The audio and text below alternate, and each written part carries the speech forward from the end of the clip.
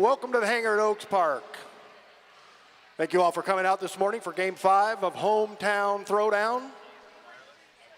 We'd like to thank our officials for being here this morning, making things safe and fair for all of our skaters. We'd also like to thank all of our volunteers for being out here making this happen. And of course, you fans, intrepid fans, for coming out here this morning for our first game.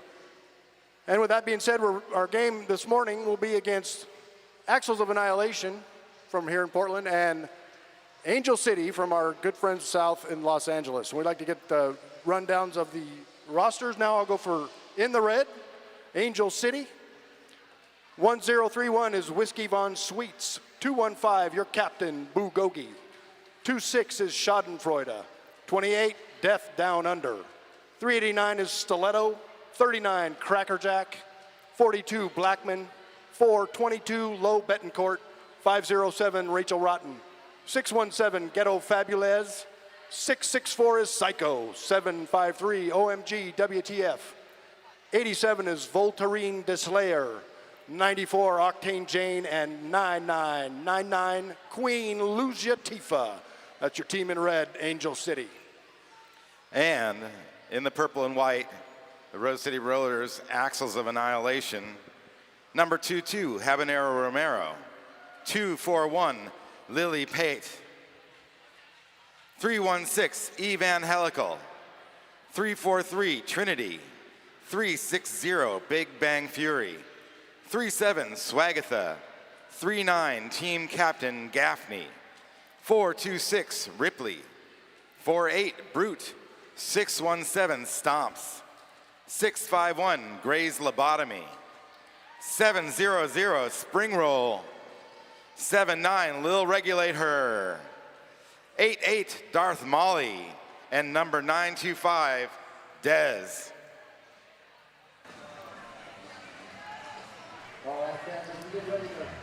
Hey, look, it's another day and more roller derby. Woo! Woohoo! Scott Chicken here.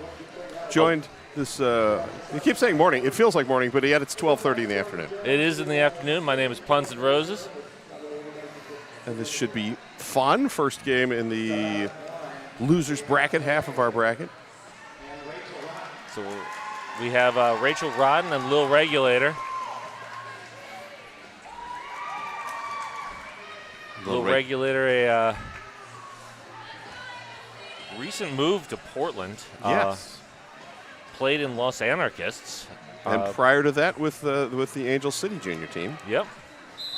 Before Derby happened and leagues split, as they we're do. all well familiar with the 9,000 leagues that split off of other leagues.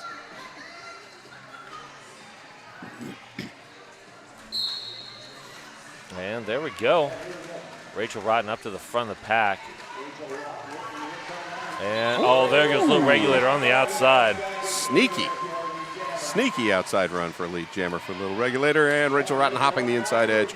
Also clear, but almost a lap behind as Lil Regs trying to get through. OMG WTF doing a great job at the front of the pack. And that's 4-0 to start it up for the AOA. Yes, indeed. It's a little bit weird for me to see Rachel Rodden as a jammer, because I'm just used to Rachel Rodden as a blocker or pivot for a very long time. Yeah, she's been tearing it up. Yeah. On the jammer line. A very versatile skater. Indeed. Evangelical and Schadenfreude are your jammers behind that Jam on Hawthorne jam line. And our Laughing Planet penalty box is completely empty. This might be the first game that I've seen this weekend where the first jam did not result in a penalty.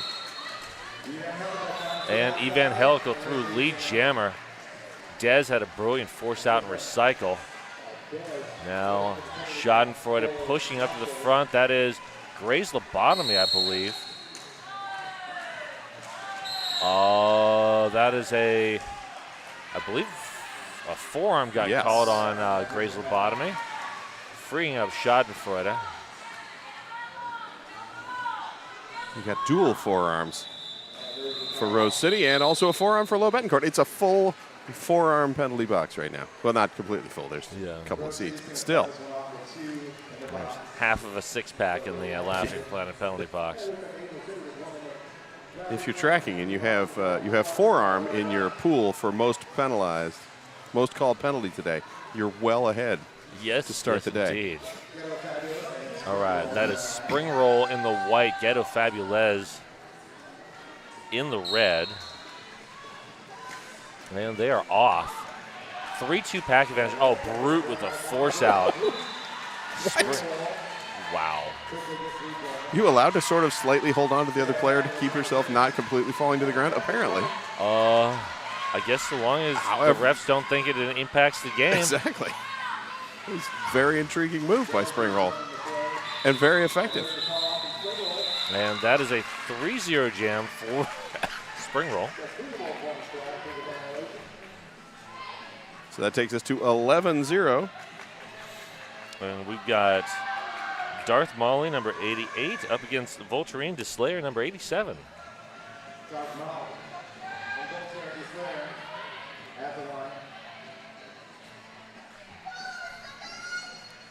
Packs both full size. No one in that Laughing Planet penalty box. And everybody backed up to the jam on Hawthorne jam line to start. And Darth Molly fighting to the front. Multiplayer sends Crackerjack to the box. Whiskey Von Sweets did a good job extending that as far as possible, but Darth Molly now your lead jammer. Looks like Dez. Oh, Darth Molly stuck the landing! Oh! Wow, that killer apex jump brought to you by Killer Burger.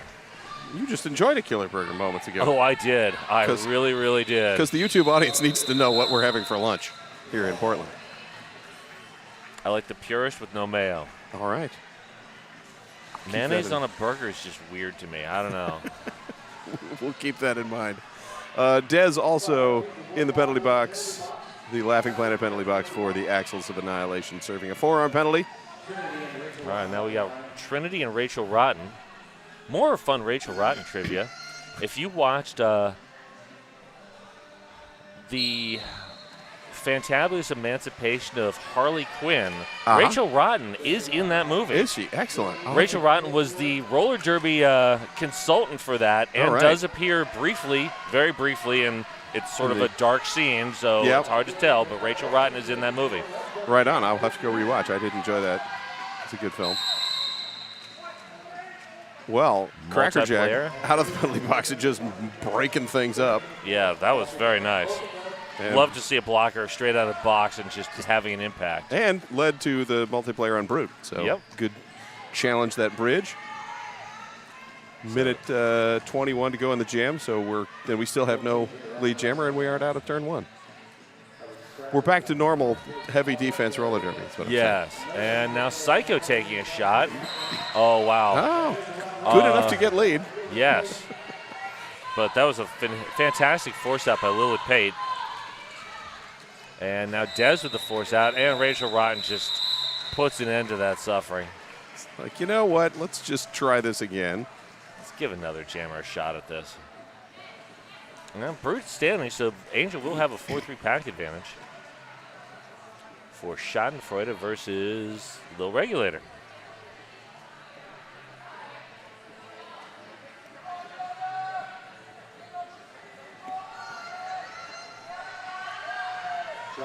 Gotta say, I appreciate Tui Lions coordinated gold shoes.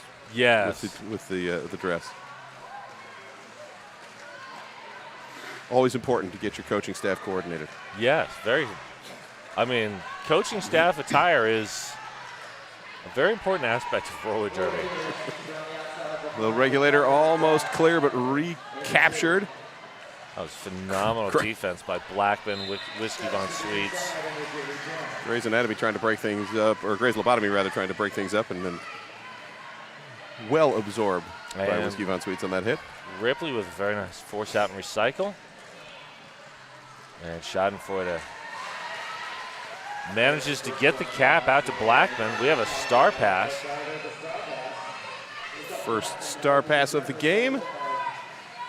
Blackman on the receiving end of a number of them yesterday. As most teams seeing a lot more star passing. Blackman, I believe, a former Denver skater. Yeah, I think so. So 3 more up for a little regulator, 7 total on the jam. We're at 22-0. Axels of Annihilation in the lead. 23 minutes to go in the period. And we've got Evan Helical up against, I believe that's Ghetto Fabulez. Yes, Yep. I can now see the full number. And, oh wow, Ghetto Fabulez yes. finds a quick gap and is through. Oh, great offense from Swagatha and Brute to create that seam for, wow. Oh, Ghetto Fabulez running straight into Lily Pate. Picked up 4 though. And that will get Angel City on the board. That was the second lead jammer call of the game for Angel City. After that very brief Rachel Rotten lead earlier. Well, reload with spring roll, set to jam against Voltarine to slay.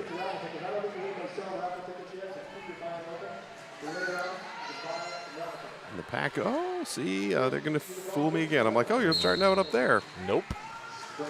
Incorrect. Let's try chicken, but no, we'll roll back. Multiplayer on, that is Dez. Yep. Dez's 3rd penalty on the game. Wow, that's a lot this early. Yeah. Ripley doing a great job keeping that defense together at the back of the pack. At the front, Angel City just on lockdown. Yeah, nowhere to go for. Oh, the fan. Wow, spring roll spinning around, stayed in bounds. Yeah, well done. Kept the feet up and grabs lead and dodges out. 40 seconds into the jam. And we've had a star pass once again to Blackman. Well read by Habanero Romero, but Habanero picking up a forearm.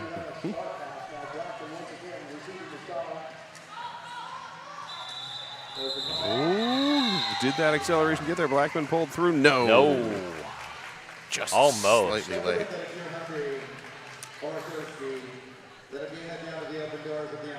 Getting a little consultation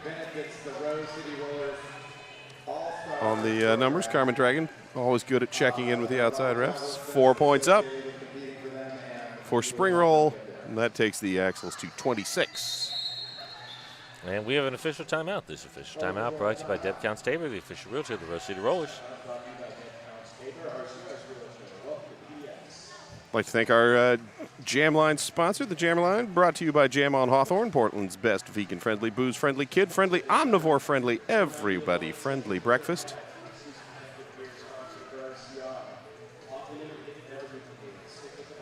We'd also like to thank WSL Leadership Coaching, helping you become more awesome in your work, sport, and life. And who doesn't want to be more awesome? I've been told I need to be less awesome. Okay, no, I have not been told that. I wish I was told that, but no. What are you, Ryan Fitzpatrick? Oh, that's magic. He's just magical. All right, Darth Molly, Rachel Rotten, pushing everybody forward. Rachel Rotten continuing to push everybody forward and breaks out lead jammer, Rachel Rotten, Angel City. And wow, Lily Pate with the offense, freeing up Darth Molly. And Rachel Rotten coming in, grabbing 4 points, calling that jam. And that all happened fast enough that Habanero Romero is still in the Laughing Planet penalty box.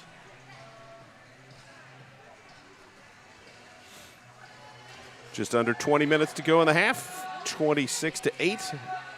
Rose City in the lead.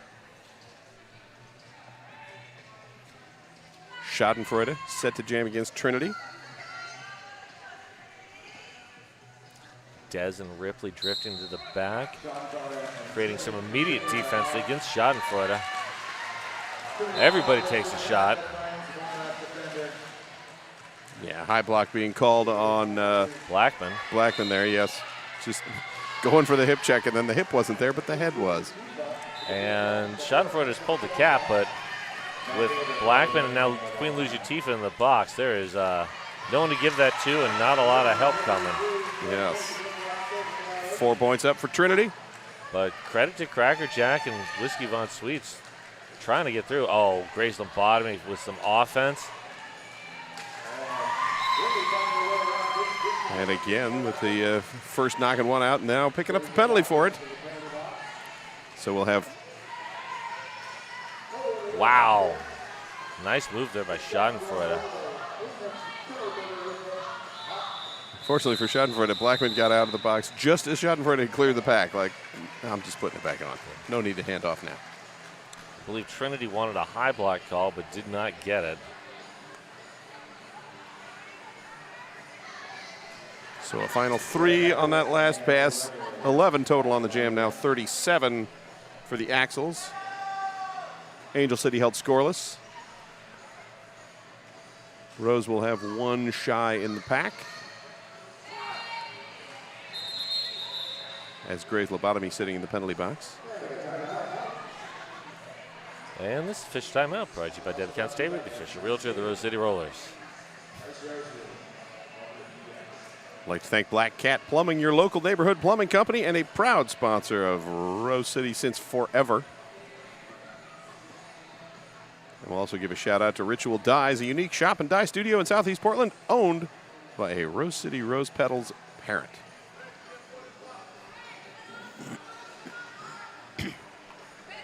Oh, we're adjusting who's where. All right. Queen Luzatifa picking up the illegal procedure penalty. And Bugogi exiting the track to accommodate that. So 3-3 in the pack right now. Little regulator jamming against Ghetto Fabulous. Ghetto Fabulous. 617 lead jammer Angel City. That's a little regulator. And great work at the back of the pack by Death Down Under and Schadenfreude, but there goes Little Regs. Pushing through. Started to do a little defense on Ghetto Fabulous and then gave that up and chose to just run through. Sorry, I meant Death Down Under and Psycho at the back of the pack, not Schadenfreude. I just saw. I was like, wow, Schadenfreude is blocking today? What? That would be impressive. That would be. That'd be new. Like, I jammed. I'm going to come in and block now. I always do enjoy watching jammers block. Yes. All right, 4-on-3 in the pack advantage to Rose City. Ghetto Fabulous did pick up 3 in that last jam, so they are at 11 right now. Evangelical and Voltarine to Slayer, your jammers. Wow. Evangelical coming up and picking up a back block. So that is a power jam opportunity for Angel City. Wow, Gray's lobotomy. Yes. Picking up with, I think, is that Ripley at the front? Yes. Oh, no, that was Dez at the front. Oh, that was Dez. Ripley was coming up bridging. later. Yeah. Here comes Queen Luzatifa and the Angel City offense. Wow, great way to open up lanes. Oh, Gray's lobotomy somehow getting to the front. Yeah, Axel's doing, again, we've seen all weekend, all the team, just great waterfall roll to the front and the inability for a single skater to really break up any of the defenses. It's like an attempt, but it never quite connects as well as you might hope. And Blackman with the force out and recycle. Evangelical quickly getting all the legs in bounds to prevent the run back. Yes. Does have the star in hand. As Voltarine de Slayer forced out at the back and now rolling back again with all 4 blockers for the Axels to deal with. Wow, nice work there by Cracker Jack.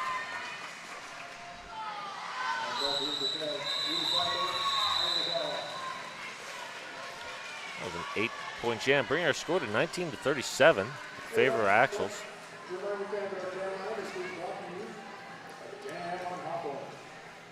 That 8-point run, the largest jam of the game for Angel City. And we are now seeing Stiletto taking the track up against Spring Roll, but we have an official timeout. Official timeout brought to you by Deb Counts Tabor, the official realtor of the Rose City Rollers.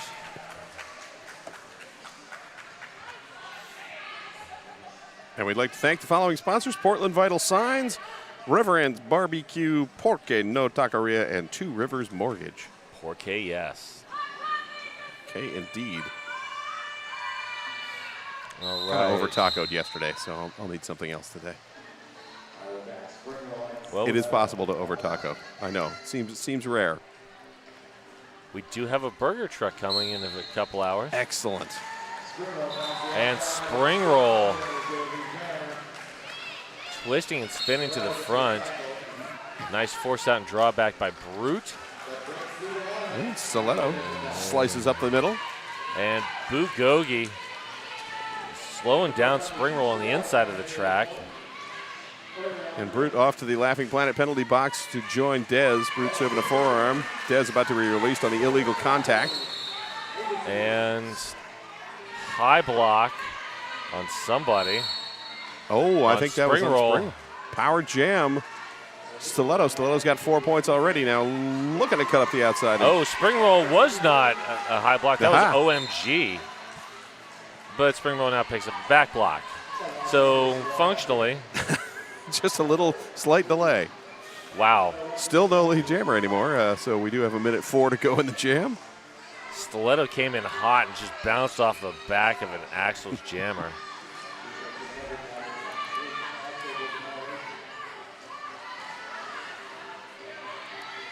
And Brute, force out. Death Down Under trying to open that inside lane, but just not quite able to break things free. OMG out of the box and back engaged. They're also not able to get anything going. Credit to Dez as the last line of defense with that massive force out.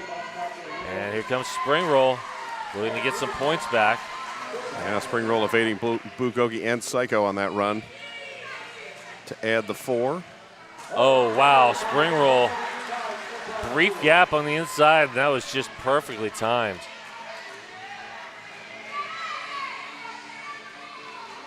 Psycho and OMG trying to team up, had to let that bridge go so they avoid the multiplayer, and that lets spring roll through. 12 now up for the Axels as time runs out, but another 4. 12-12 on the jam. Yeah.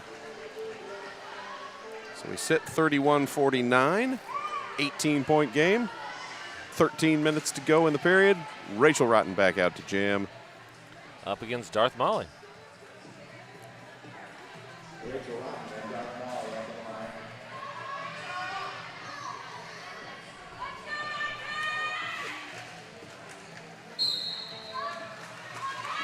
And the semi-pivot line start. Rachel Rotten taking advantage of the pack actually moving enough to sneak on the inside. Grabs lead jammer for Angel City.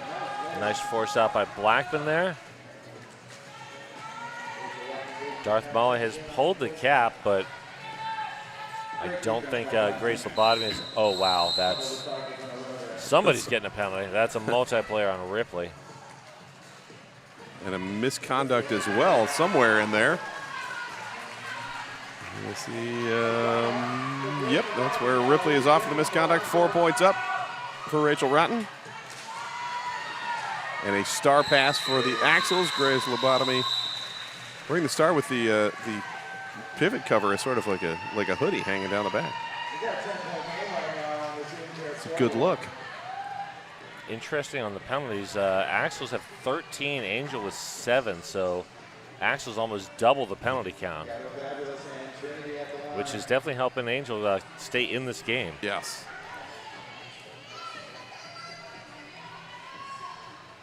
Trinity get to Fabulous. Current penalty leader is Dez with 4. Oof. So, yeah, I think Dez had 3 after about 5 jams, so got to be a little careful. Yeah. We're not even 20 minutes into the first half here. Ghetto Fabulous lead jammer. Trinity struggling at the front. Lily Pate, good work with Brute there. Gaffney now bracing that tripod. And at the front, Death Down Under, last line of defense, finally has to let Trinity go.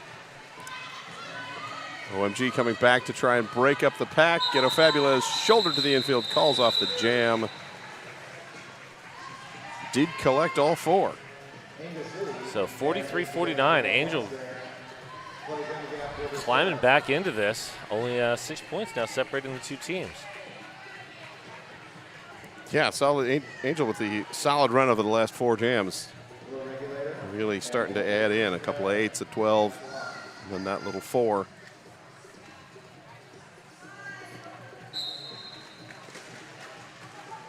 Volturi into Slayer, jamming against the little regulate her. And forearm on Ripley.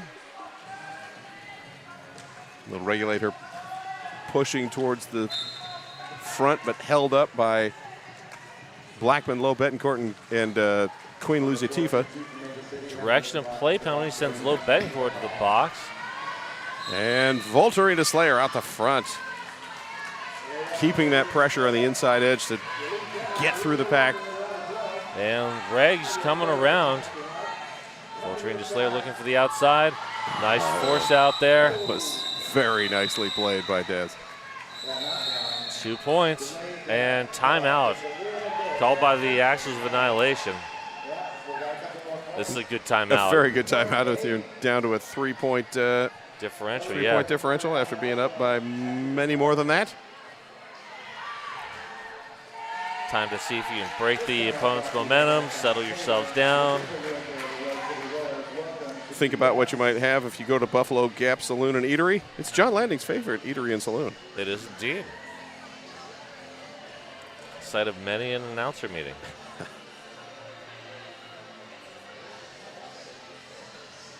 And we'd also like to thank Dr. Tim Williams, Rose City Rollers sports medicine partner. Thank you, Dr. Tim.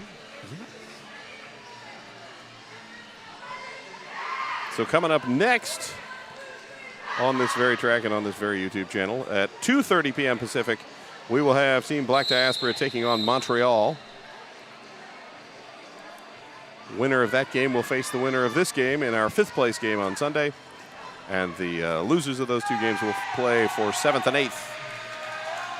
Also tomorrow. That one will technically be tomorrow morning. All right, Schadenfreude jamming against Evan Helical. And Helical gets recycled, comes back in. Recycled again. Psycho heading to the box. And Evan Helical lead jammer.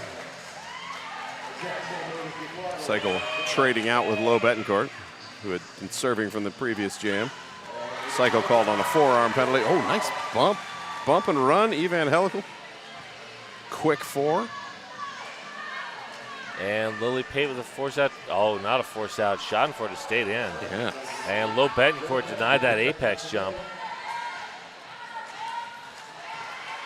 This time, however, Evan Helical accelerating OMG giving a chase. Wow. Death down under. That was phenomenal effort there, but yeah, just not quite able to finalize the contact. Cut track called on Psycho. And legal contact penalty on Death Down Under, who shut down the apex jump, but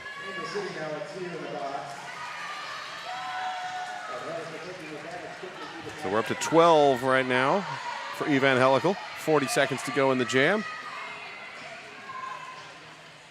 And Schadenfreude is still just trapped. Held up. That team up of Brute and Ripley just not allowing anything. And Evan Helical with a 16-point jam. Largest jam of the game so far. Bumps that lead up to 19, 46, 65. All right, we're going to see Rachel Rotten and Spring Roll. 4-2 pack advantage. A very brief one for the Axels. Official timeout. This official timeout brought to you by Deb Counts Tabor, the official realtor of the Rose City Rollers. And we're just... Track repair brought to you by Stomping. Yes. Important to kick the squares back into place. And here comes the tape. Oh, yeah. Everybody loves tape.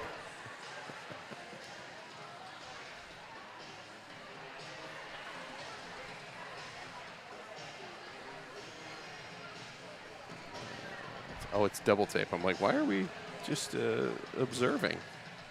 It's because the tape is hard to get off of the roll. Yep. Going with the yellow for the repair, and so it doesn't confuse with the orange for the lines. Oh, actually, it's not even yellow. It's clear. Oh, very nice. even more appropriate. Just need a tape sponsor. I don't know why 3M isn't sponsoring all leagues. It's just tape, tape, tape. So much tape. Speaking of sponsors, make our sponsors happy. Snap, post a tag, hashtag RCR sponsor. You could win VIP tickets to one of our games. And if you're thinking to yourself, my t-shirt selection is dwindling, you can pick up new merch. Head to the website, get all your Rose City swag, and rep your favorite teams. RoseCityRollers.com. Click on merch.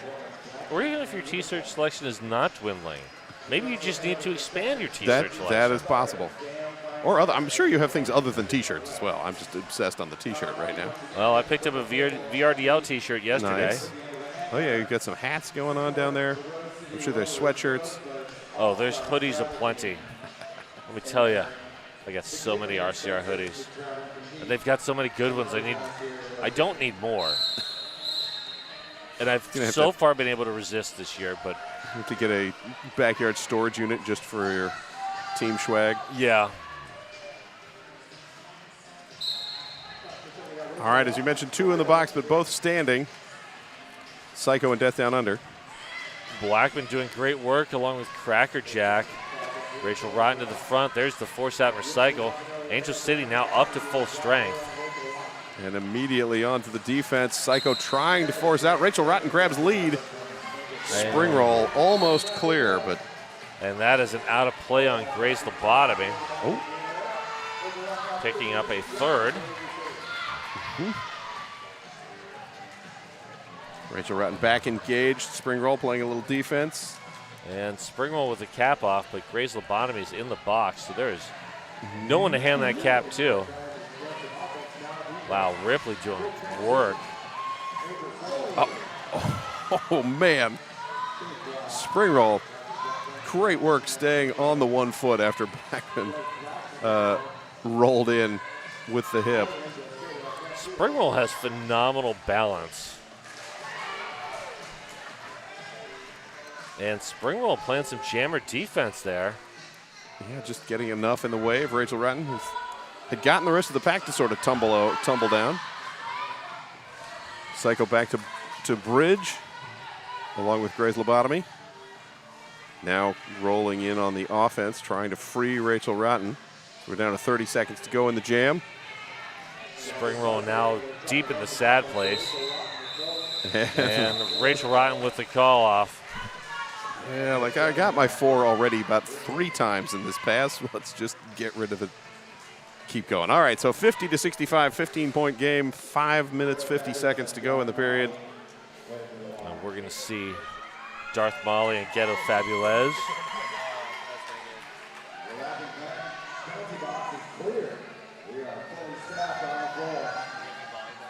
Laughing Planet penalty box empty for the moment. We'll see how long that lasts with the announcer curse. There's a whistle. All right, another misconduct call on 37 Swagatha. This Swagatha's first. And Elite Jammer going to Darth Molly. And Lily Pate heading to the box, so 4-2 pack advantage right now for Angel City. Oh, that is a cut track. Ghetto Fabulez and Darth Molly also in the box, so quick jammer do-si-do. Darth Molly with the back block. So no lead jammer, minute 20 to go. Ghetto Fabulez finally completes the initial. And Darth Molly back out. With all 4 Angel City blockers in the way. Oh, nicely done. Shut that door. That was pretty. It's just casual, like, I'm just going to step slightly to the right and stop you from going where you think you're going. Ghetto Fabulez forced out to the outside. Rolls back again, and Darth Molly finally breaks free with 4 points. So Ghetto Fabulez dropped backwards by Brute. Oh, nice hit from Bugogi. Yeah, just didn't, it was a little too far away from the line to force the out of bounds, but good for the slowdown and then the capture. Yeah. Letting OMG team up to hold things down with Death Down Under and Bugogi. Gaffney trying to break it up, but again, nobody resisting. OMG drifting back to play some offense. Comes all of Angel for some offense. That after using Death Down Under as a bludgeon to just shove Darth Molly out of bounds. There's your killer burger apex jump. Nicely done. Gets 4 points up. 8 total for Rose, however, as Darth Molly had completed 2 passes, so 73-54.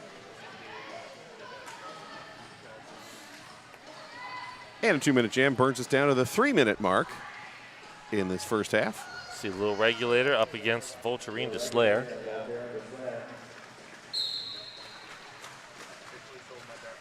Volturine looking on the inside. Little regulator started out, then bumped back to the in.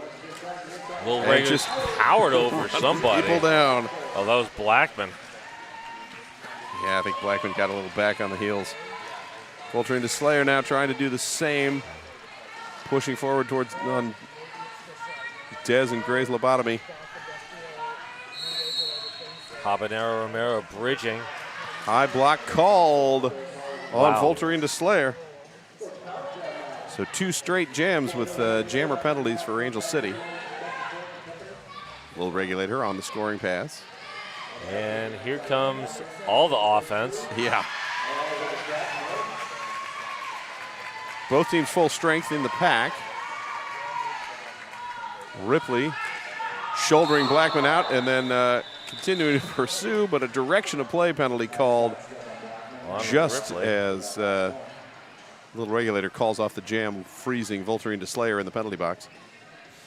So that is the 19th penalty for the Axels of Annihilation. Only 13 for Angel City.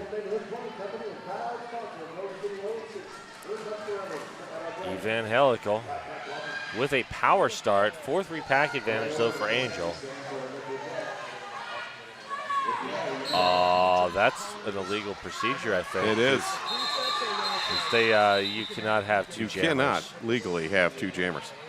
It was a nice try. But not legal. Stiletto tried to stick in. Exactly. Like, I'm just going to stab my way into this pack. No one will notice. So Stiletto penalized. That penalty will be sat by Bulgogi, I think. Yeah. So this is Fish Timeout brought to you by Jet Count Staber. All right, here we go. Once more, the power start. Brief as it is. Pivot line power start. With a swift roll back. And here comes Volturine to Slayer. Evangelical out just in time for Rose to transition back to defense. Wow. Lily Payton Brute doing work there. Volturine to Slayer. Nothing going on either line. In to out, finally finds room on the inside edge to roll free and complete that initial. But Evangelical says, that's fine, but I have the guy pointing at me, so I'm going to just take it, call it. 4 points up, 82-54, and we're under a minute to go in the half.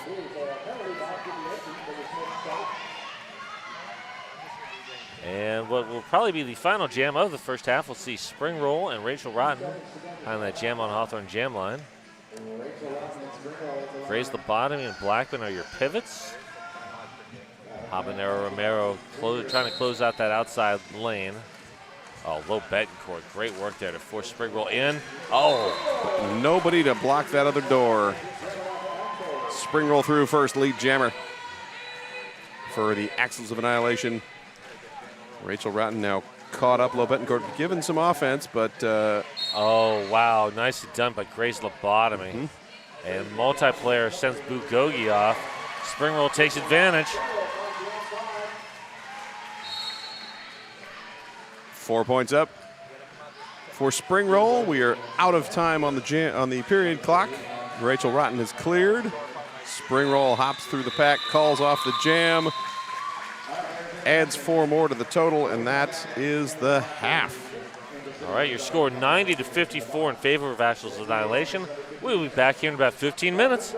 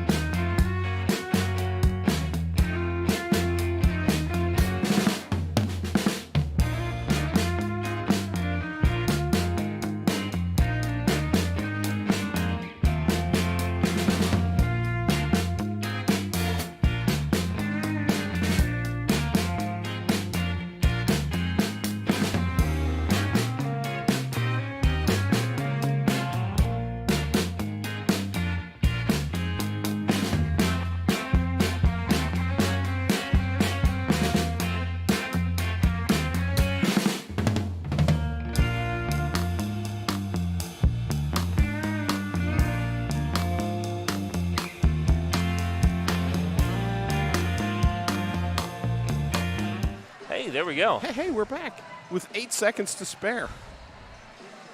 Surprisingly, score did not change. 90 to 54. Penalties. And on the penalty board, yep, Des still leads with 4. Angel City, nobody over 2. Wow, that's impressive. Yeah.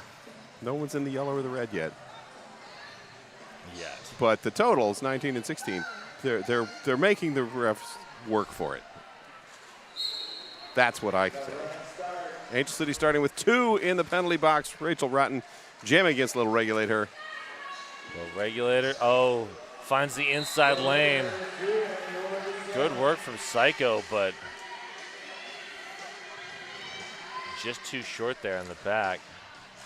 Yeah, when it's only 2, Gaffney it's easy seals for the that to inside. happen.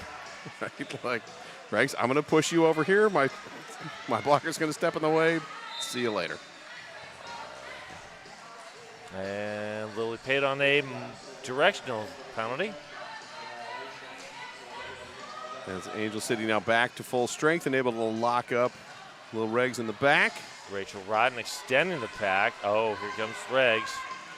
Trying. Rachel Rotten finally clear. Completes the initial. And Regs with a very fancy spin move there on the outside while calling it off. Gets the other 4, takes the Axels to 98. And Angel City held at 54. All right, we're going to see Ghetto Fabulez and Spring Roll behind that jam on Hawthorne jam line. Brief 4-3 advantage for Angel in the pack.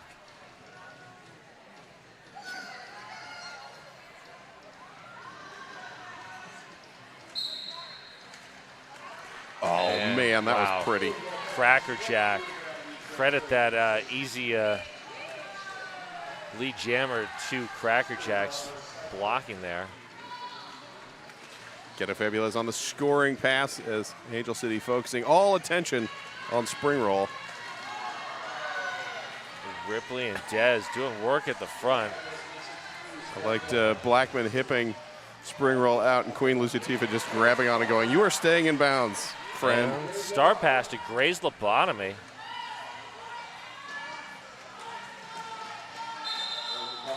That was the second star pass of the game for Rose City. Rachel Rotten picks up 4 points on the second pass through. 8 total, 62-98. That was Ghetto Fabulez. Oh, Ghetto Fabulous, sorry. See, I looked at the wrong row on my sheet. I'm like, picking up the wrong number. All right, we got Evangelical and Volturine to Slayer.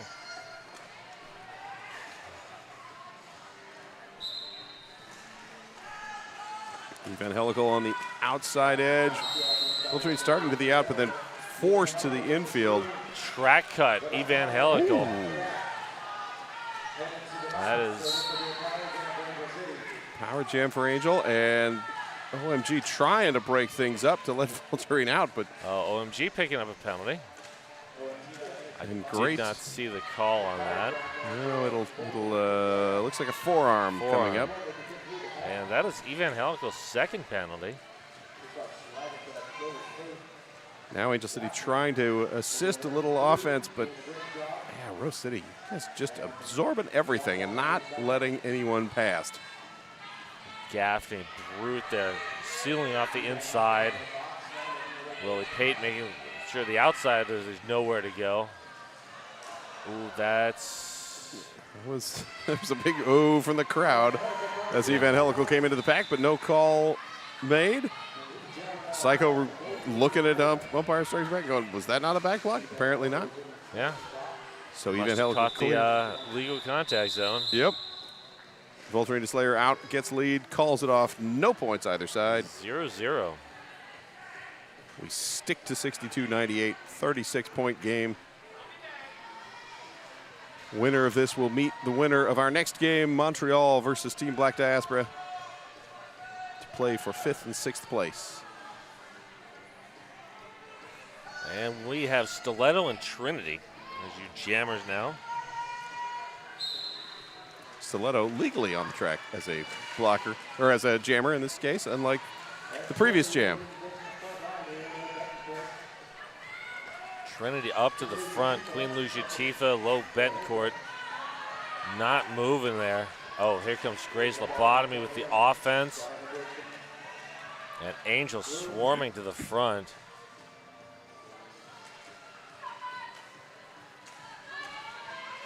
Blackman doing great work at the back, but Des Ripley and Habanero Romero just swallowing up Stiletto. Exactly. Like Blackman can knock someone over as much as they want, but if everybody else gets back in play, it's not really helping. Trinity out first, lead jammer. Stiletto close on giving chase, and everyone else accelerating away. And Trinity gets a point and calls it. That was a lot of work for a one-point jam. But with the pace, you're like, this is going to be one of those, I'm going to catch somebody, and that's it. So 99 for the Axels, 62 Angel City. And we got Lil Regulator and Schadenfreude.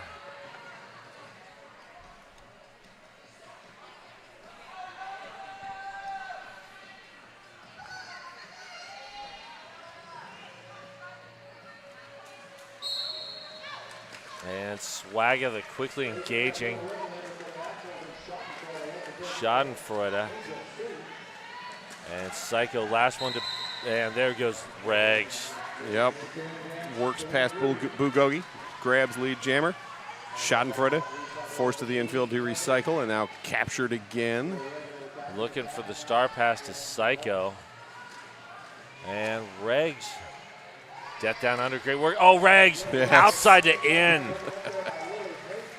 And nice work with Lily Pate. Just sort of, I'm just going to step here, move everybody a little bit inside, let my jammer through on the line. There goes the star pass. That is Psycho now. Jammer of record. Regs with the call off.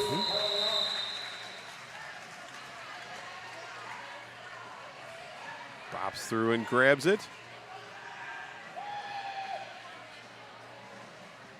Little Regulator currently leading the scoring for Rose City with 32. Wow. Spring Roll not far behind, though. No, not far. Spring Roll with 27. There we go. Yeah. It was like 6. That's the number of jams. Evangelical with 24. Meanwhile, Ghetto Fabulez, the leading scorer for Angel City with 23. Followed closely by Rachel Rotten with 16. Speaking of, Rachel Rotten jamming against Spring Roll. So here, number 2 point earners for both teams going at it and trying to get to the apex of turn 1. Wow, Rachel Rotten lead jammer. Well pushed through. Spring Roll kind of held up at the back, star in hand. And Habanero Romero shutting down the outside. There goes Spring Roll. And finally sort of squirts through the middle. Rachel Rotten trying to do the same, but Grace Lobotomy right there to slow and hold the line, but Rachel Rotten had passed him already, so 4 points up. Takes Angel City to 66, 107 for Rose City. And Ripley picking up a forearm. That's Ripley's 4th. Evangelical Ghetto Fabulez.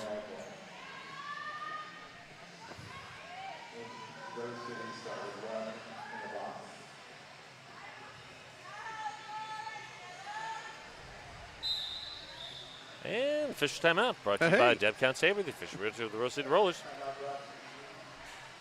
I'd like to thank Rebel Heart Therapy, individual and relational therapy for Portland's Black Sheep and Unicorns, not recreational therapy. I don't know why I read relational that way.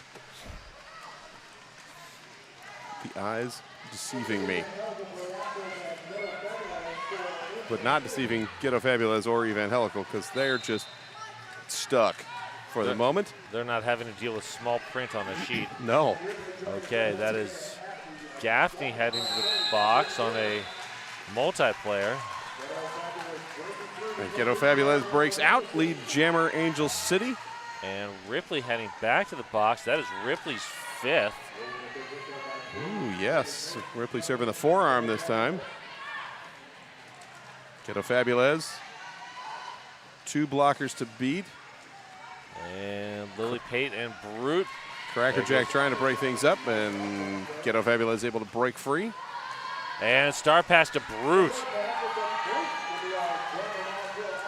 So 4 points for Ghetto Fabulous. Slides around, only 2 to beat. And there's the It's call an easy off. run. Ripley left in the box.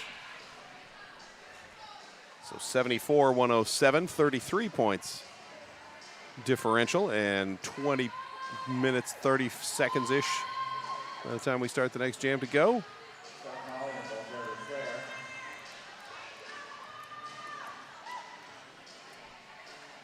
Darth Molly set to jam against Voltarine de Slayer. 87 versus 88. Darth Molly, oh, where was that room? That was some sort of force maneuver to stay in bounds. Yes. Force lightning fast. Voltarine de Slayer also freed from the pack. But Darth Molly grabs the points, calls off the jam. And 111-74. Emperor Palpatine would be impressed. Yes.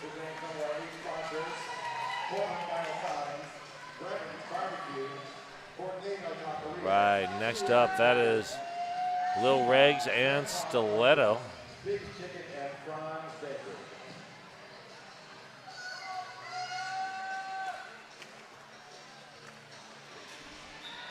The bright white mouth guard just makes everyone look like they're smiling all the time. Yes. I'm like, oh, it's a happy game. Everybody's smiling. No, I'm just gritting my teeth. It just looks like a smile. I think everybody's smiling. Fair. Little regulator pushing forward. Sneaks around Queen Luciatifa, and Blackman is there waiting. And here comes Swagger with the offense. Stiletto trapped up at the back. Queen Luciatifa with the force out and the big recycle behind Whiskey Von Sweets. And Gaffney with a bump out on Stiletto. Brute with the run back, and then immediately back into defensive position. That's Lily Pate holding down the anchor on the tripod. And here comes Swagatha once again with the offense. And Angel City once again absorbing it and going, yeah. Queen Luciatifa's like, you try and hit that shoulder. It's not going to help. Now both packs back together. We are 70 seconds in with no lead jammer. Almost out of turn 2. Little regulator tried that inside corner, but Queen Luciatifa rolling over to close it down. And Regs forced out of bounds. Stiletto also trapped in the middle. That's just a serious pile of people. The regulator finally finds room to break free. And Blackman takes the star pass. So Lil Regs has about a half a lap to get as many points as possible, and does. Takes the 4. Lil Regs tries the subtle call off and then transitions to the look and call it off. Really, honestly, I'm tapping the hips. Please don't let them get points. And it worked. 115-74. 17 and a half minutes to go in the game.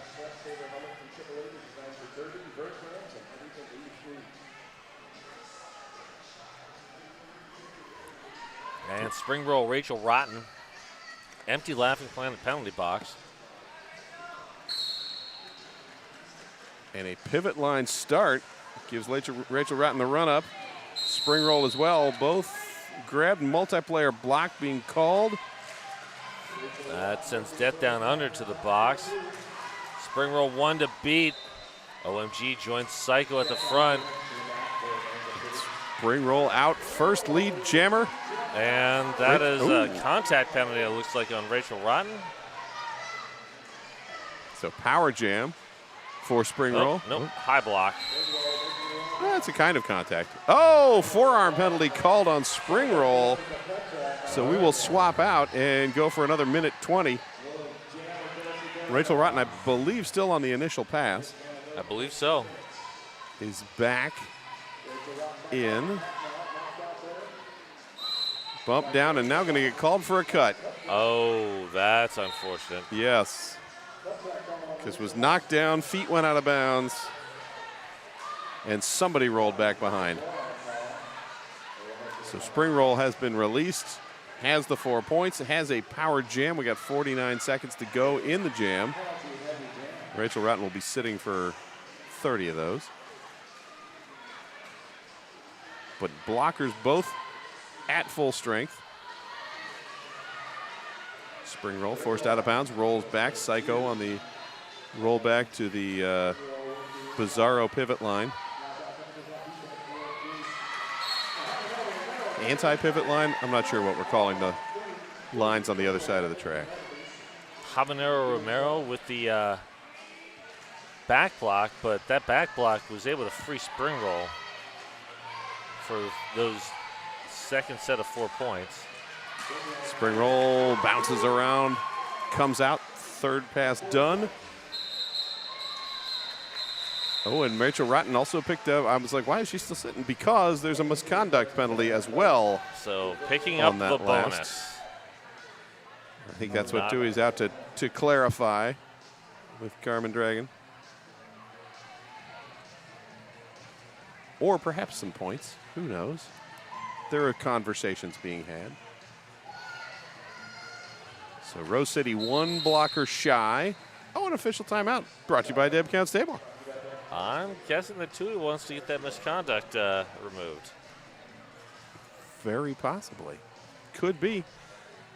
This timeout brought to you by Rose City Rollers Realtor. Deb Count Stable, welcome to PDX. If you're ready to move to Portland and join Rose City, let Welcome to PDX find you a home. And while you're here, you can also get some Liquid Death. If you know, you know. Thanks to Liquid Death for sponsoring Rose City. And I know. And then you can wash that down with some 210 cider. Damn fine cider. Made here in the Pacific Northwest. Damn fine cider. It's good that you've got these all memorized. It's not like this is the first time you've ever seen this script.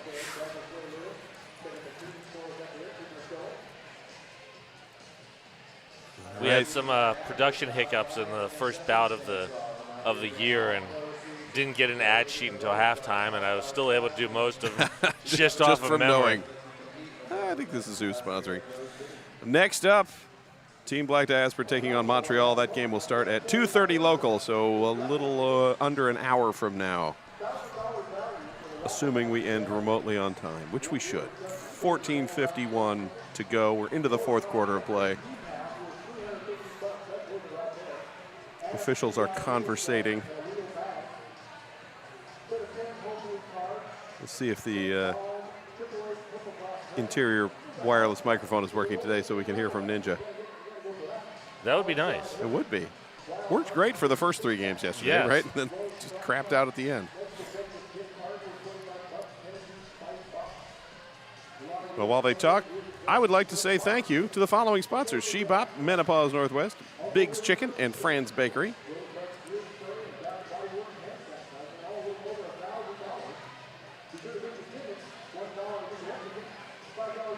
And also thank Laurelhurst Theater, bringing the best of classic and modern cinema to Portland. Oh, Laurelhurst Theater. That is a fun place to... Where is the Laurelhurst Theater? We're one to say, I'm going to not be here for the last game. I'll just go see a movie. Where would the Laurelhurst Theater it would be relative in to here? the Laurelhurst neighborhood. Oh, that would make sense. Yes, All yes, right. indeed. Which is bit to the north and bit to the east of here. All right. Probably about 15 minutes away. So you go 5 minutes to Killer Burger, get the burger, and then 10 minutes from there. Yeah, pretty much. That's perfect. Should arrange more of your reads here. You should request they arrange them by time. Time from this venue to all these places. For the visiting members. All right, didn't read off who our officials were for this game. Our skating officials: Ninja Sassam, our head referee. Umpire strikes back. Carmen Dragon, doesn't matter. Adam Splitter, Goldie, Smush, and Darth Bling.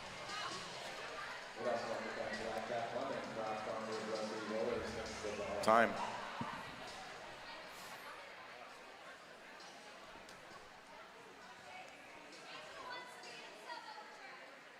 All right, so They want the in-sub overturned. which was what we were guessing. Yes. I think that was, yeah, the I'm guessing that misconduct was from we blew the whistle over here, and it took you a while to get off the track, and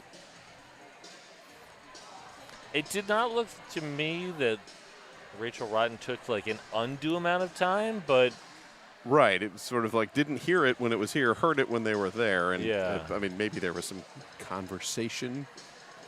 Rachel Rotten did take sort of an angle rather than like the hard right turn and yeah, get the out of hard bounds. right Yeah, and off. That's true. So Who knows? On the Rose City side, Habanero Romero serving a back block. It's their third penalty of the game. Speaking of, if we go to the penalty board, Ripley with 5. Rose City now 26 total, 22 for the Hollywood Scarlets. with Death Down Under and Rachel Rotten leading that at 3 each. Yes.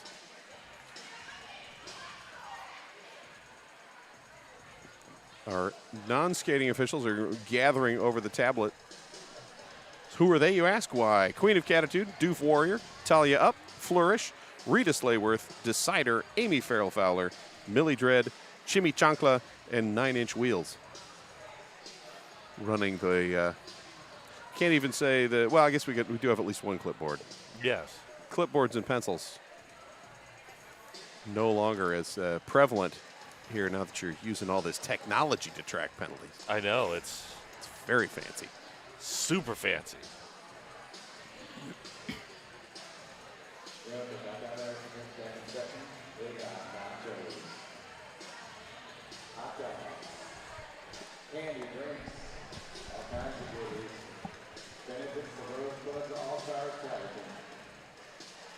If you're making your plans for next spring, in March of 2024, Dallas Derby Devils are hosting the Clover Cup. That will be in North Richland Hills, Texas. Tickets and info at clovercup.com. If Angel goes there, would you then have Crimson and Clover? Oh. Over and over? Over and over. Yes, you would. Nice. Good pull. And if you're going to be in the Portland area and you're looking for more roller derby, well, Junior Derby is the future. Get tickets to Rose City Rollers Juniors doubleheader November 19th. Those available now at rollerderbytickets.com. Ooh. That was a lot of feedback and then thumping it into the leg. And on the 18th, that would be the day before the Juniors doubleheader. Oh, all right, Ninja, what's the word? Angel does not retain. All right. That was short and to the point. Yeah. All right. Rachel will be finishing off that misconduct penalty. And that is Rachel's 4th penalty, the misconduct. That is now officially on the board.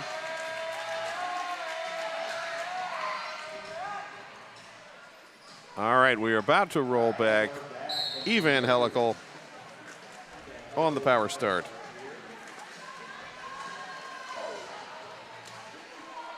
And that Angel defense is just swarming in there. Yes. Don't have to worry about doing any offense because, hey, they don't have a jammer in the game yet. Blackman coming in but called for contact a little too far ahead, and Evangelical is clear. Lead jammer, Rose City.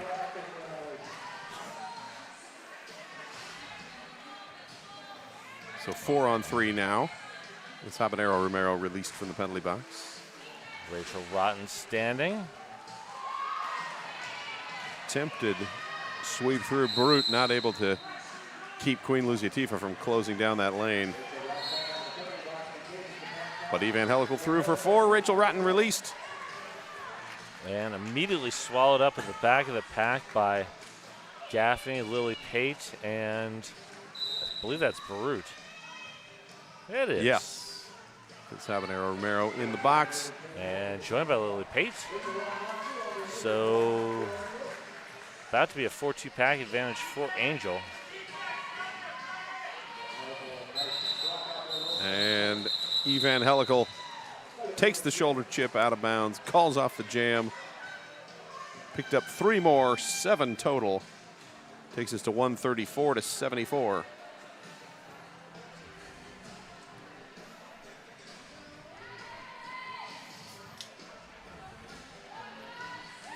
And we will see Trinity and Volturine to Slayer behind that Jam on Hawthorne jam line.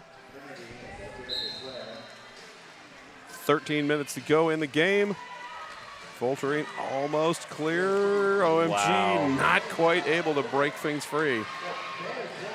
Dez doing work at the front. Ooh. And Dez picking up an out of play. That'll be number 5 for Dez. Yeah, great toe stop work by Volturine to Slayer. Just maintain the pressure and keep pushing. Volturine calls off the jam. 3 points, but that is a 1-point steal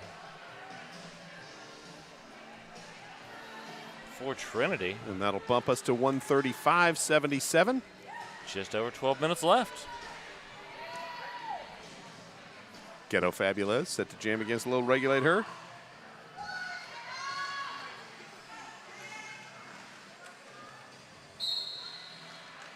Ghetto Fabulous, trying the outside crack, but Gaffney steps in the way. And Brute working with Lily Pate at the back. And Lil Regulator, lead jammer. Did get bumped out at the end, had to roll back behind. So still technically on the initial pass. And bumped out again, Blackman with the rollback. Ghetto Fabulous almost clear, but Brute right in the right place, gets in the way, and finally Ghetto Fabulous is out. And the regulator says, no, you don't.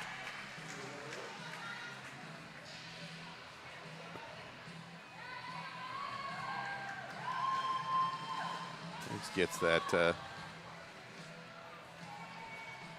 lead jammer and then the hand to the face. Not the John Cena you can't see me hand to the face. Right. The you didn't get any points hand to the face. Although the two look somewhat similar. Similar.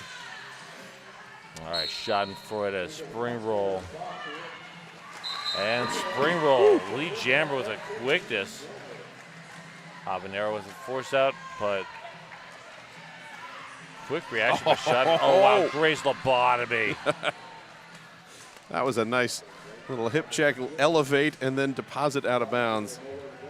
Grace lobotomy just getting enough off balance to end up out of bounds as well, but by then the run back had happened.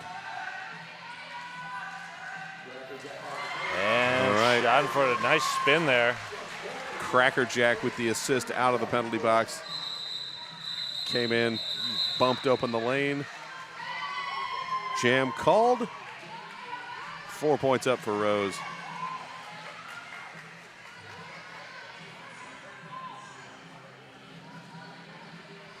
And another scoreless jam for Angel City, 77-139. We're under 10 minutes to go in this game.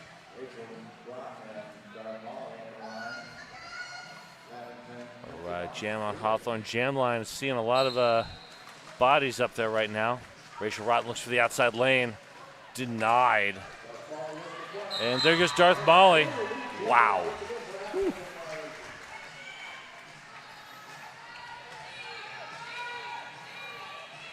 Darth Molly, airborne, no. nothing doing. Crackerjack, Queen Lucia just shut that down. And then closed it up again as Darth Molly was in.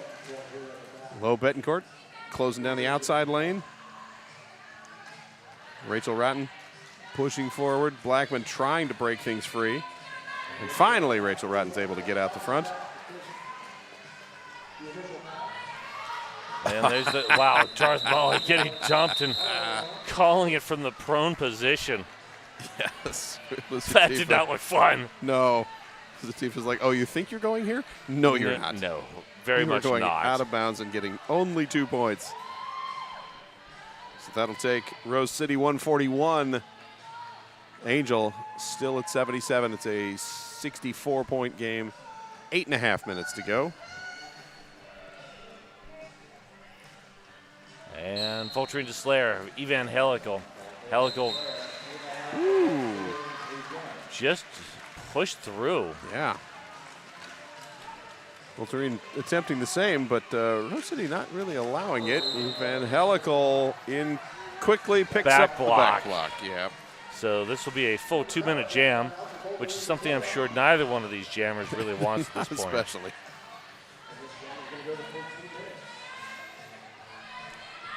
Angel City preparing a sweep forward. Sweep works, but Victorian not able to take advantage.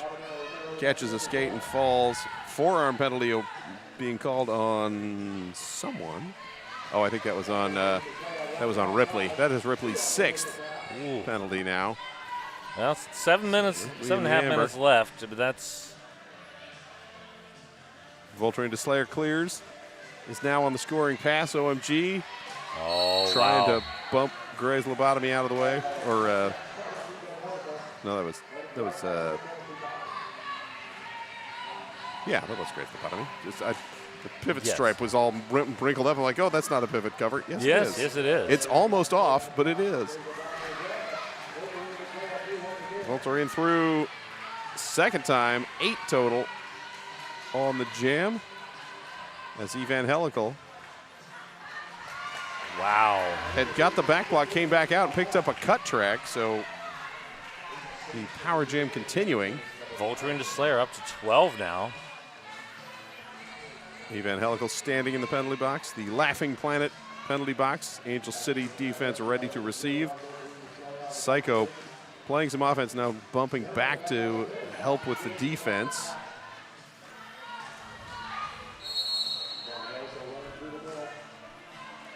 And a third penalty on Evangelical. 3 penalties in a jam, illegal contact for hitting the down skater, and that will take Evangelical to 5. That's not what you're looking for at this point in the game. Not really. I mean, there's enough of a cushion with 51 points that you're probably not going to. Timeout being called by. No, official review. Yes, official review for Rose. I think they're looking for maybe one of those penalties to come out. Yes. I'm guessing the illegal contact, because that was kind of everybody falling down. Yes. And I'm guessing that the call was, oh, you've made contact with the down skater, but.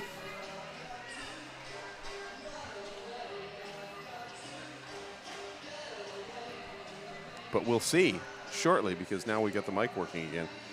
So hopefully Ninja can make all things clear.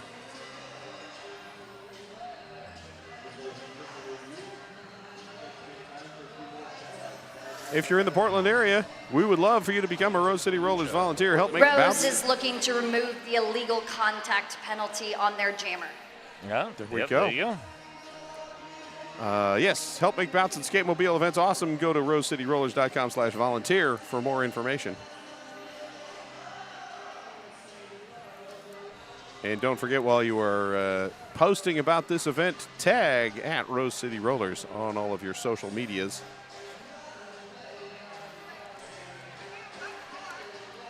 Angel having a little bit of a dance party there in the middle of the track. It's important to have fun. Yes. Hey, Tui, you should probably go over and hear the. Oh, maybe Tui's not going to hear the results of that, because Tui doesn't care. Like, just let him talk to the Rose City side. Tui knows that what happens will happen. That's right. Be mellow about it. All right. The illegal contact penalty will stand. Rose does not retain. All right. So, clearly not as accidental as perhaps Rose was thinking. And we will reset. 6 minutes and 6 seconds to go. 92-143. Rose City in the lead. Just over 6 minutes. Angel still has a chance, but it's going to take a lot of work, and that was some of it. Yep. That was a very nice mixed-up blocking pattern to break free enough lane. And Pack speeding up a bit. Ghetto Fabulez cutting through, bumped out of bounds by Brute. And wow, Gaffney takes a shot.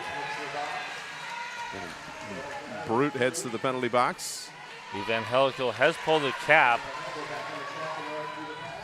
Has it is through the pack and has it back on. Oh, Ghetto Fabulous almost, but not quite. Lily Pate says, no, you do not get to go through here. Ghetto Fabulous calls off the jam. So that is a 7-point jam, bringing Angel to 99. 143 for Rose. Angel not using any of its timeouts yet. Angel does have all 3 timeouts. They've used their official review for that period. Rose City, 2 blockers in the penalty box, Brute and Gaffney. All Angel right. City with 1. Schadenfreude, a Lil Regs.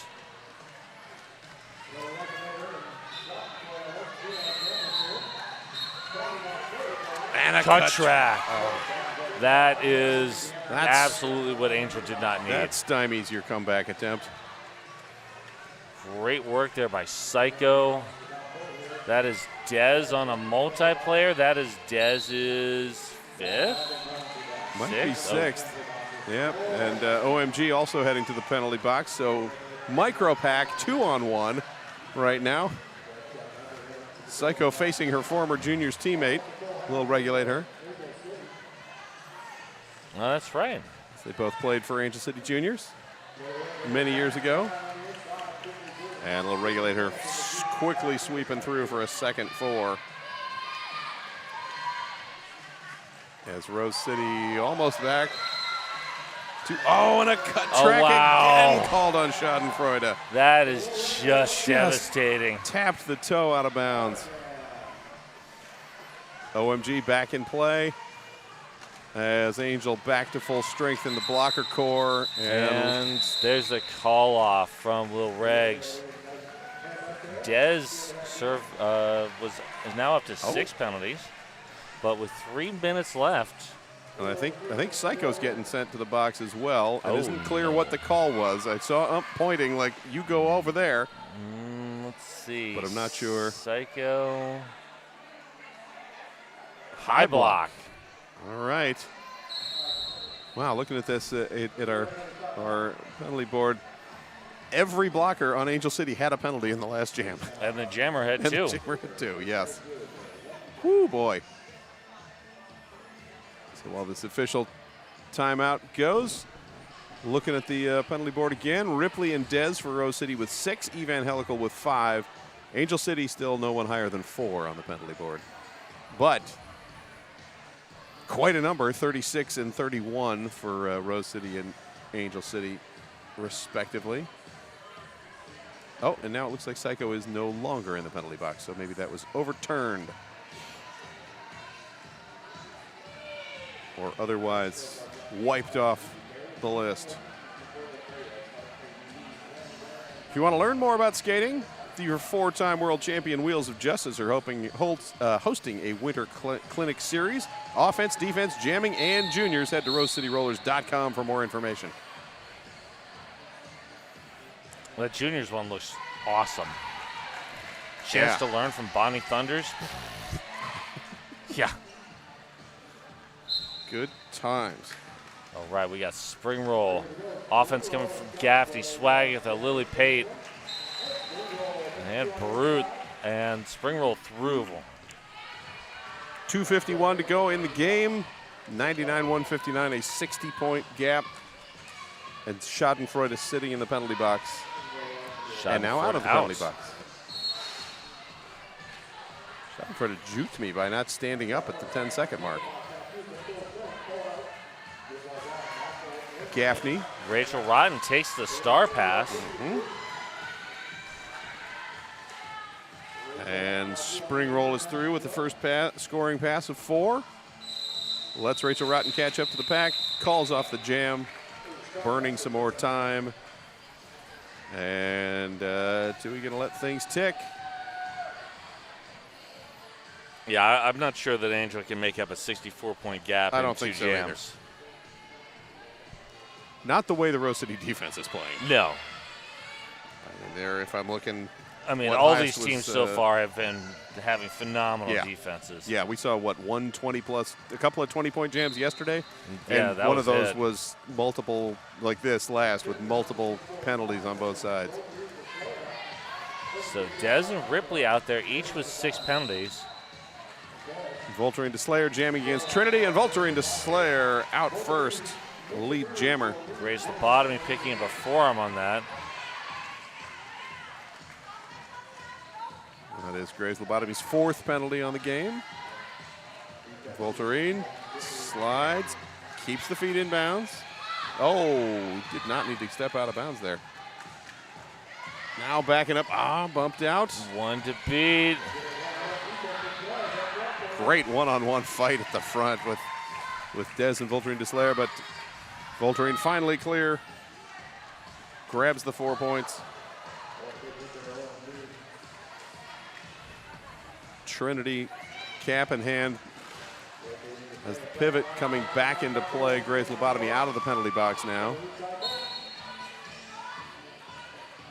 And track cut on Death Down Under. Trinity pausing a moment to retie the skate, then comes in, drags, back up. Oh, but rolling back out because skate did go. Second 4-point run. And here's a timeout by Angel City.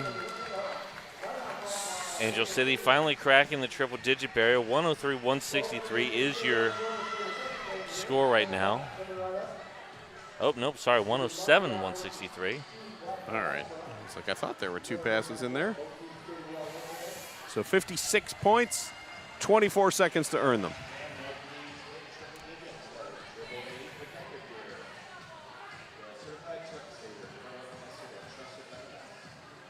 Angel City adjusting the pivot stripe. Rose City having some breathing exercises down there.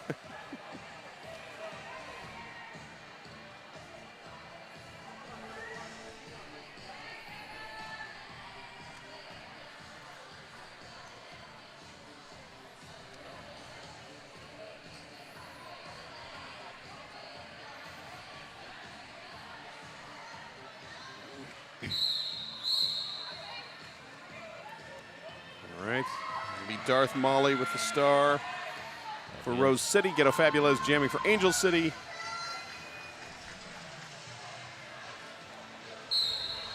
Angel with 1 blocker in the penalty box. Death Down Under serving the cut track. And Ghetto Fabulous. Will Ghetto Fabulous be the hero that Angel City needs? Well, Darth Molly is giving chase, and Rose City is running away, as they should. And there's a timeout, timeout. Wow, did they get it in time? Just in time, I think. They're He's like, I called a timeout. We called a timeout. We will see if they roll that forward. There were about 2 seconds on the clock as Tui Lion was signaling the timeout. Yep. We did get 2 points up. So if it ends now, it'll be 109-163. They're putting 1 second back on the clock, All it looks right. like. We will get one more jam. One more jam. We gotta get rid of unofficial score first. There we go. And this timeout brought to you by Deb Constaber, the official realtor of the Rose City Rollers. And we'll see Lil Regulator and Rachel Rotten.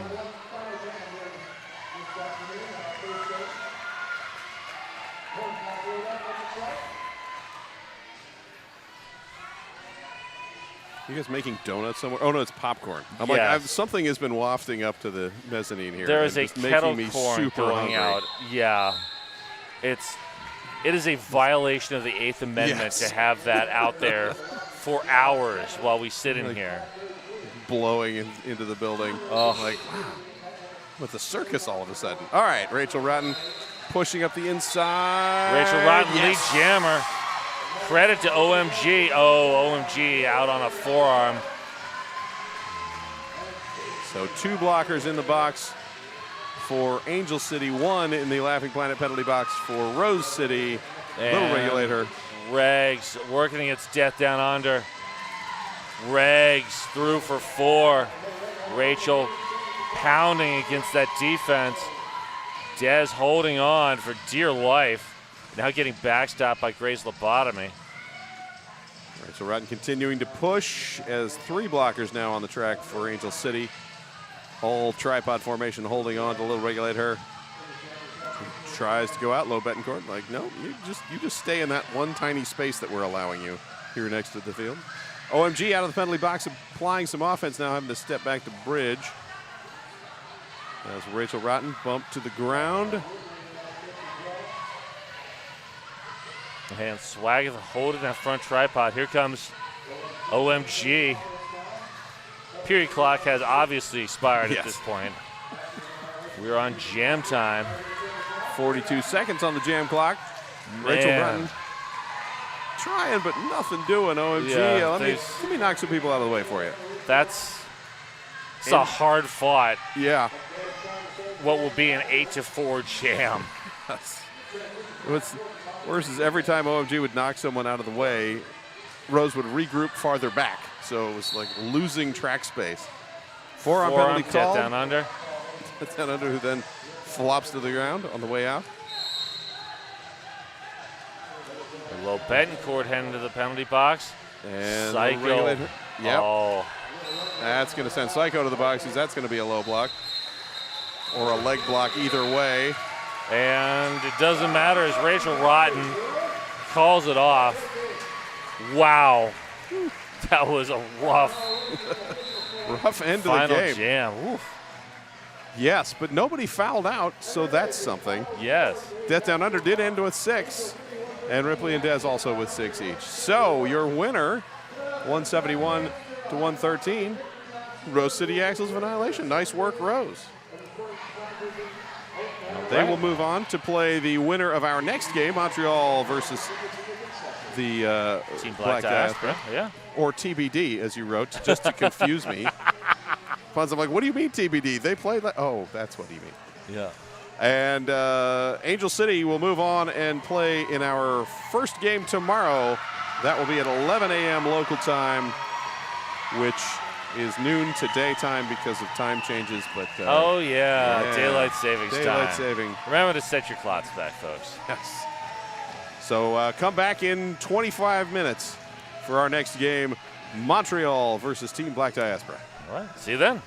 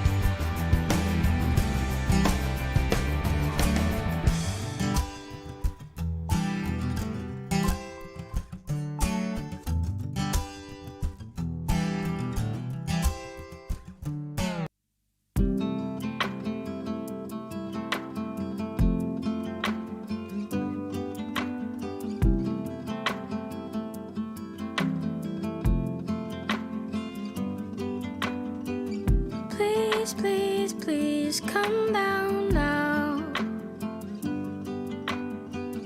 Don't be scared, I only wanna help you down. Throw down the ladder, I'll climb up the tree. Find your feet, follow me. Take your time, there's no rush. Pace yourself, just focus on the two of us. Fight back your worry, I'll show you the way. Lean on me, you know it's gonna be okay. If I do, you can do it too, try to. You can do it just like me. First foot down on the count of three, 'cause if I do, you can do it too, try to. You can do it just like me.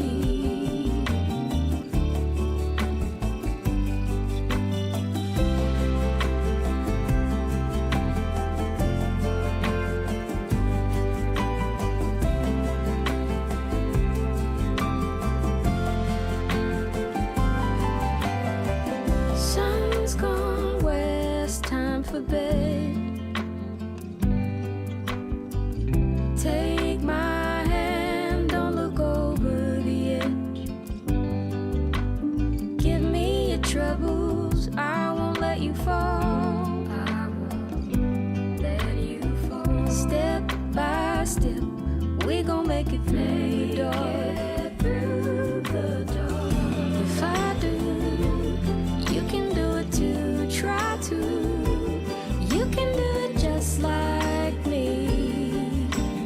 First foot down on the count of three, 'cause if I do, you can do it too, try to. You can do it just like me.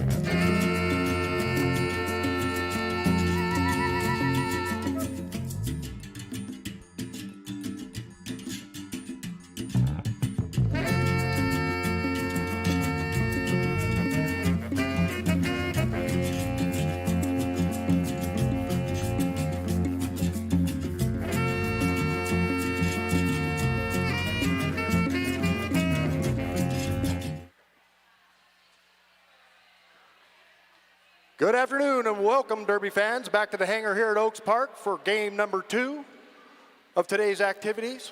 We have Montreal skating against Team Black Diaspora. Excited about this matchup. Both teams looking good yesterday. So without any further ado, just a couple of things to remind every fan here.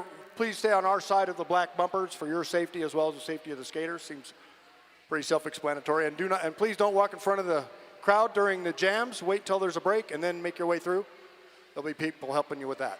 But without further ado, we're going to bring out the teams here. I got in the white jerseys today, Team Black Diaspora. 007 is Poison Violet. 05 is Sprint Julep. Number 10, Swift Justice. 144 is Holden Killfield. 18 is Thumper. Number 20, Murda. 202 is Freight Train. 21, Blackjack. 221, Yeti. 26, Coco Fry. 301, Black Soul Rose. 3381, Helenati. Number 7 is Diamond. 76, Queen Lucia Tifa. And 777 is Perfect. That's Black Diaspora. And in the neon green and pink, we've got Montreal Roller Derby's new skids on the block. Number 008, Lowrider. 03, Grayson. 1017, Bigley Smalls. 113, Foulindra. 123, Miracle Whips. 13, Alcatraz. 1773, Magnum PEI. 1969, Daynata. 289, Cheese Grater. 59, Chloe David. 66, Falcon Punch. 85, Artsy Choke. 913, Blue Butt. 999, KT Kaboom. And 9999, Manj. New skids on the block. Hey. Hey, Scott, how you doing? 2, I'm doing all right, Murray. How are you? Oh, I'm a million kinds of awesome. I am excited to be down here for the Hometown Throwdown 2023, especially since it's like not in the dead of summer anymore. Right? It's not 9 million degrees. It's only about 7 million degrees in the lovely mezzanine of the hangar at Oaks Park. So this is the consolation round of the Hometown Throwdown. Yes. Last night, Montreal fell to Denver's Mile High Club. And Team Black Diaspora was rolled underneath the wheels of justice. But yes, but a fun game it was. Both of those games were really good.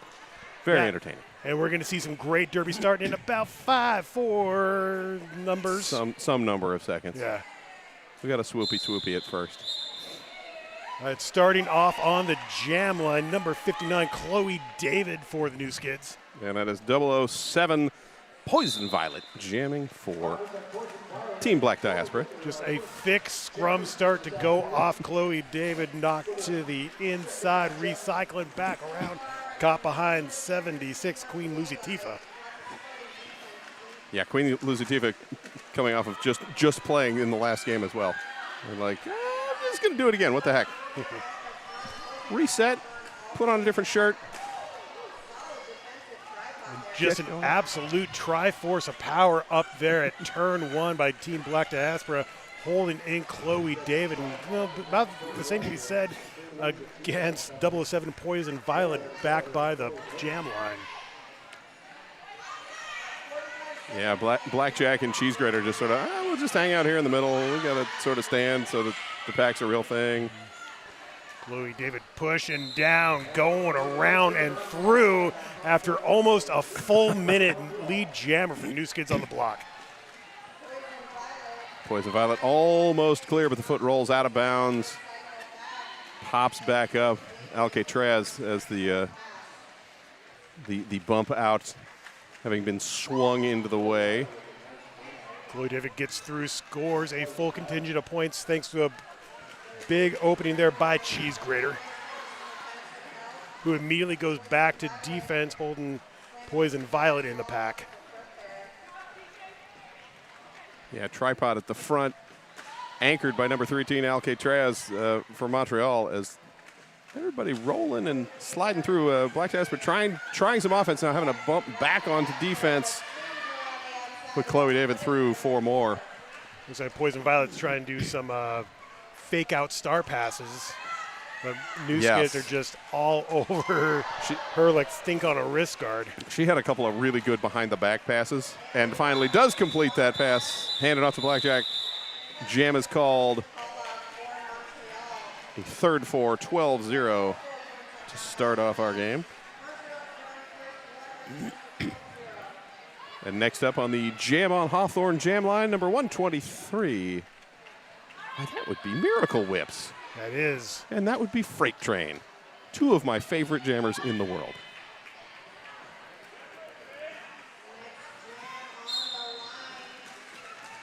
Full contingent of skaters on the track. Miracle Whips trade numbers with everyone in a white jersey trying to get through. And there is Freight Train showing that trademark power going to the penalty box, though. Oh, not at all laughing to the Laughing Planet penalty box.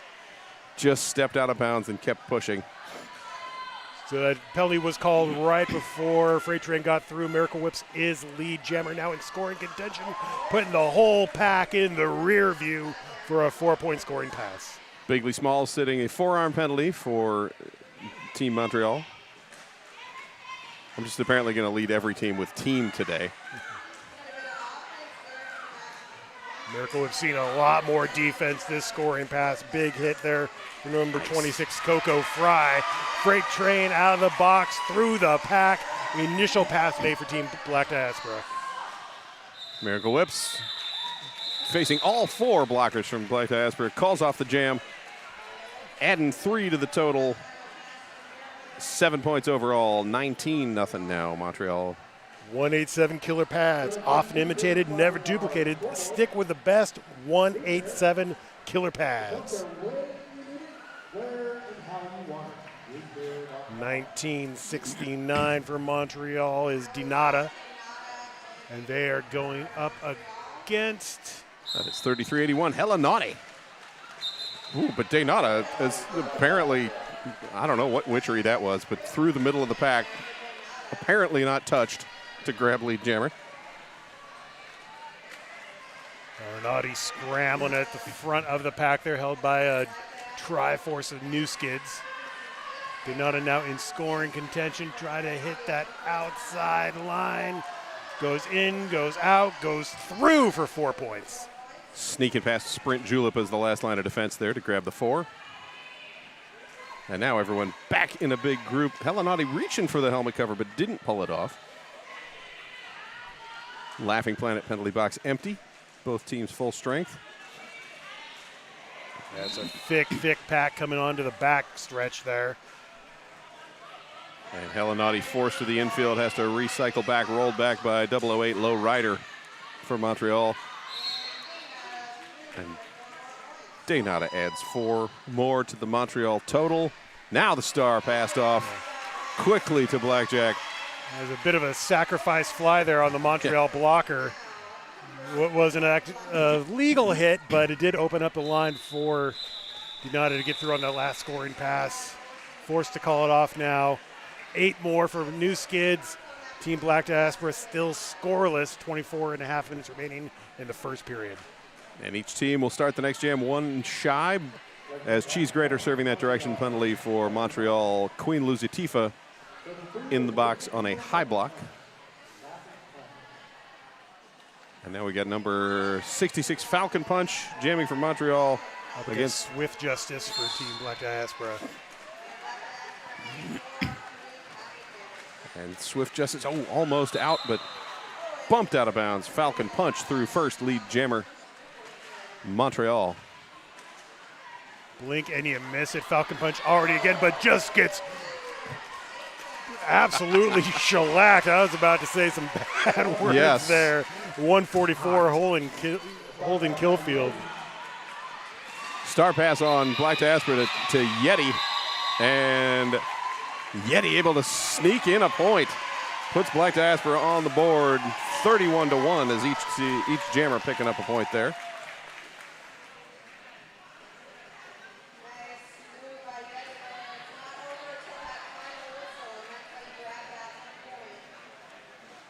So 23-15 to go in the first period.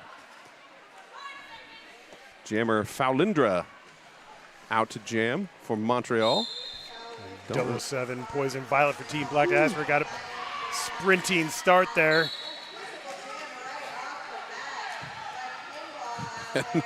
Like lowrider trying to get to the penalty box, like, I'm stuck in the pack. No, honestly, I'm trying to get out of here.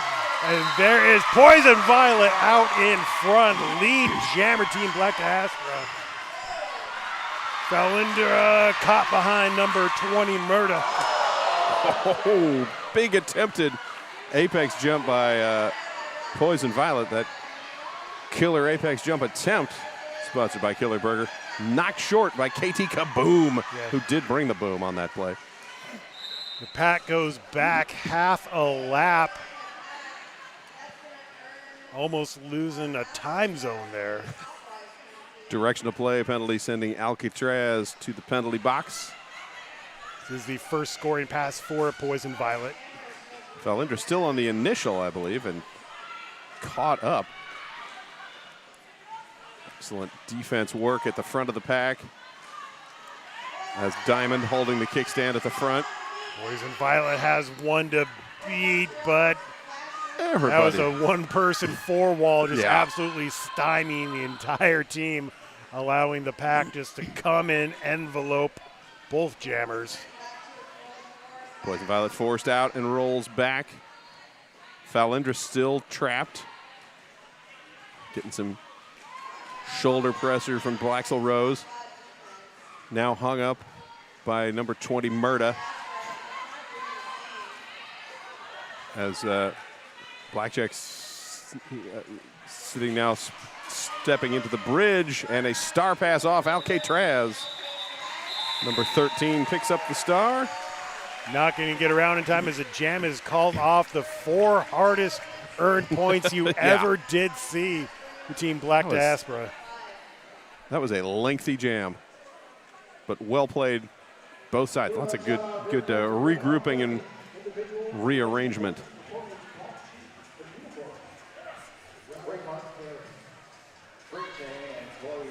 All right, Freight Train back out to jam against number 59, Chloe David.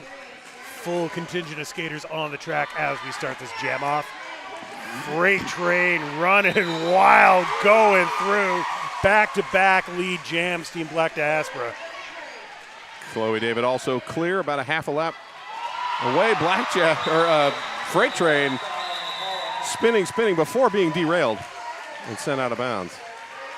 Only able to get 3, but that is a second straight shutout jam for Montreal. And we sit 31-8. New skids in the lead. 20 minutes to go in the half. I'd like to thank Black Cat Plumbing, your local neighborhood plumbing company and proud sponsor of RCR since forever. Since 1842, I believe. I don't know when Portland was actually founded. That'd probably be the better date to call out. I do know that Swift Justice is jamming up against Miracle Whips. Yes. And that nobody's really moving much because they're all just glommed at the jammer line. Yeah, this whole game so far has been just a defensive clinic by both teams. The jam on Hawthorne jammer line being very sticky. Someone spilled the syrup. Hey, Miracle Whips bounces off everybody. And finally comes out the front, lead jammer. Swift Justice stashes the star. Has a big skate back there for number 008 Lowrider. And 4 points up for Miracle Whip. Star pass complete. So Blackjack now holding the star in hand. Has yet to put it on, but also hasn't completed the initial pass. Miracle Whip seeing just everyone in a white jersey there, right by the jam line. Blackjack out of the pack. Initial pass made for Team BLACKDIASPORA. Yeah, Lowrider trying to stay in front, but not quite able to maintain it. Miracle Whips calls off the jam. 3 more, so a 7-point run for Miracle Whips takes us to 38-8. Zoom Care. It's the healthcare you need when, where, and how you want it. Check out zoomcare.com.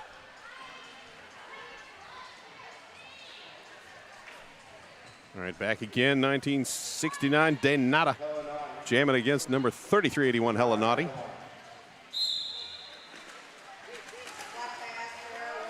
Hellenati, couple to beat. Getting some offensive assistance from Holden Killfield. Donata just pancaked right there at turn 1. Bounces right back up, and it's going to be a power jam for Montreal. Yeah, Hellenati picking up the high block penalty. And Montreal will get a little relief. Power jam and pack advantage for New Skids. Yes. As Cheese Grater now back out to even things up.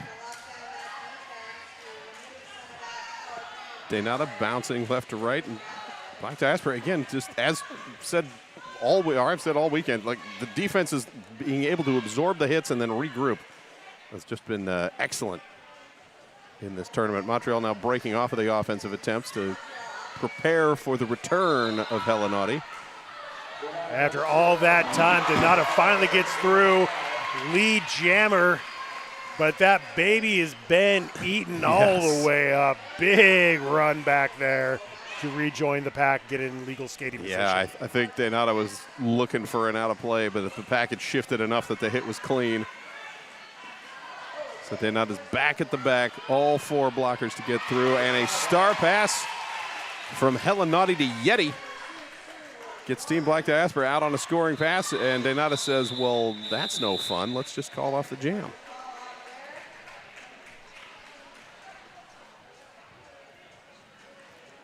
The referees are conferring to see if New Skids got any points. I'm not seeing anything. I don't think that, pretty certain there was, Donata never completed the initial pass after getting knocked out of bounds. That's right.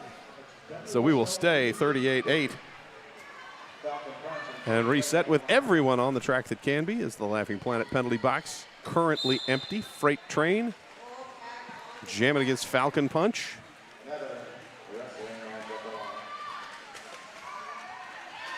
Falcon Punch squeaking through right before turn 1. Lead jammer for the New Skids. And Freight Train doing Freight Train things, pushes through the front, knocking Alcatraz out of the way to clear the pack. Falcon Punch well caught behind. Excellent defense by Black Diaspora, holding that to just a single point. Yeah, Falcon Punch hit that back of the pack hard and just ricocheted off. There was no one given any room. Got one single solitary point. I thought Freight Train would get through right before that 4th whistle blew, but no points awarded. All right, 15 minutes to go in the half. Poison Violet jamming against Chloe David. Poison Violet choosing that, likes the run up. I think Poison Violet really enjoyed when the pivot line start was a thing. That's when I first saw her back in the playoffs years and years ago. Poison Violet hunkering down, trying to muscle that front 3 wall to the very end of the engagement zone. Meanwhile, at the back, all 4 blockers for Black Diaspora holding on to Chloe David, and lead jammer going to Poison Violet, and finally has to get let free by Magnum PEI. Star pass made quadruple 9 Mange Molecule, who was doing great bridging on that first pass. Poison Violet rolls in, calls off the jam, a 2-0 run. Takes us to 39-10. New Skids ran up the score pretty quickly early on in this game. Team Black Diaspora has, I think, found their number. Yeah, they've tightened up the defense, and the jammers are generally getting out. What we got for lead jammers 7-3 in favor of Montreal. Freight Train versus Donata. Ooh. Donata quickly through. And Freight Train finds an opening there, also completes an initial pass. Donata now coming in for scoring contention. Gets by everybody, hits it, splits it, quits it, calls it off for a quick 4 points. Yeah, Donata clipping the edge of Blackjack's hips on the way through. Quick amendment there. It's only 3 points there scored by New Skids. So they have 42 to Team Black Diaspora's 10. 13-12 remaining. And now number 10, Swift Justice, jamming against Miracle Whips. full contingent of skaters. Yes, indeed. Swift Justice trying on the outside edge. Miracle Whip's hung up at the back, getting a little assistance from Grayson. As 144 Holden Killfield trying to help out with the offense, but Swift Justice says, I don't need your help. I'm going to get lead jammer all by myself. Miracle Whips also escapes. Montreal coming back, and Swift Justice watches Miracle Whips go by. A lot of faith in that Team Black Diaspora line. And they which earned well it, slowing deserved. things down. Exactly. Like a little offense coming from Grayson, but again, able to absorb and bounce back. Swift Justice trying now around the outside edge is pushed out, and the rollback coming from Bigley Smalls. Meanwhile, on the opposite side of the track, Miracle Whips gets through, scores a 4-point scoring pass, and Swift Justice has to call it off. Swift Justice only picking up 3. One of those Montreal skaters able to stay in front the whole time. So a 3-4 run, 13:46 in favor of Montreal. Get financial guidance for whatever trail you choose from Trailhead Credit Union. Freight Train back out, as is Falcon Punch on our Jam on Hawthorne jammer line. And Falcon Punch again, just swooping through the middle to grab lead jammer. Freight Train trying to follow behind Queen Lucy-Tifa, but then cutting to the outside to break free of the pack. Falcon Punch bounces off the pack again. Yeah. Was Sprint Julep just like holding position, giving a little love to Queen Lucy-Tifa for bracing that so nobody moved. And 2 points to 0 for Montreal as the jam is called off. Yeah, my new crown got rattled just watching that hit.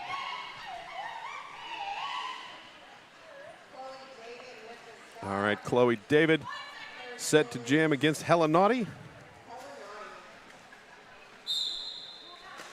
For all the physicality, that was a clean jam, the last one. Empty penalty box at the moment.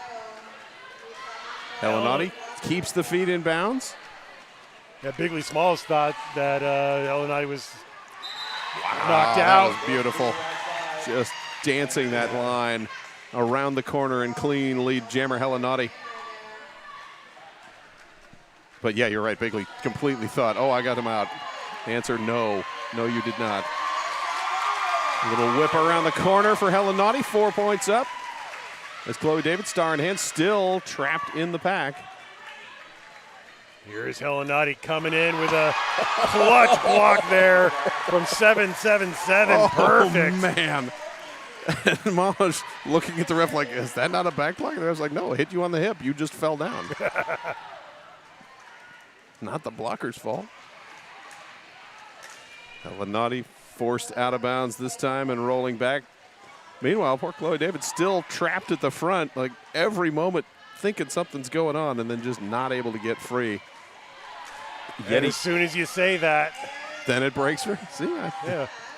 It's the reverse of penalty announcer curse. Helen Naughty bench is crying for a call-off, does deliver. Got 3 and just in time. Yeah, New Skid's going for that killer burger apex jump. Not able to stick the landing. 11 points for Team Black Diaspora, nearly doubling their score. 48-24. New Skid still have the lead with 9 minutes remaining. Yes, New Skid's officially doubling up, and a timeout called by Montreal. Montreal's coach. I like the cool, cool, cool t-shirt. This timeout brought to you by Rose City's official realtor, Deb Counts Tabor. Ready to move to PDX? Join Rose City. Let Welcome to PDX help you find a home. I'm not ready to move to PDX, by the way, but if I were, that's probably who I'd call. I'm ready to commute here Yeah, commute. often. As long as the weather's better than today. Yeah. The daytime gray, wet road I-5 South Drive is no fun. Yeah, I had like 5 feet of visibility Yeah, coming it's just between the Tacoma worst. and Olympia. It is the worst. We'd like to thank Buffalo Gap Saloon and Eatery, John's Landing's favorite eatery and saloon. And we'll also say a big thanks to the following sponsors: Portland Vital Signs, Reverend's Barbecue, Porque No Taqueria, and Two Rivers Mortgage. Thanks to all of them for sponsoring Rose City, allowing us to have this fine tournament. So Team Black Diaspora has one skater. Thumper is in the penalty box serving a low block, which I think was what Montreal was calling for over there after that jump. They were like, no, that was a low block, right? And apparently the answer was yes. Dinata wearing the star for the New Skids up against Poison Violet, Team Black Diaspora.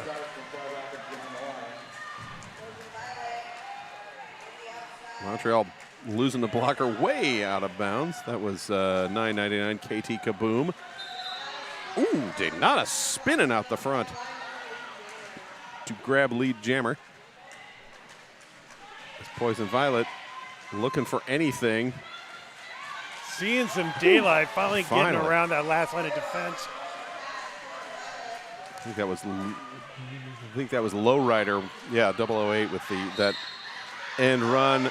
Oh, cut track call. Oh. Dinata was like, I'm going to call off the jam. And the ref was like, no, you are not. You are going to go take a seat in the Laughing Planet penalty box. So big power jam opportunity for Poison Violet, and we're going to have the full 2-minute jam here. Yes, with Poison Violet going sideways around Lowrider, 4 points. Taking us to a 20-point gap, 48-28. Poison Violet now in scoring contention again. Thumper providing some offense, trying to break things free. Penalty being called. Someone's going somewhere for a forearm. Oh, that's Thumper. All right, Thumper back to the box. Had been in earlier. Dinata is out and back engaged. Just thrown almost into the bleachers there by Queen Luzatifa. That was a thing of beauty. All right, Queen Luzatifa again closing down the inside lane. As Poison Violet trapped at the front. Yeah, Dinata has a backwards 76 on her that won't wash off for a week. And this time it is Murda edging things over. And, oh, another big hip check. Just one to match on the other side. Why not? We'll just bop you on the other end. 4 points for both teams on that pass, but an 8-4 jam keeps us at 20, 32-52. 6.5 minutes remaining in the first period. Freight train back out for Team Black Diaspora.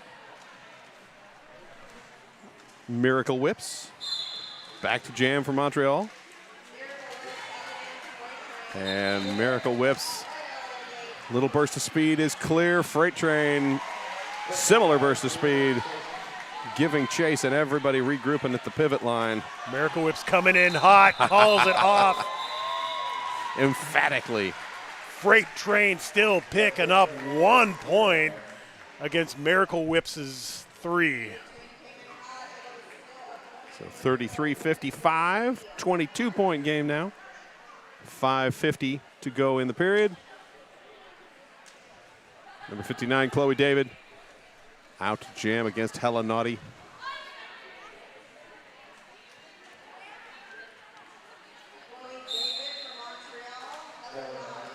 Chloe David, Helen Naughty wearing the stars. Full contingent of blockers on the track. Hella Naughty pushing up to the front. Cheese Grater trying some offense, then having to step back to join Blackjack in the bridge position. And then everybody's like, well, forget this bridge. Let's just make one giant pack. That's more fun, right? Well, it is for someone. Mostly the fans. Yes, fans very invested. Got a forearm penalty called on number 21, Blackjack. Chloe David bumped out of bounds, and a lead jammer going to Hella Naughty. That is the 6th lead jammer for Black Diaspora. Alcatraz gets the star pass for New Skids. Alcatraz, ooh, that was pretty. Just running up the side, stepping over a leg and grabbing 4 points. Helinati going for some gambles, still working on that first scoring pass as Alcatraz just goes through nearly untouched for the second scoring trip. Finally, jam is called off. One single solitary point picked up by Team Black Diaspora Derby.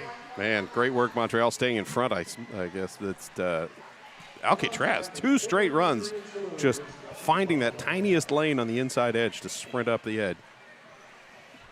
Grab the points, 63-31. We're under 4 minutes to go in the period. Winner of this will face Rose City's Axels of Annihilation in the 5th place game tomorrow. Loser will take on Angel City. Falcon Punch wearing the star for New Skids against Freight Train. And it's the latter of whom goes through. Yes. Lead jammer Team Black Diaspora. New Skids just a few strides behind and closing that gap quickly. Somebody going to the penalty. Forearm penalty called. Falcon Punch. That's why Falcon Punch was through so quickly. Used the arm to shove people out of the way, apparently. So 4 points for Freight Train. Cartwheels over the New Skids pivot, gets the long run back there. Yeah, Monge absorbing that hit well. And out again for Freight Train. As Falcon Punch released from the penalty box. Freight Train seeing a lot more defense here on this pass, and there it's Falcon Punch blasted through, completing the initial trip for New Skids. Yeah, super. Falcon Punch, very jukey. And if Falcon Punch is coming at speed, and you're a blocker and you're standing still, very difficult. Official review. By both teams, it looks like. Oh, all right. Well, I'll just go. This official review timeout brought to you by Deb Count Sabor, Rose City Rollers Realtor. Welcome to PDX. Thank you, Deb, for sponsoring. And we'd like to thank 888. Certified Sweat Saver helmet from 888 is designed for derby, vert ramps, and everything in between, which I guess between flat track derby and a vert ramp would be bank track. Yeah. The math holds up. Sure. There's angles. Yeah. All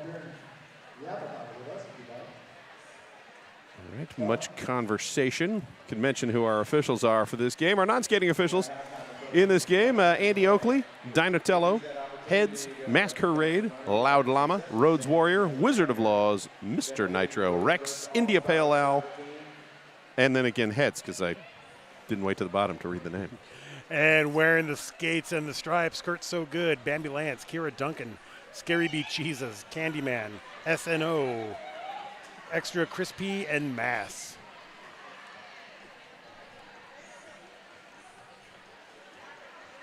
I like the fan. That is a needed thing. At least the, I was just going to say that the kettle corn had settled down, but then they just wafted more in. That's very unfair marketing to drop your kettle corn thing right out front. Black Diaspora is requesting an in-sub call on Green Jammer. I requested one on that microphone. Yes. On Green Jammer 6-6 for not leaving the track immediately upon being called for a forearm. Upon review, the jammer left immediately as soon as the penalty was issued, and Black Diaspora will not retain. Thank you. All right. Meanwhile, Babyland's still chatting with coaches and captains.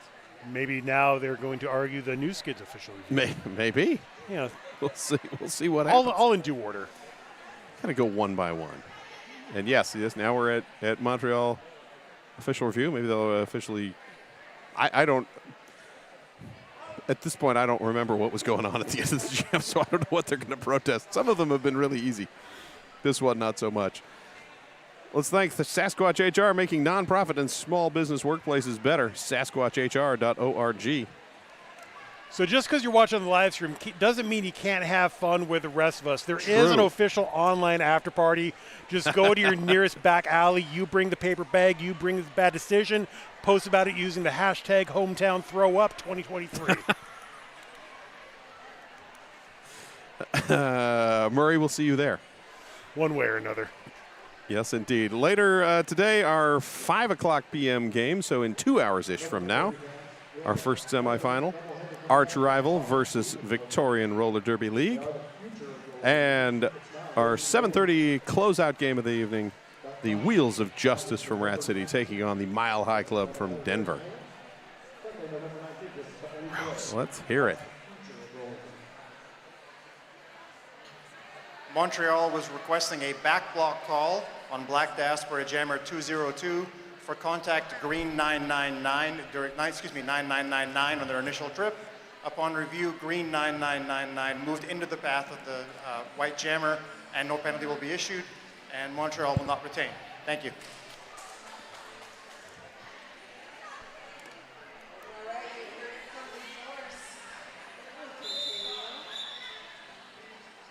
All right. This was the lesson. You don't get step in front of a freight train because you won't get a penalty called for that move. As a professional conductor, I can agree with that. You know all about trains. I do know that Swift Justice jamming against Donata right now. Immediate star stash on the Team Black Diaspora side. Donata just got absolutely shellacked, pig-piled on at the pivot line, bounces right up, goes through lead jammer New Skids. And a star pass for Team Black Diaspora. Yeti now with the star.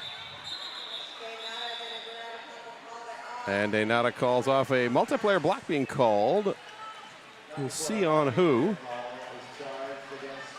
Oh, wait, that would be on Donata. Oh, the ever-elusive jammer penalty for multiplayer block where you're grabbing onto somebody and someone else hits the grabbing on point. So 1969 will sit across this team timeout. This team timeout sponsored by Count Stabor. Welcome to PDX, Rose City's official realtor.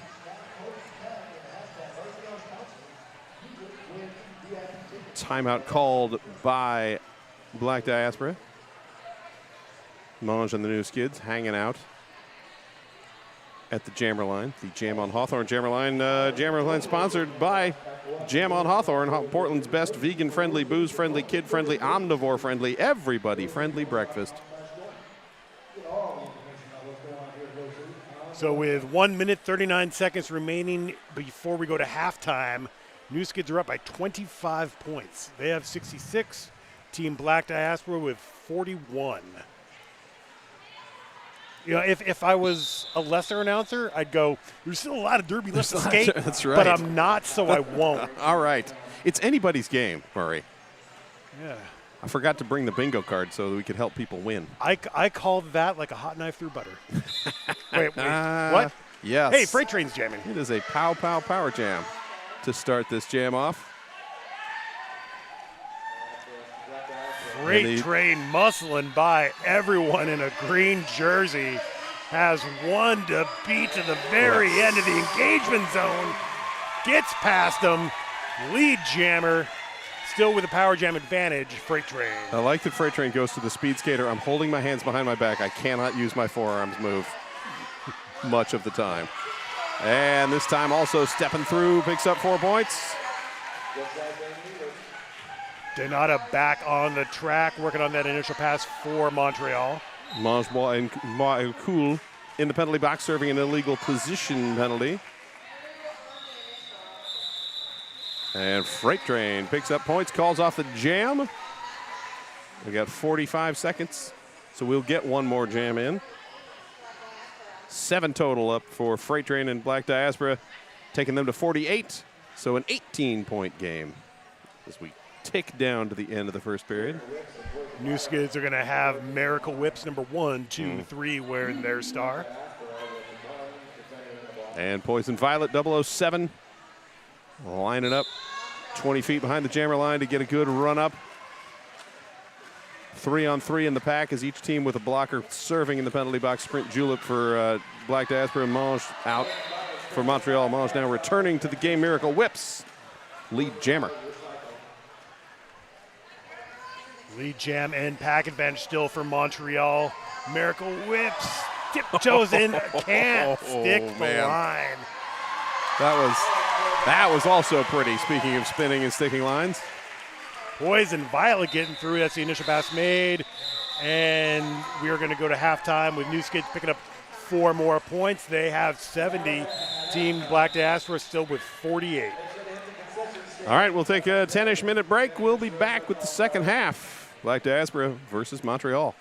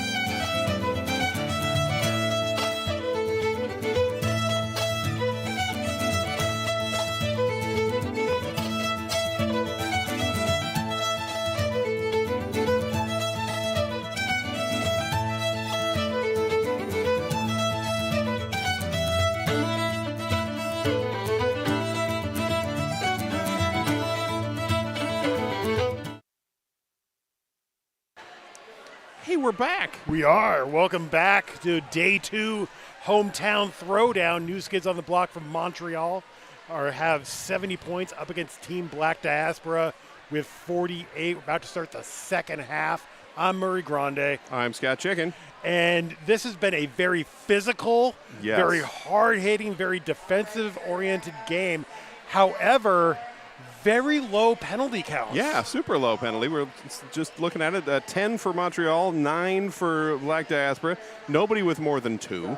Yeah, and only a couple skaters from each team have 2. Yeah, it's been super clean. And looking at the jammers, lead jammer for Black Diaspora is Freight Train with 18 points and Miracle Whips with 25 for Montreal. So even the scoring is kind of spread out for the teams.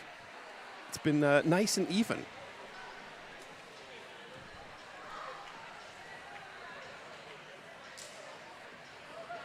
Further conversation in the middle before we get going. Freight Train will be starting off, jamming against Falcon Punch.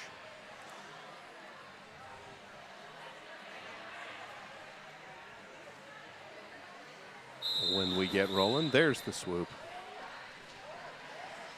And Laughing Planet penalty box completely empty to start the second half, which is the way you want it. Thank you for joining us on the live stream here. Now we start with the second half. And it is Falcon Punch sprinting right through just like she do. Lead jammer for Montreal. Cut track going to Coco Fry for Black Diaspora. So that'll thin things down. Falcon Punch with a lot of pirouettes and now just getting stacked on there. Yes. Freight Train has stashed the star, got knocked to the outside, recycling back around. Falcon Punch going to the penalty box. Cut track called. Some excellent defense on Black Diaspora. Thumper especially jumping to the front to start the slowdown of Falcon Punch on that initial run through. And I didn't catch who had the run back, but for that cut. Excellent work, and Freight Train finally clears. Completes the initial. We got 1:05 left to go in the jam. 4 on 3 in the pack for Black Diaspora. Freight Train coming in hot, leaving the same way. Blue Butt learning again, you don't get in the way of the train. It will roll you down. So 4 points for Freight Train and Black Diaspora as Falcon Punch back out of the penalty box and re-engaged. Yeah, irresistible force met the immovable object there on this pass. Montreal with that great brace 3-wall holding back Freight Train. Falcon Punch out of the penalty box through the pack, scoring 4 points, as does Freight Train.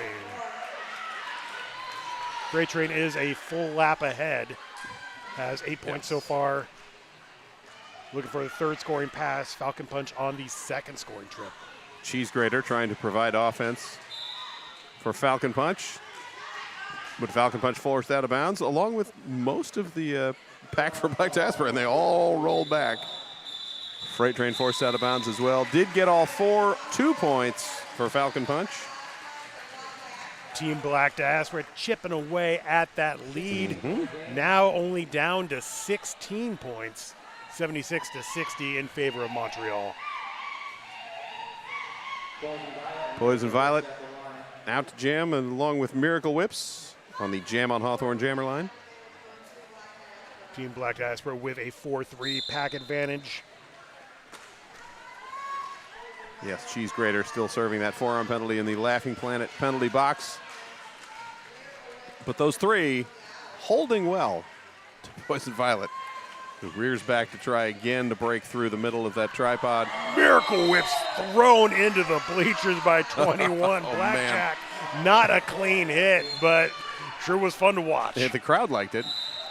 A Miracle Whips now. Cuts the track. Trying to go for that Killer Burger Apex jump. And lead jammer assessed 2 Poison Violet, who immediately gets swallowed back into the pack and through again.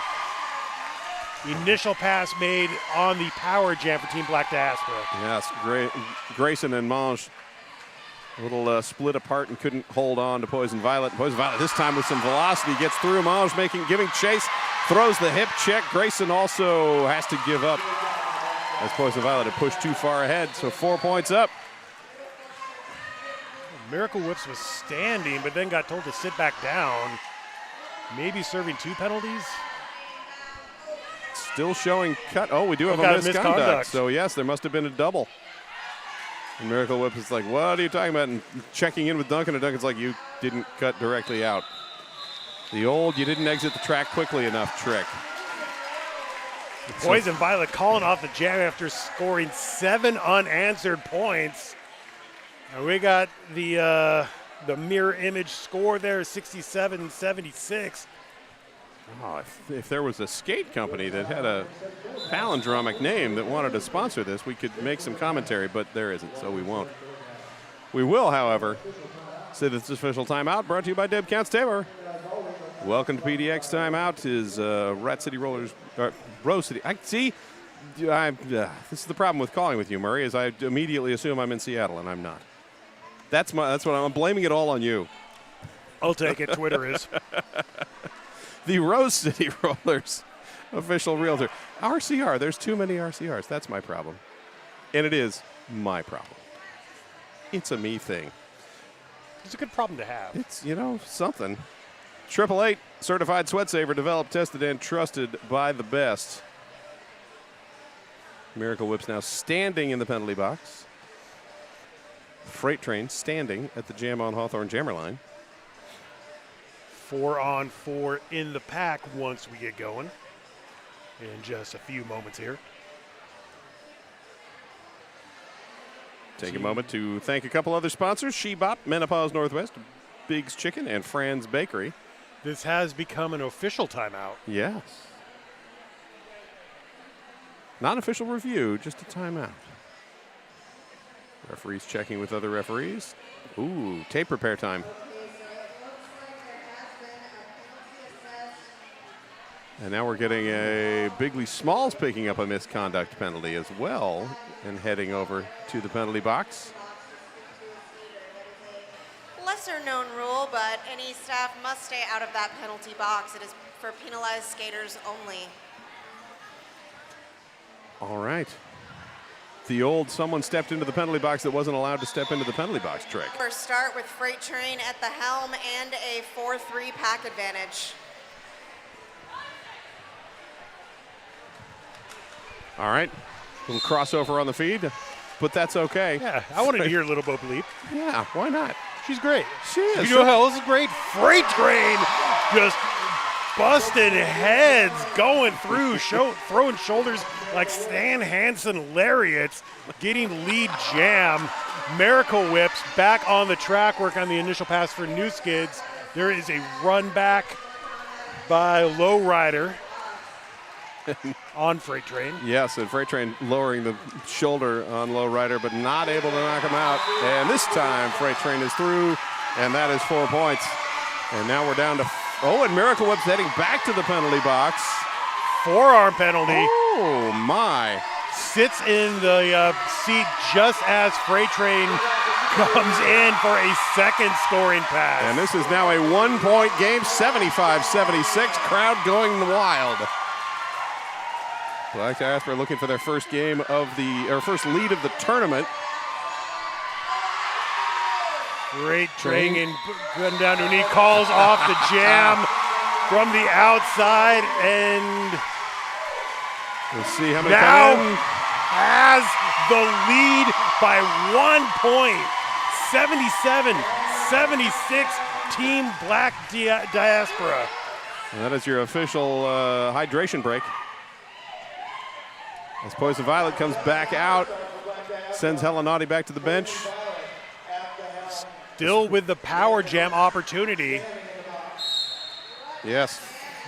Miracle Whip starting her third straight jam as jammer. Poison Violet trying to stretch things out. Miracle Whip's now released. And Miracle Whip's up the inside edge, grabs lead super quick through the pack. Black Diaspora not quite able to close off that lane quickly enough. Poison Violet going left, going right. Can't see any daylight. Still working on the initial pass for Team Black Diaspora. Miracle Whips now side steps on the inside line for a 4-point pass and the lead. Oh, and I thought that was going to be a star pass there as Blackjack was sneaking up on Poison Violet and cut away. And now it is. It's sort of the fakie and then the return. Miracle Whips gets through one more time, calls off the jam. And with that 4, we stay with we're at 77 for Black Diaspora and add 4 to take us to 80 for Montreal. And we will set. Team Black Diaspora keeping a tight jammer rotation, sending Yeah. Freight Train out again, up against 1969 Donata. Yeah, super tight 2-run here. Freight Train pushing everybody forward as Montreal shedding blockers to bridge and bridge and bridge, and a forearm called, and Freight Train is lead jammer again. Donata stuck right at the pivot line. Bit of a pig pile there. And shouldered to the ground by Yeti. And then another bump down from again Yeti with the doubling up on the hits. His Freight Train is through for 4. Donata has 2 to beat. It's a 3-3 pack at the moment. And there's the initial pass completed by Donata. Freight Train checks the bench, calls off the jam, holds Montreal scoreless, and Freight Train adds 1 more. 1 on the pass, 5 on the jam. And it's down to just a couple separating these teams again, 84 to 82. 21 and a half minutes remaining in regulation.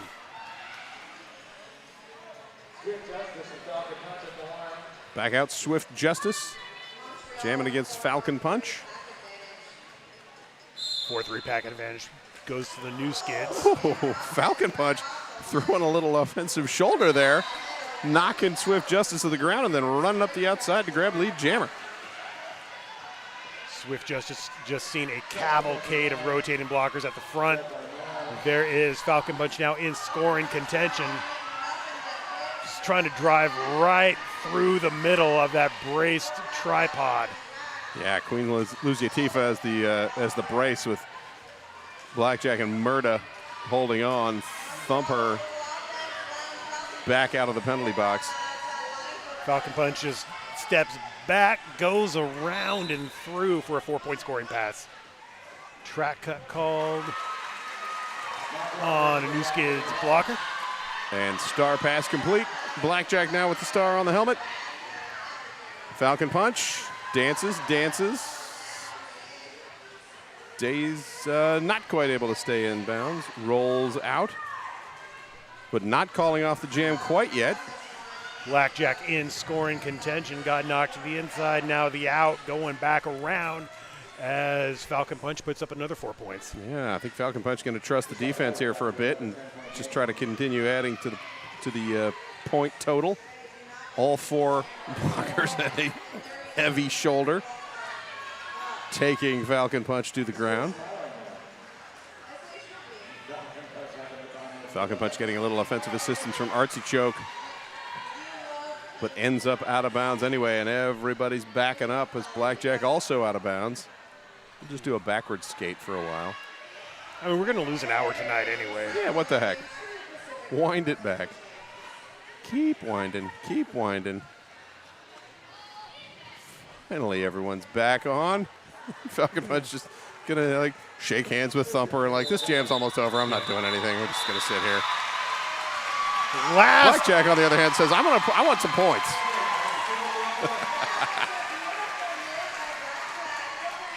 Four at the last moment. 2 more up for Falcon Punch. A 10-4 jam in favor of Montreal. They now lead 94-86, and a timeout called by Team Black Diaspora. This timeout brought to you by Deb Counts Piano Tabor. Welcome to PDX, Rose City's official realtor. I don't have that down quite as well as Pon's.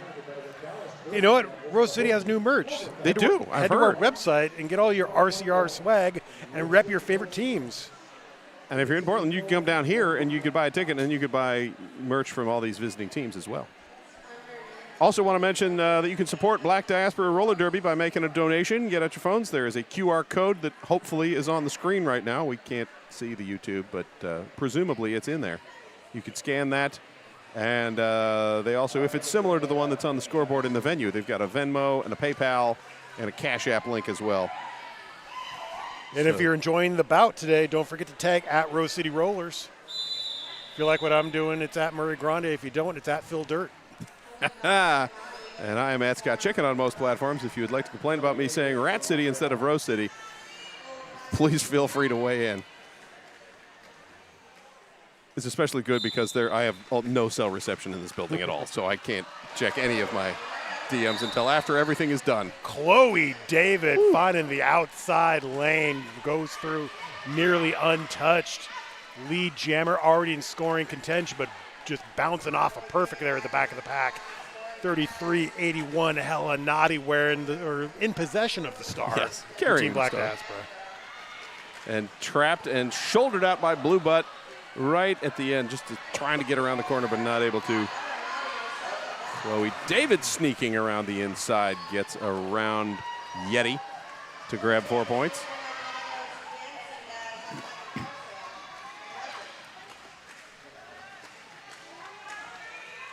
Perfect now at the back of the pack, holding on to Chloe David. As Hellenauti continues to push against the Montreal defense. Cheese grater on the bridge position. Yeti now moving forward to maybe offer a little offensive assist and reestablish the pack a little farther forward.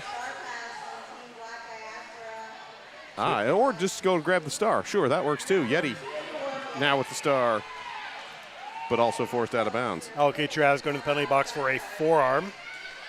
So thinning out the Montreal herd just a little bit. Team Black Diaspora still is working on the initial pass, which is completed right there. Chloe David on a second scoring trip. Yeah, Chloe David able to avoid Holden Kilfield, who was moving in with intent. These defenses are so good, so physical. Yes. Watching the jammers trying to navigate through, reminds me of a spoon getting caught in a garbage disposal. Yes. A lot of spinning with not much gain.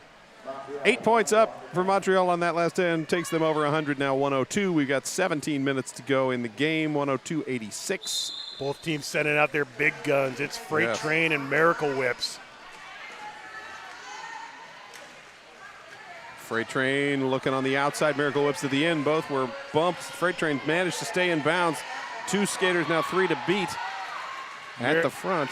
Miracle Whips being caught behind some braced walls with some fancy footwork, going out, going in, going through.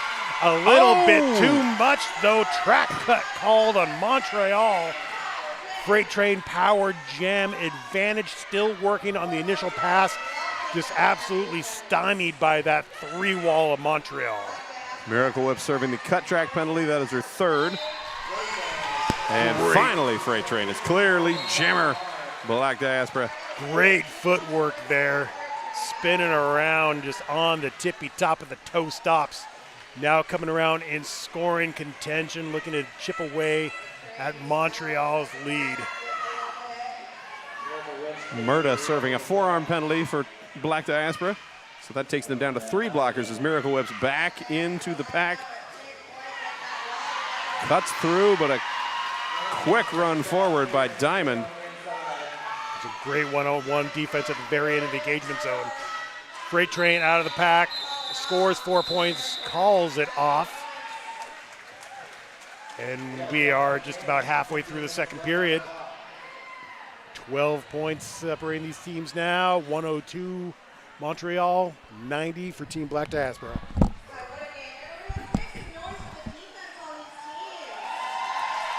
Murda standing in the penalty box. So almost done with that forearm. Falcon punch out to jam against Poison Violet. Boys Violet starting on the jam line. What? What are you doing? That's not how that works. You gotta flip it on him Yeah, sometimes. get him thinking. Murda out to provide some offensive assistance. Falcon punch clear, but not lead jammer. Got a no pass, no penalty on that. So lead. Oh man. That was a killer apex jump because it was legal. Did get the feet, landed in bounds.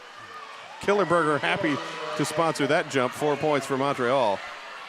Poison Violet still working on the initial pass, eligible to become lead jammer. Wisely has not pulled off the helmet cover. We did see that yesterday with, I forget which game, but the jammer who was tagged lead in one of those like almost out of the pack, but knocked down, didn't realize, pulled it off. 2-minute jam. Meanwhile, Poison Violet locked up, as is everyone else, including Falcon Punch, who's out of the penalty box, and now both teams back at full strength. And Falcon Punch side straddle hopping up the line for 4 points.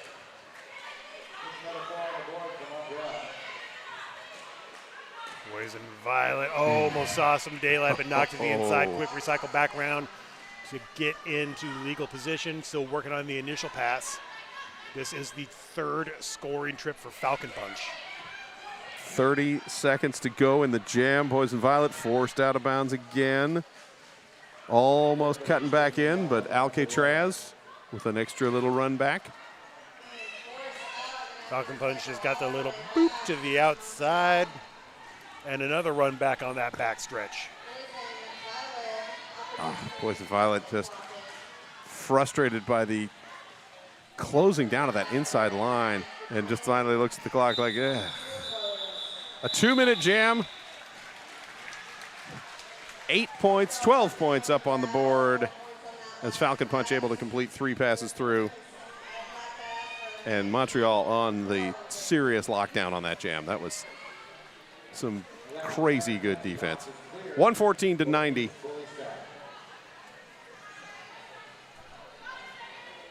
Freight train back on the line. Donata lining up next to them.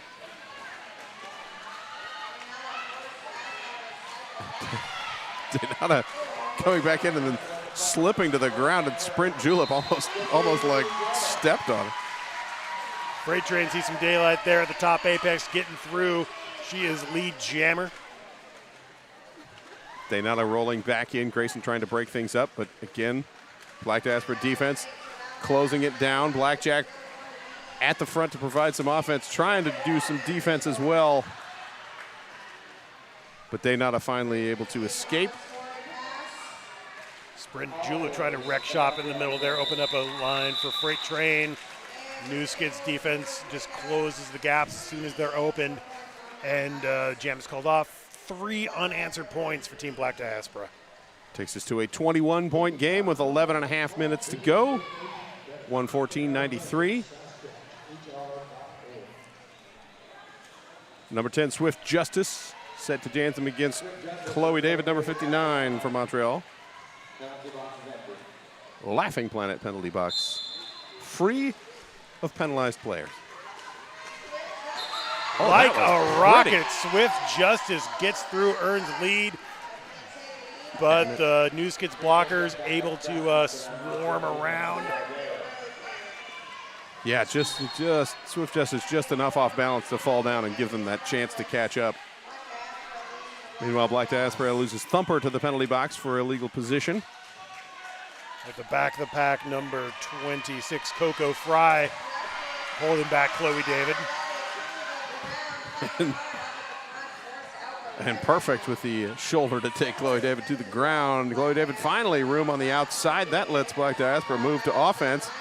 And I like Yeti blocking someone out of the way and grabbing Swift Justice's jersey to whip her around. Swift Justice takes off the cover, unable to call off the jam now. No, I think it was knocked off because they're still pointing. Oh, maybe not. No, I guess not. We'll see right here. Maybe the ref didn't realize. The ref continued to point, but now no. Yeah, so this will be a full 2-minute jam, only 48 seconds remaining. Swift Justice now in scoring contention. Chloe David also working on a first scoring pass. Black Diaspora shedding another player to the penalty box. That's Coco Fry for a direction penalty. Chloe David finally clears, collects the first 4 of the jam with 25 seconds to go.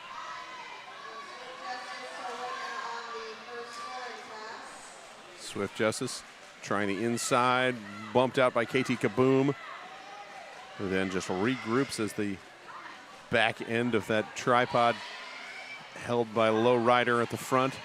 Chloe David extending out. The defense survives that last line of blocking, gets through. 4 on the pass, 8 on the jam. Team Black Diaspora also picking up 4 points, so it's 122 to 97, just under 9 minutes remaining. Yeah, Yeti, just phenomenal work holding at the front for as long as possible. The Laurelhurst Theater is bringing the best of classic and modern cinema to Portland. Watch stuff there. Yeah. Thanks to them for sponsoring Rose City and this tournament. Miracle Whips, Freight Train wearing the stars, and 202 goes through. Lead jammer to Team Black Diaspora. Black Diaspora losing Queen Luzia Tifa to the penalty box as Miracle Whips Joins deposited the Team to the Black Team Diaspora. Black Diaspora bench and now tangled up on a bag. Wow, that was a long slide. Miracle Whips had some serious velocity going. That was like a Tenacious D power slide. Yes. Miracle Freight Whips. Train in the fracas scored 4, already coming back around for more. Pirouetting on the inside line, goes in, gets by 3 out of the 4, so 7 unanswered points. Brings Team Black Diaspora into triple digits. New Skids with the lead still by 18. It's 122 to 104.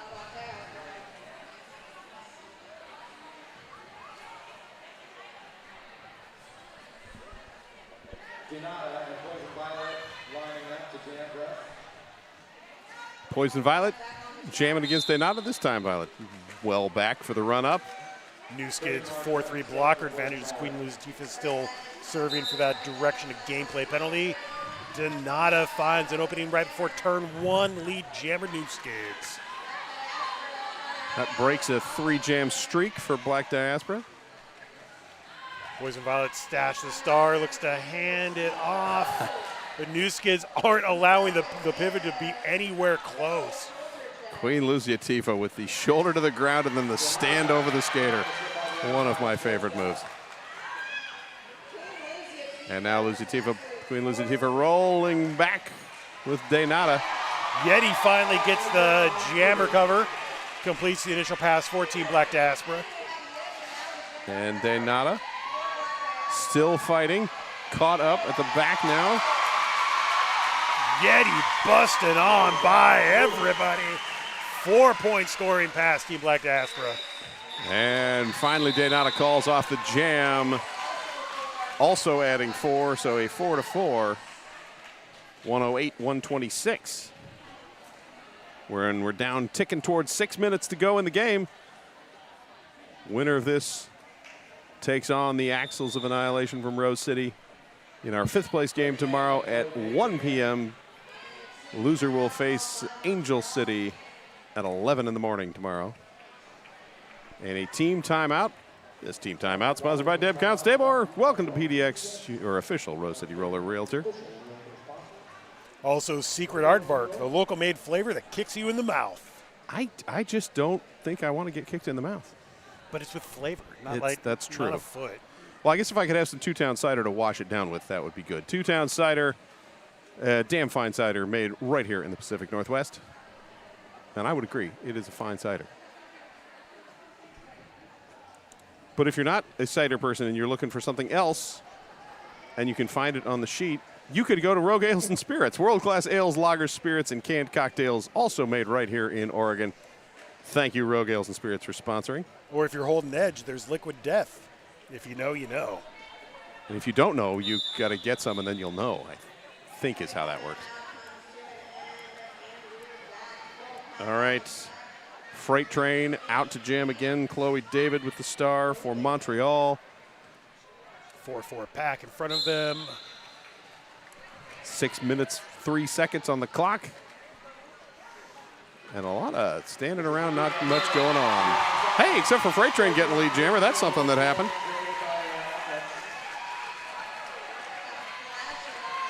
Chloe David just on her back like a some kind of metaphor. Yes. Something. Make some noise.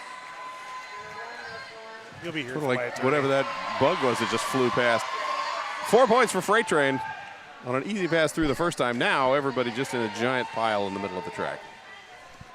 Chloe David still working on the initial pass for New Skids on the block. And there is every single blocker trying to hold Freight Train back. She gets knocked to the inside. Yep, Alcatraz with the final pressure, and then everybody tumbled to the middle. Chloe David gets hit to the inside just about the same spot. Yep, Blackjack and the rest of the team on the run back. Illegal contact called on Murda. So Murda will sit, leaving no one to play offense with Freight Train. And Freight Train forced out of bounds again. Chloe David up the outside. Gets the 4 points jam called off. So an 8-4 jam in favor of Black Diaspora. Now takes us 116 to 130. 4:20 to go in the game. Miracle Whips back out to jam against Swift Justice.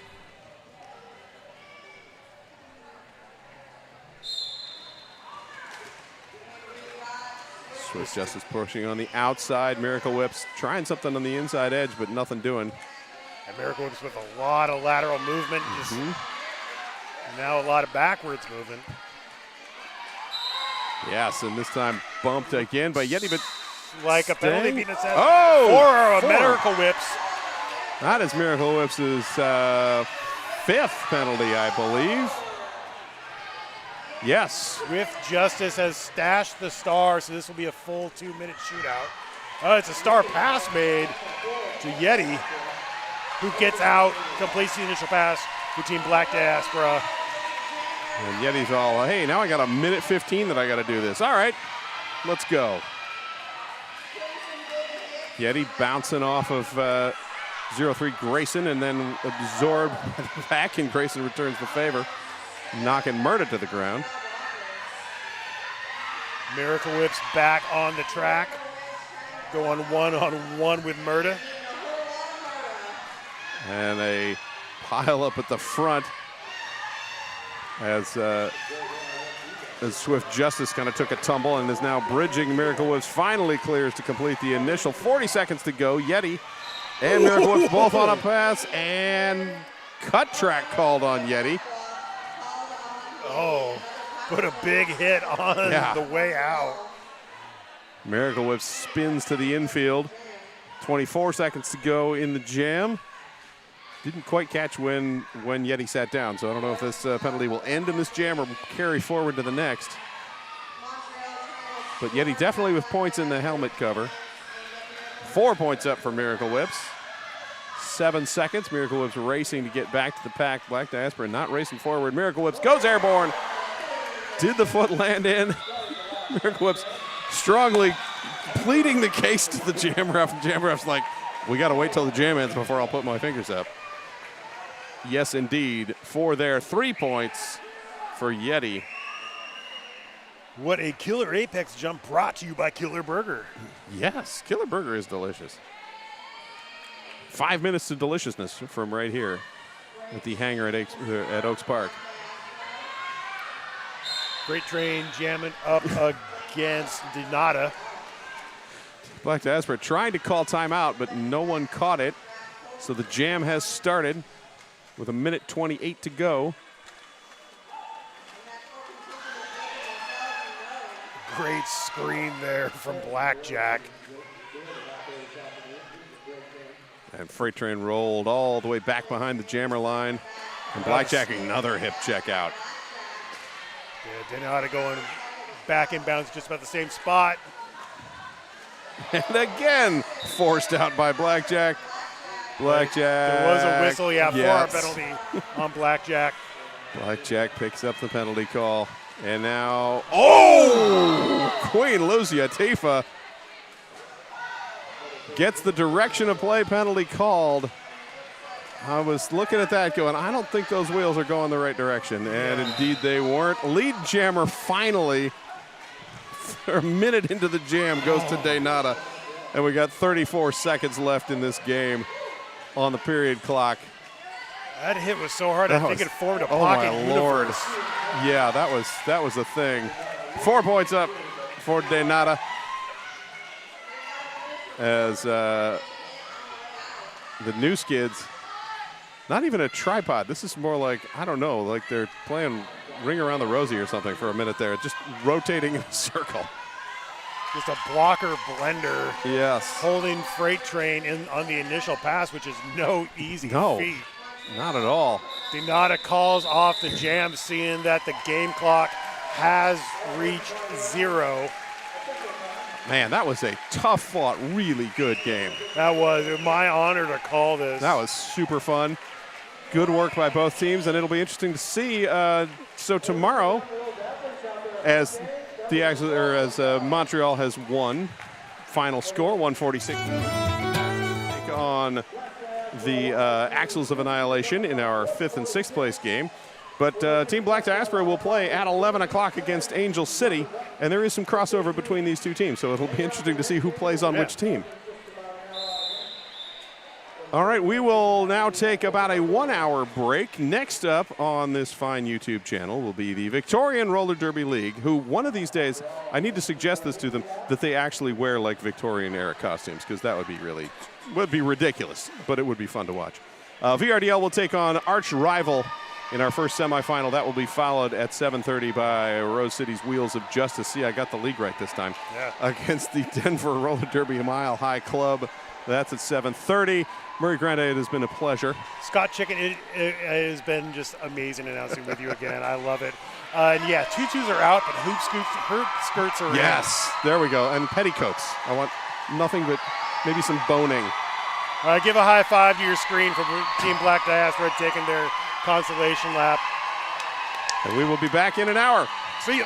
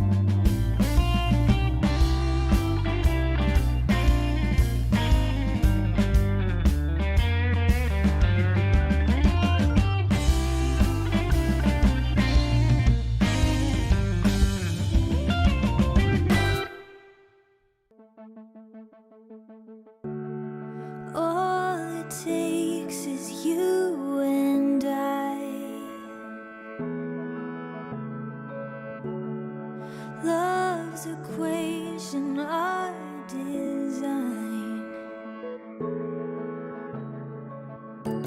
Is it gravity, your heart and mine? All I know is the stars have aligned. I could count the ways you lit up my life, but I wouldn't try. Your science I can't describe. Love unexplainably taking flight, like a satellite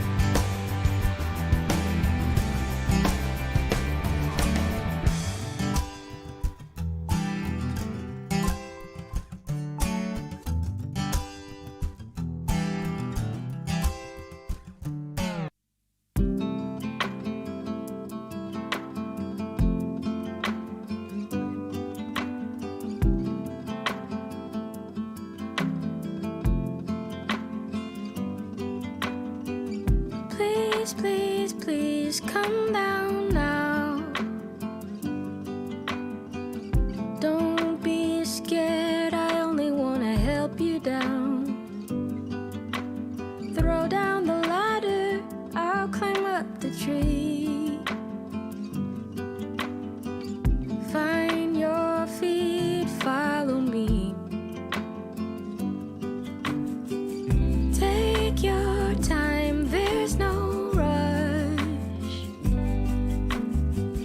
Pace yourself, just focus on the two of us.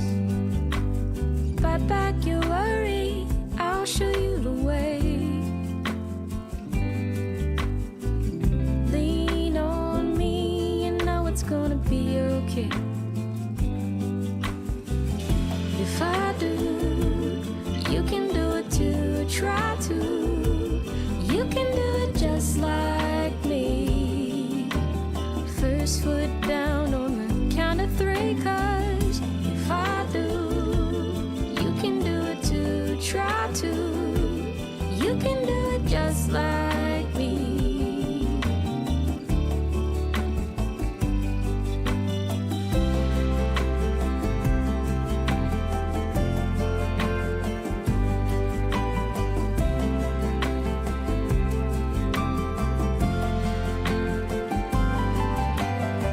Sun's gone west, time for bed.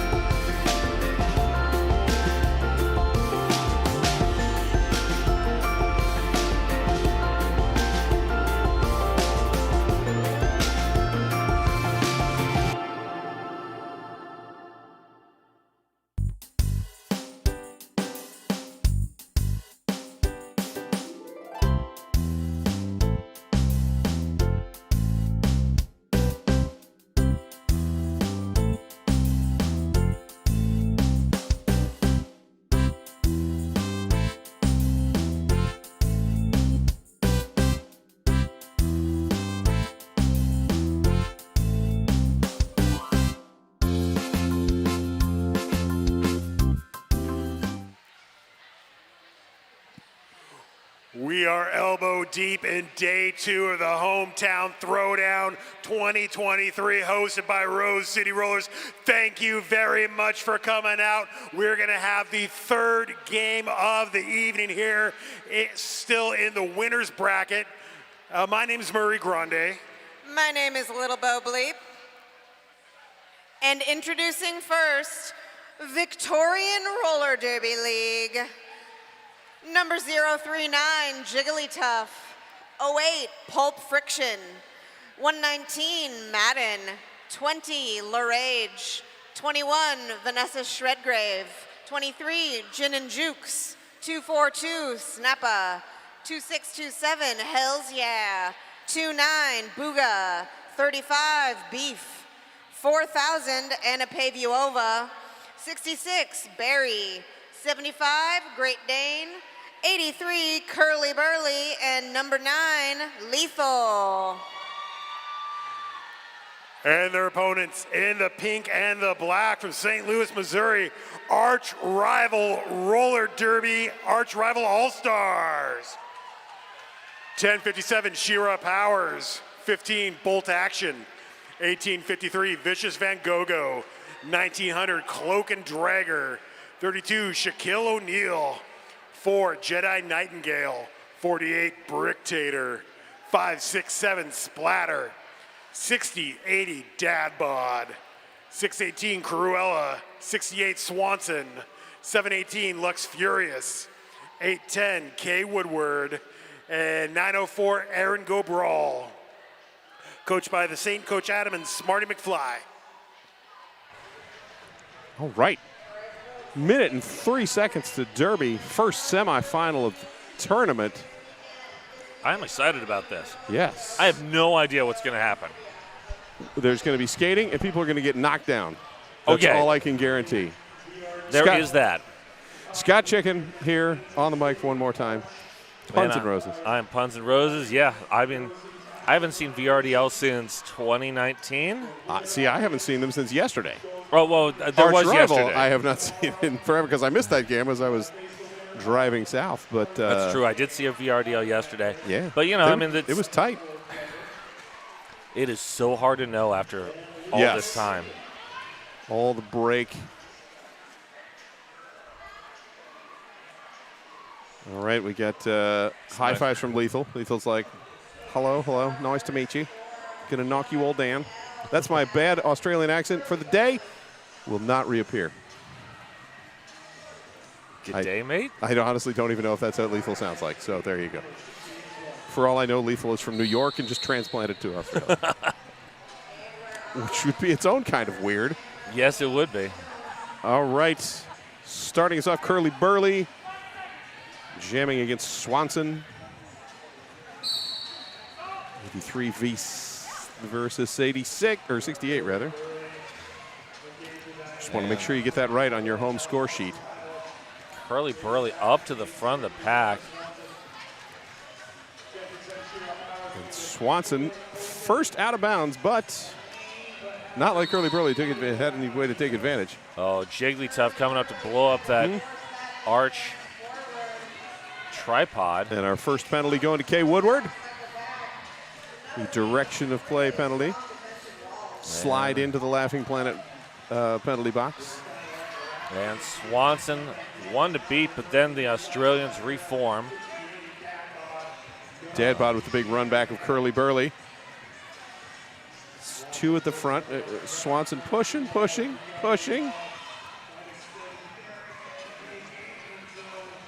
Lethal teaming up with Lorage, I think, at the front, but finally out the front is Swanson, arch rival lead jammer. After 60 seconds.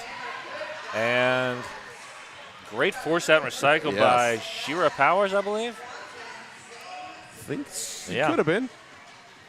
No one else has a 105 to start their numbers, so. Swanson also rolled well back.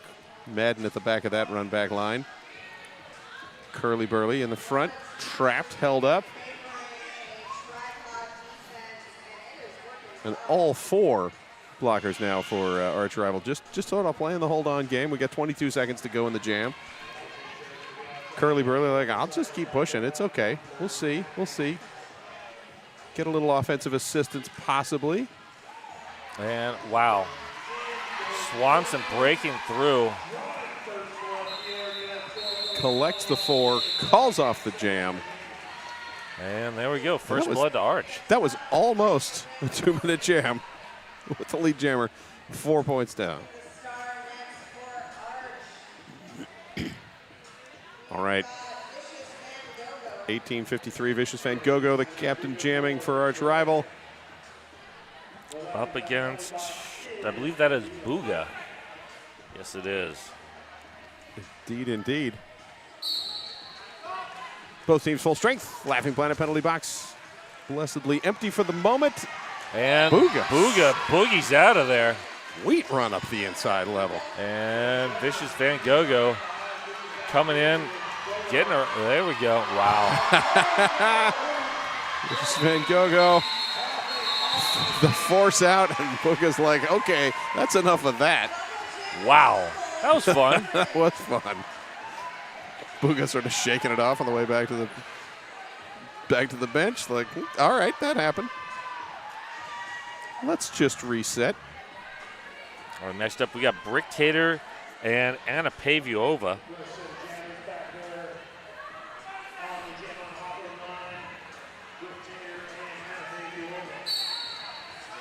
And Pavey looking for the outside. Nowhere to go. Bricktator bouncing in the middle. Oh. Almost, Pavey. Almost clear. Kay Woodward with a big force out on a very long recycle. And Bricktator just stymied and almost clear, but forced out by Lethal. And then Madden with a long force. And Anna Paviova finally breaks clear. Lead jammer Victoria. Okay, there's a high block on somebody. That's Lethal. Jigglytuff standing in the box for Victoria. Cloak and Drag her sitting for the illegal position for arch rival. Bricktator clears. Anna Paviova taps the hips. Off. Yep. Only able to get 3. So 3-4 after 3 jams.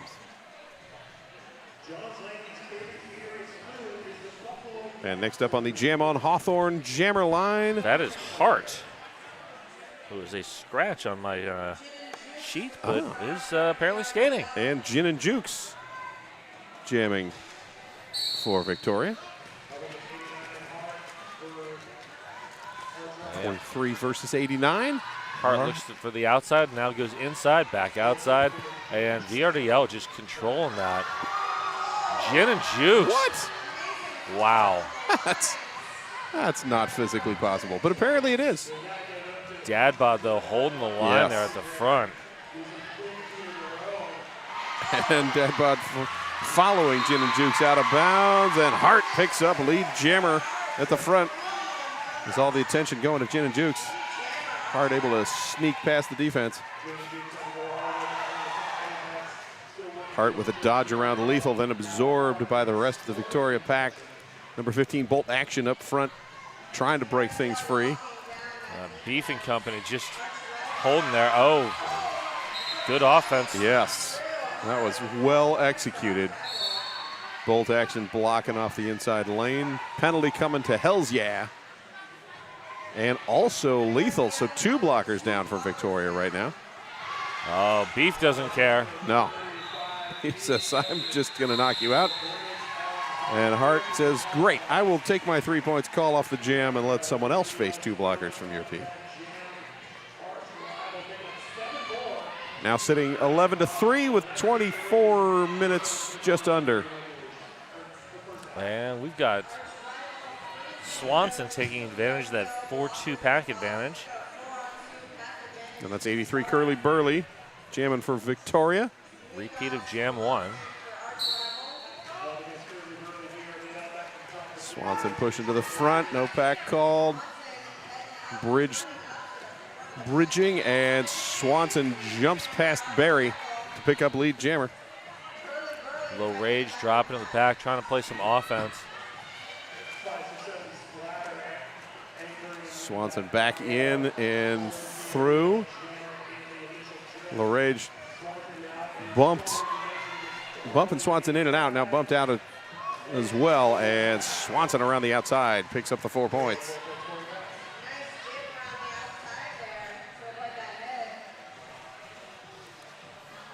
Cloak and dragger bracing that back tripod. Here comes Hells Yeah with the offense.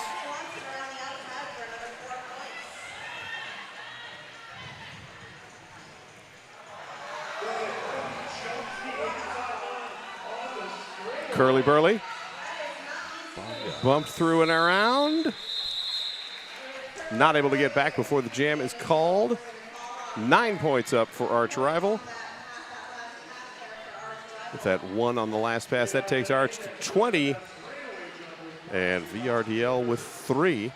And VRDL sending out Bugga as the jammer up against Vicious Van Gogo.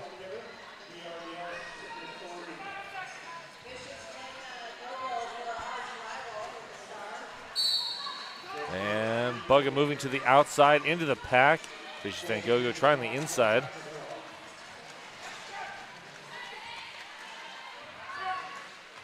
Bugga held with the back and bump forward. Vicious Van Gogo sneaking around the front, grabs lead jammer.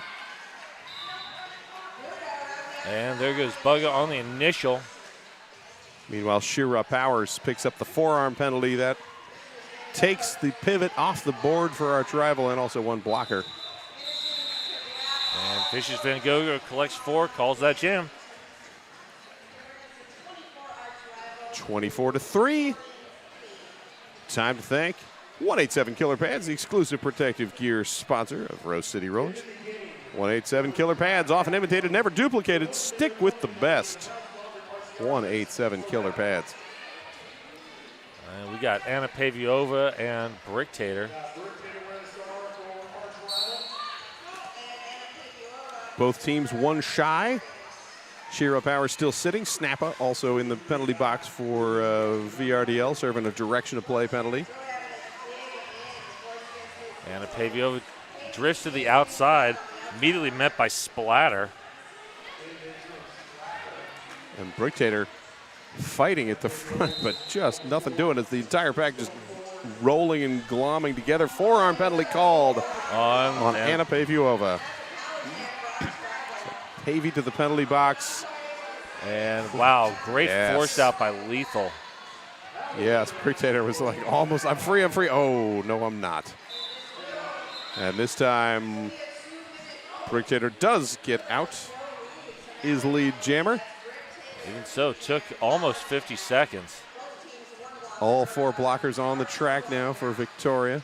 And here comes the offense. Bricktator works around Lethal, collects the 4. And here comes Pavey out of the box. Finishes the initial. 47 seconds to go. Arch Rival collecting 1 skater at the back. Bricktator 1 leg through. Wow. Calls off the jam just before going out of bounds. Kept that 1 leg inbound just long enough. Wow. Acrobatic. 8 points, 32-3.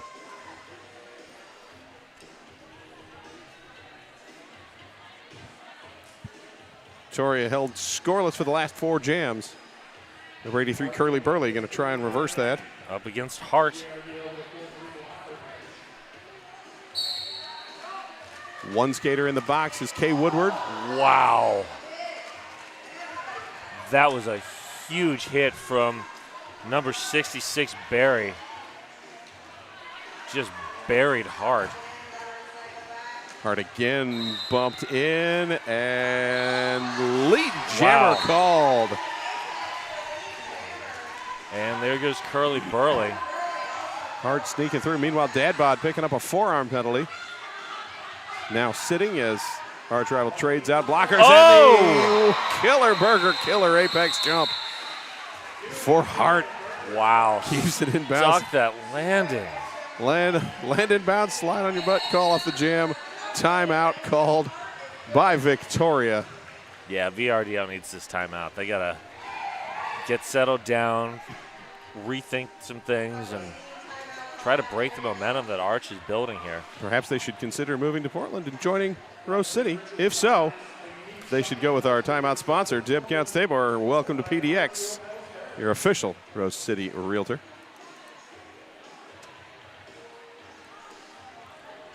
I feel like we've got a good reputation for being a nice place for world-class skaters to come. I think you've had a few people move here and start playing, and then some move away, but that's all right. Yeah. These things happen. Yep. If you do move to Portland, you can enjoy some Two-Town cider. It's damn fine cider made right here in the Pacific Northwest. Damn fine cider. Damn fine cider. If you were here at the Bow, you could get some from the Plow Stop Bar, but since you're on the stream, probably not. But you can still get some from your fridge. Yes. Or your local Fred Meyer retailer. Okay, that is Gin and Jukes up against, I believe that's Jedi Nightingale for the first time. Yes. Number 4, we'll see how the force jump works. Gin and Jukes pushing towards the front, getting some assistance from Jigglytuff. Good Arch rival, offense good wow. offense, but Arch rival able to absorb and running all the way back. Kay Woodward on the shoulder out in the rollback. Lux Furious closing the door on the inside. Meanwhile, Jedi Nightingale held up at the front. But looking for any angle. Oh, multiplayer. Oh, don't see that very often. He's had one of those, I think, in the last game. The Jammer multiplayer grabbing onto someone's shirt. Someone challenging. Jedi Nightingale lead Jammer. Minute 10 to go in the Jam, 36-3. That 33-point lead for Arch rival. Nightingale bounces right off of Jigglytuff. Pack being redefined as Jigglytuff steps back to bridge.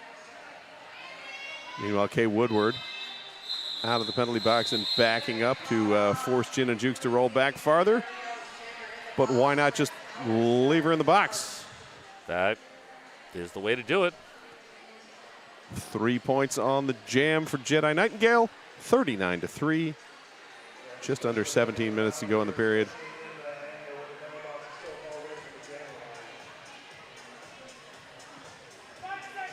Gin and Jukes starting in the box, standing, however.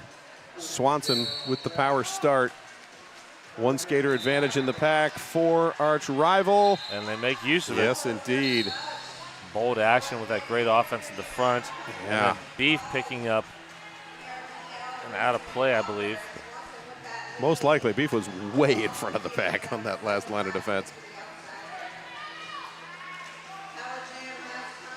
Gin and Jukes contending with the Arch rival defense. Dadbod with the last line hip check to bump Gin and Jukes out.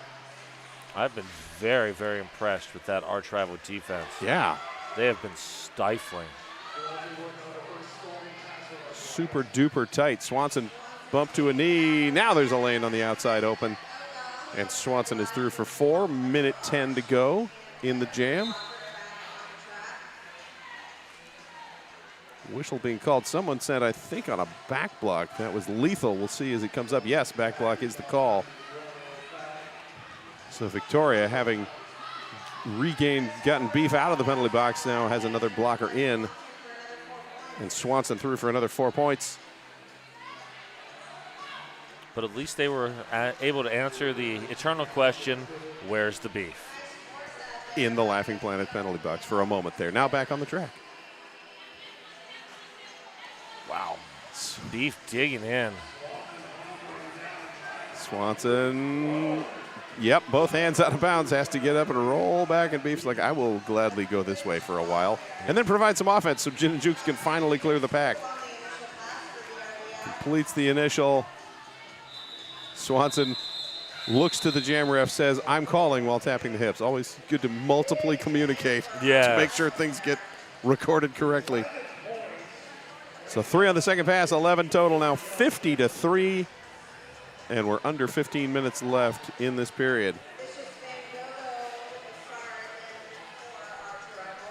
As Victoria not able to get much going offensively in this game so far. They haven't scored since what, Jam 2? Jam 3, but Jam yeah, 3. still a long time. Yeah.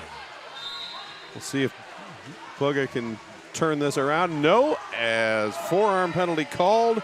Oh, Bugga off to the box. that is just not what VRDL needed. No. So Vicious Van Gogh coming around.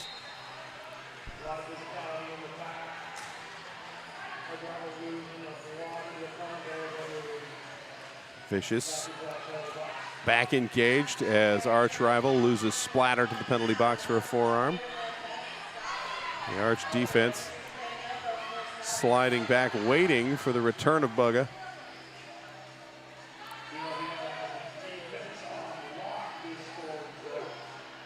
And Bugga is back and re-engaged and reabsorbed by that defensive triad at the back. Cloak and Dragger, Lux Furious, and Aaron Go Brawl teaming up. The back of the pack. Wow. And there's a call off.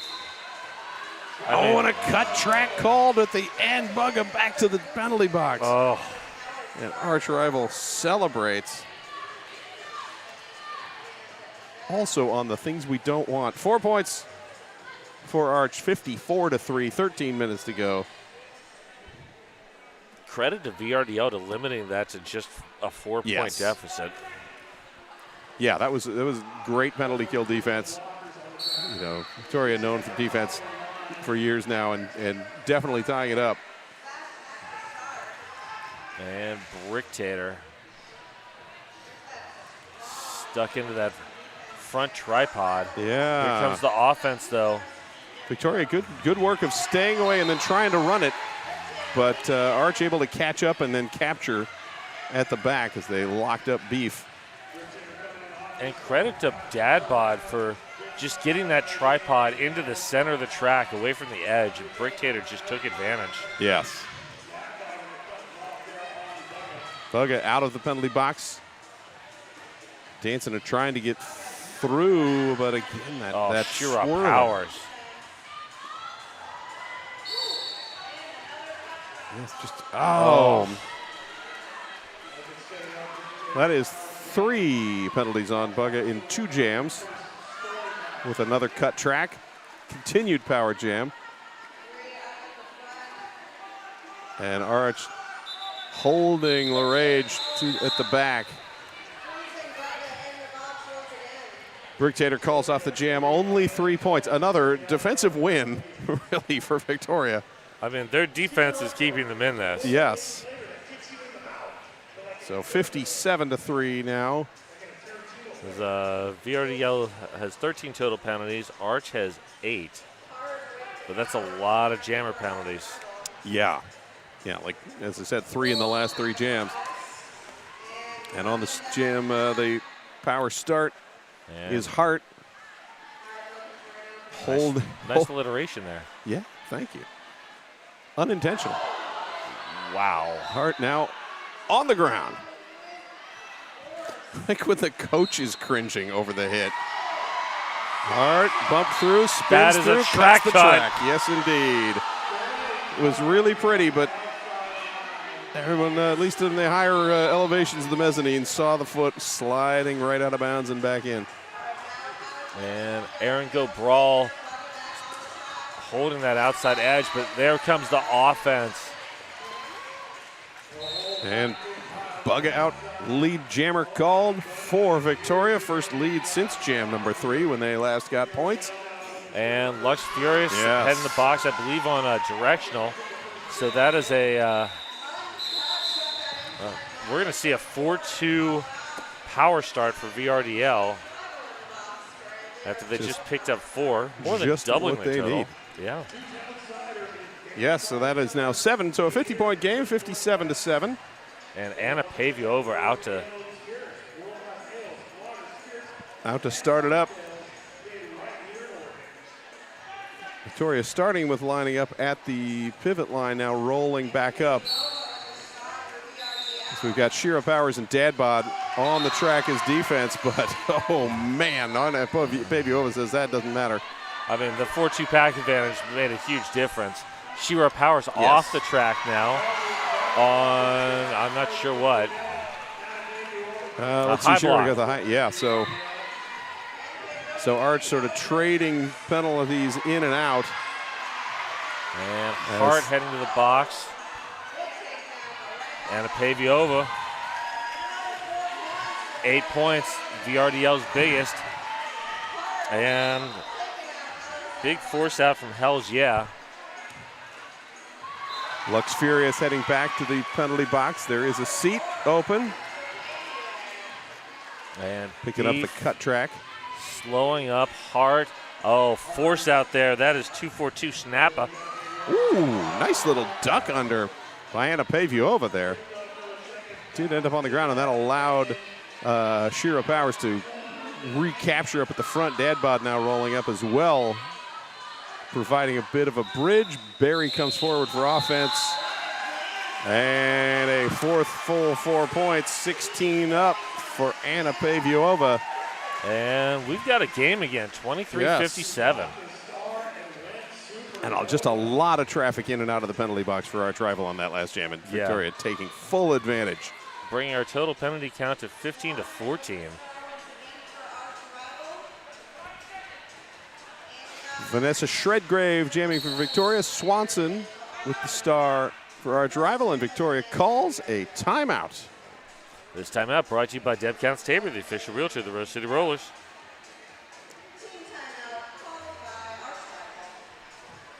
We'd like to thank 888, the certified sweat saver, developed, tested, and trusted by the best. Pick one up today. And while you're picking that up, get some Liquid Death. Liquid Death, if you know, you know. I highly recommend the Bury It Alive.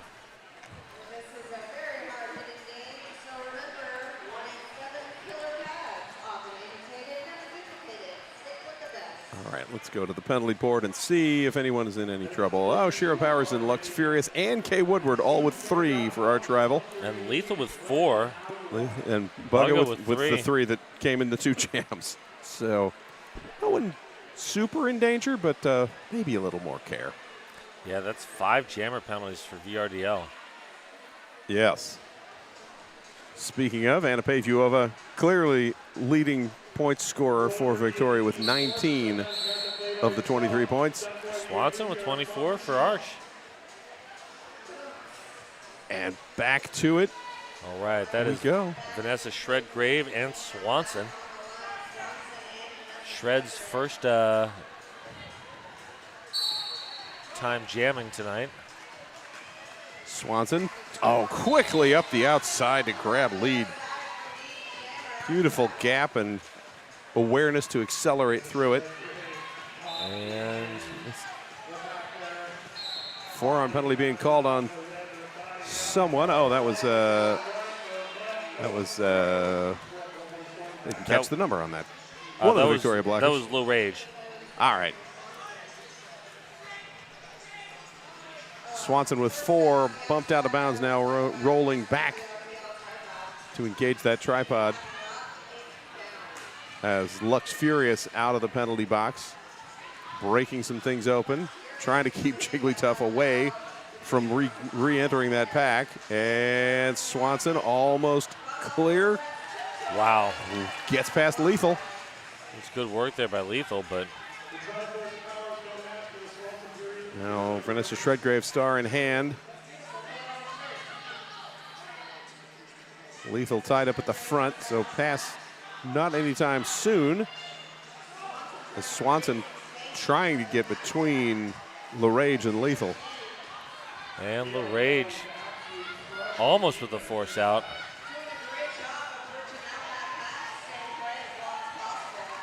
Slowly pushing.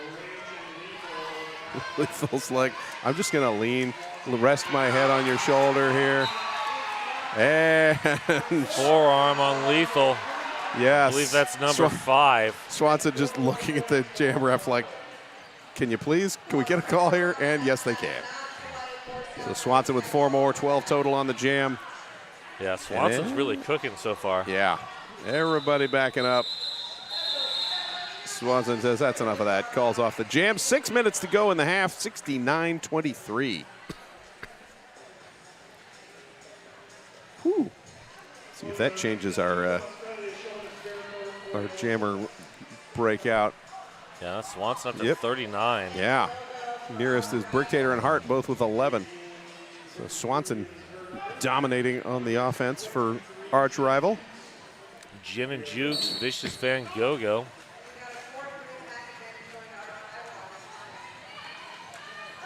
Vicious Van Gogh pushing at the front against three as Victoria still waiting for Lethal to come out. Lethal now sitting on 5 penalties, having picked up 2 simultaneously, a cut track and an illegal contact.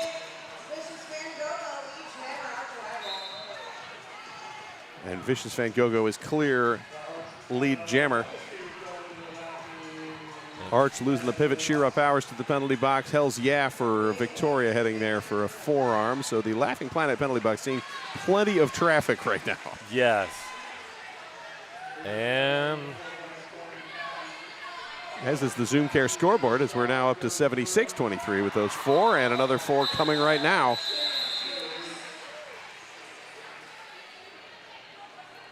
Well, that was a good timeout that Arch called. That really broke the momentum for VRDL. Yes. So we now sit 80-23. And that is Anna Paviova and Bricktator.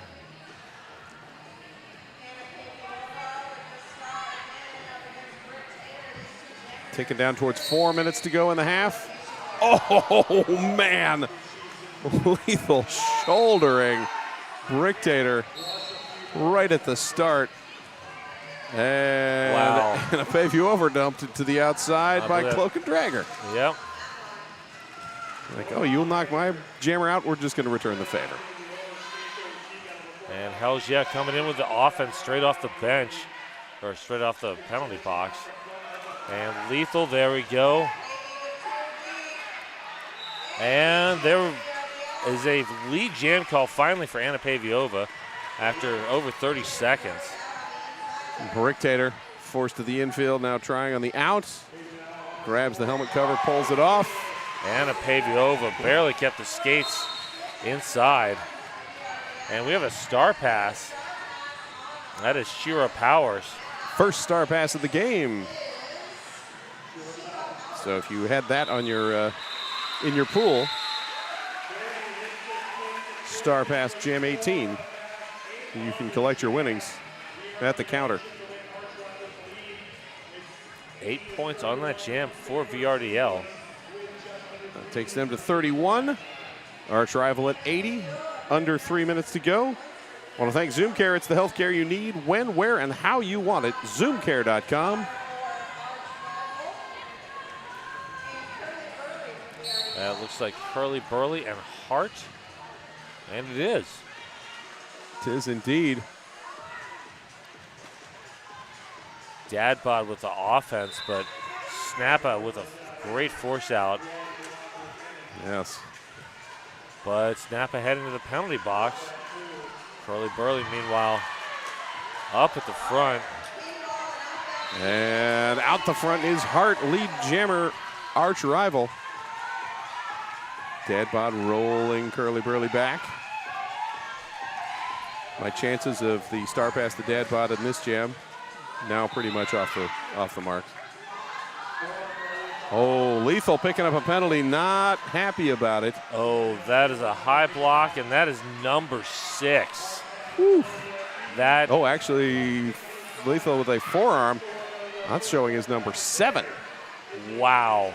That's not what VRDL needs right now. No, you don't need to foul someone out in the first half with a minute 39 to go. Whistles will blow, 4 points up. And here comes an official review. And yes, indeed. I'm going to guess that VRDL is going to try to get one of those 2 you penalties. You would have to, yeah. Gotta get something removed there. So we sit 84-31. Minute 31 to go in the period. And this official review brought to you by Deb Counts Tabor, official realtor of the Rose City Rollers. Deb gets her money's worth on that sponsorship because there's so many different timeouts. Yes.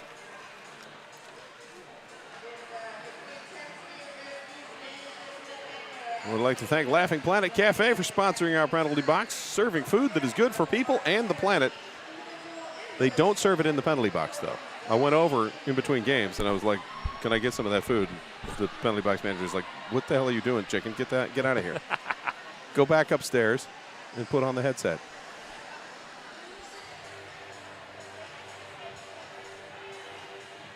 All right, discussion amongst our officials. Speaking of officials, our skating officials, Kurt So Good, Bambi Lance, Kira Duncan, Scary Beat Jesus, Mass Candyman, Extra Crispy, and Snow, or Snow. I never know how to exactly pronounce that one. And our non-skating officials, Mask Her Raid, Loud Llama, Rex, Mr. Nitro, India Pale Al, Dinotello, Rhodes Warrior, Heads, Wizard of Laws, and Andy Oakley. All doing the whistle blowing and the pointing. And now let's hear the report.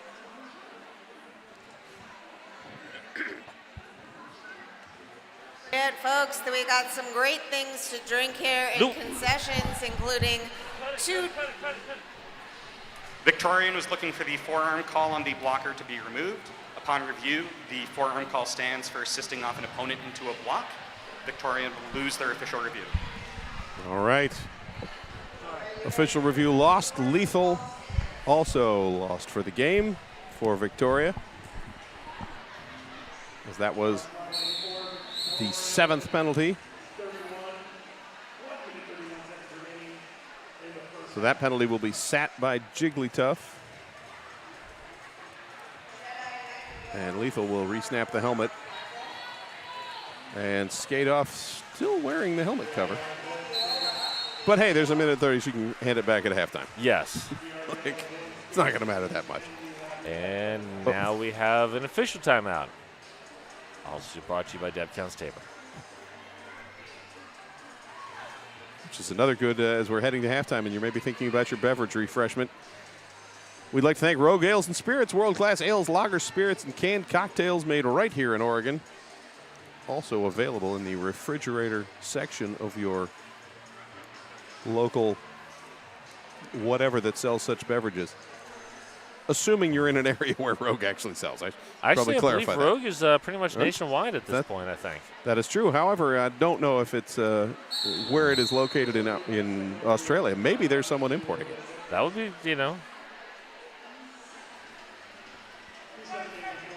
Could be the case. Jedi Nightingale, Anna Pavuova, set to jam.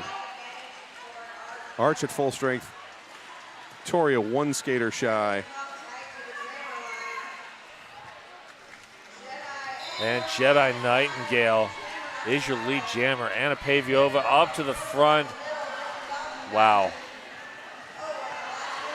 And Anna Pavuova trying to hold the bridge out of bounds, but has to put that second hand down and recycle back. Splatter trying to push another skater into Anna Pavuova. Jedi Nightingale pops through the front. Probably used the "this isn't the jammer you're looking for." Maybe not. Tries the duck under, but clipped just enough to end up out of bounds. 38 seconds on the game, on the period clock for this half. And Dad Bod versus Anna Pavuova at the front. Anna Pavuova now has 2 to beat. Yeah, Splatter coming up to help out Dadbot, and also joined by Bolt Action at the front. Aaron Gobral bridging the 5 feet between packs and now bumped out of bounds and having to roll back. And all of that backwards motion lets Jedi Nightingale break free. Like Queen says, I want to break free. And that was a great stuff on the inside by 66 Barry. Star pass off Jigglytuff, your jammer of record for VRDL. And Jigglytuff will not get a chance to get any points. Jigglytuff's like, come on. I wanted to have the star forever. Oh, well. All right, That takes was- us to halftime. That was quite a half. 10 Yes. points in the last jam, 94-31, arch rival. Winner moves on to our final tomorrow to face the winner of Denver versus Wheels of Justice. Whew, I need a break. Yeah, I do too. See y'all soon.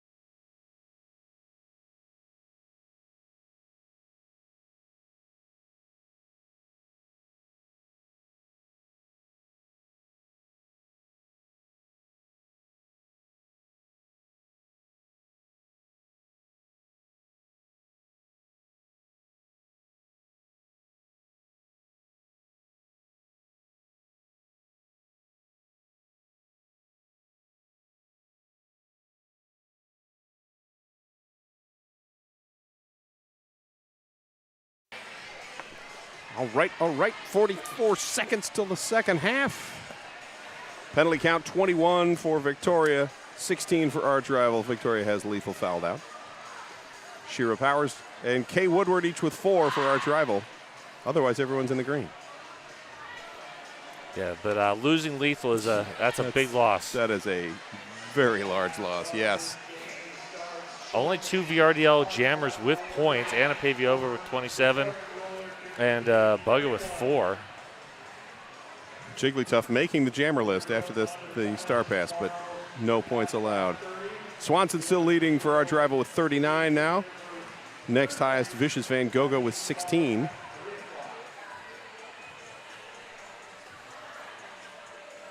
And speaking of Swanson. Yes. Back out, along with number 83, Curly Burley.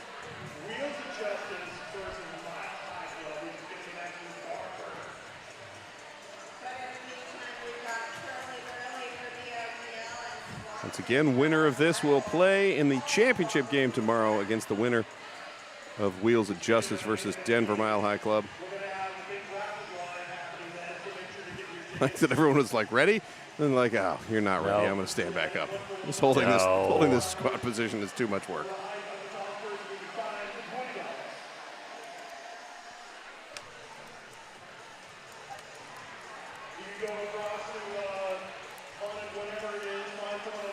Refs and timer having a chat. Loser of this game will move on to face the loser of tonight's game. That's right. Game, yes. I was like, wait, I got an open spot. That's because I didn't put the right team here.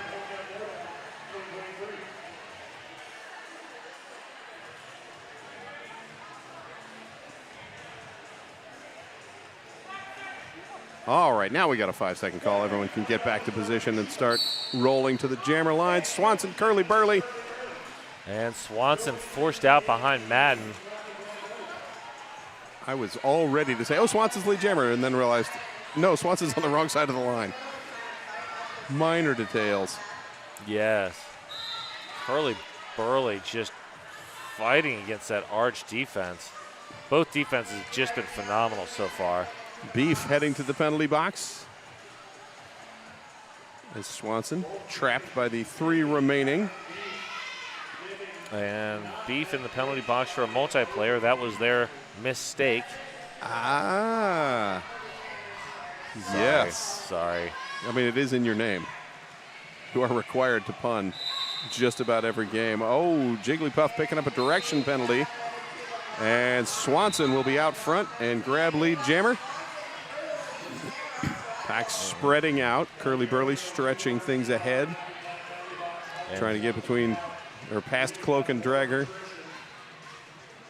And Kay Woodward, I believe, at the front there. Yes, there's the 8. And Curly Burley looking for, forced out by Cloak and Dragger. Yeah, that was nice, just maintaining pressure and like, I'll follow you out if that's what it takes. Cloak and Dragger both roll back, and poor Curly Burley trapped now by all 4 arch rival blockers. Swanson having some exchanging information with the referees. Calls off the jam. Points not yet up on the board. We'll see if any were assessed. The arch rival coach also coming out to have a little conversation with the referees.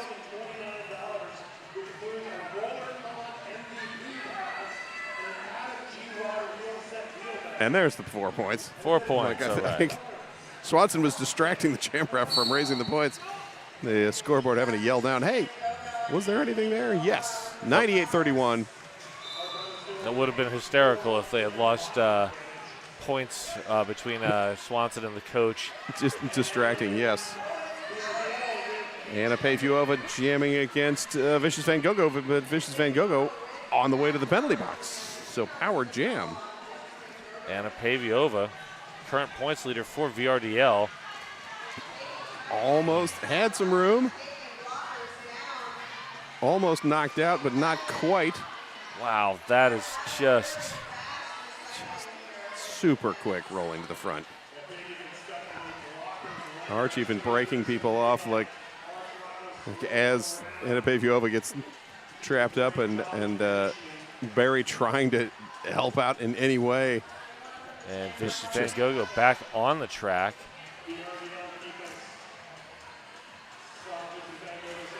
Annihilation leads Jammer after over a minute of fighting.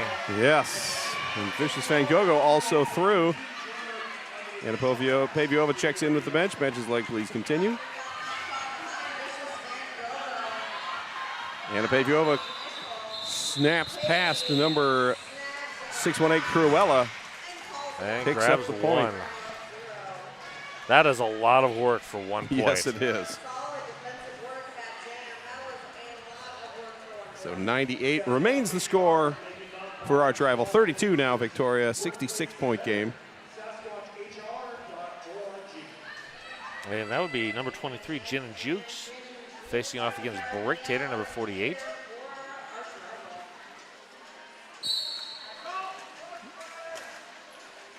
Gin and Jukes caught up mid-pack. Jigglytuff trying to help out with the offense. Bricktator trapped at the front, now making some progress as Victoria has to step back to bridge. And that's Bricktator. Yes, Bricktator leaves the beef behind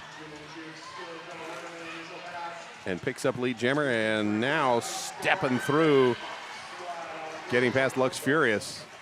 And Madden. I'm looking at the wrong side. Gin and Jukes out on the initial, but far behind. Bricktator jumps, slides, calls off the jam. 5 points on that jam. Takes us to 103-32. And again, our Rivals coach out to have a chat with Kurt So Good.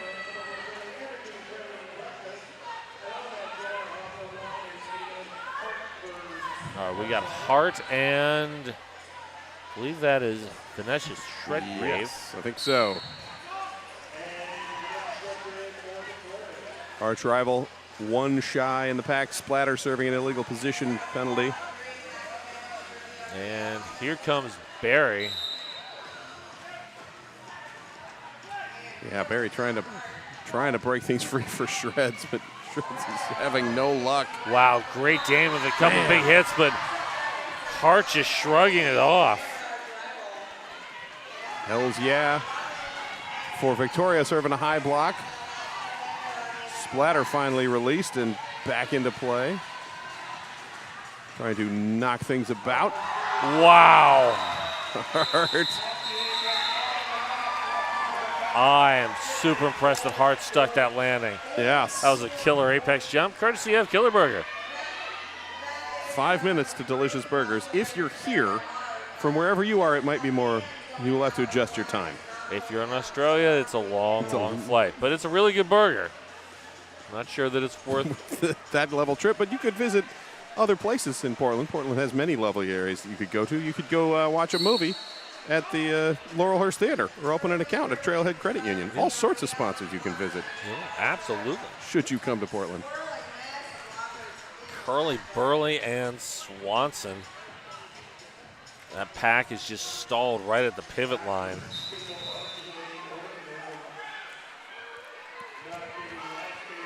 And the whistle's blowing. Somebody's heading to the box. That would be Beef. So pivot off the table. Also joining will be LaRage. And a lead jammer called for Swanson. Curly Burley, the wrong side of that 4-2 pack advantage. Ooh, man, that was an easy run through for Swanson. Had the speed, able to dodge the two blockers. Victoria now turning partway to offense, but not fully as Hells Yeah, not able to get the stop at the front of the pack. Now turning to attempt some offense, but that's just hard. That Arch Rival defense is just brutal. Yeah, and the fact that Arch is keeping everything in the middle which gives Swanson the choice of sides to go to, and can just play, well, where did the defense go? Oh, they went there? Okay, I'm cutting the other side. Victoria now back to full strength, and that will slow things down for Swanson. Swanson, however, 4 passes at this point, 25 seconds to go in the jam, 16 on the board, and Curly Burley still on the initial pass. Hells Yeah trying to break up the arch rival Quadra Blob, which is an interesting structure with the tripod holding, and then Splatter just kind of playing the block. Star pass complete. Beef out the front. Jam called. 4 more. 20-point jam. Woo. That is definitely the largest jam of the game.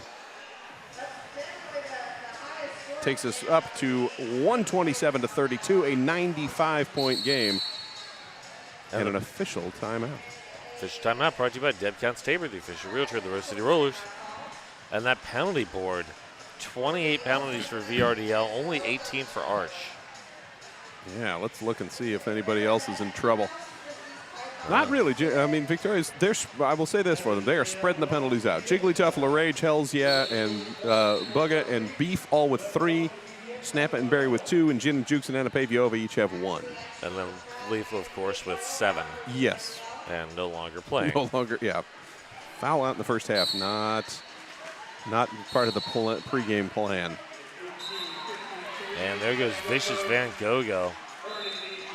Saw that lane to the outside and took it. Anapaviova, great offense there from Snappa. Dad Bod heads to the penalty box for the back block. Barry joins LaRage in the penalty box.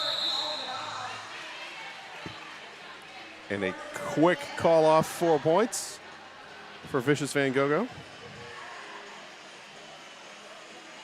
131-32. Now traipsing towards 20 minutes to go in the game. 99 is the differential.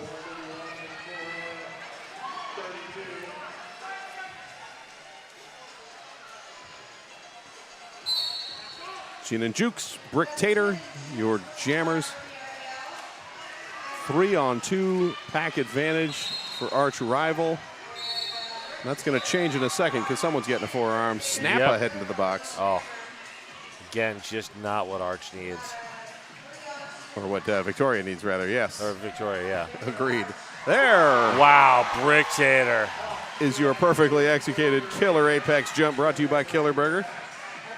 Is part of the sponsorship that the jammer that does the apex jump gets a free burger? That would be awesome. That'd be wow. good. And we got a pivot apex jump there as Barry is out of the pack with the star on. Barry. That should be worth extra. That should get you like the bottomless fries along with the free burger. Can you tell it's dinner time and I'm hungry? Yes. That burrito from 3 hours ago has now worked its way through. There's a food truck out back that has garlic fries. I have been smelling that. That would be me, sorry. No, it's all right. I am the horrible person who sat down next to somebody for 2 hours after eating garlic fries. All right, 10 points for Arch Rival on that jam, 141-32. Stars handed off to Jedi Nightingale and Bugga. Bugga, just not going anywhere at the back of the pack. Yep, Arch again on the lockdown. Shira Powers and Dadbod pinching away in that middle of the pack with bolt action as the kickstand. Jedi Nightingale is clear in his lead jammer. Bugga had them strung out, but not able to weave between before they coalesced again. Yes. Now Jedi Nightingale at the front as Victoria also with a solid tripod. Slide up front by Shira Powers to break things up. Jedi Nightingale almost clear, but knocked out of bounds. Has to roll back behind. And Bugga now one to beat. Oh, just the slip of the skates. That was it. We've seen that several times this weekend where Jammer's almost loose and then something trips it up and everybody's back around. Jedi Nightingale spins to the outside, bumped out of bounds, calls off the jam, does collect 4 points. And more importantly, burns off some clock, 145-32. And timeout by VRDL. This timeout brought to you by Deb Kent Saber, official realtor of the Rose City Rollers. All right, that will leave Victoria with their official review and 1 timeout remaining in the game. I'd like to give a shout out to the following sponsors: Dye My Darling Hair Salon, Lionheart Kombucha, the Portland Mercury, and Gayaki Yerba Mate. Is it Yerba Mate or Yerba Mate? I heard someone say Yerba Mate, and that felt wrong. No, it's Yerba Mate. Okay, that's what I thought. I was like, have I been mispronouncing this beverage that I've never had? And Dye My Darling is Mrs. Puns approved. Also want to thank Black Cat Plumbing, your local neighborhood plumbing company and a proud sponsor of Rose City since forever.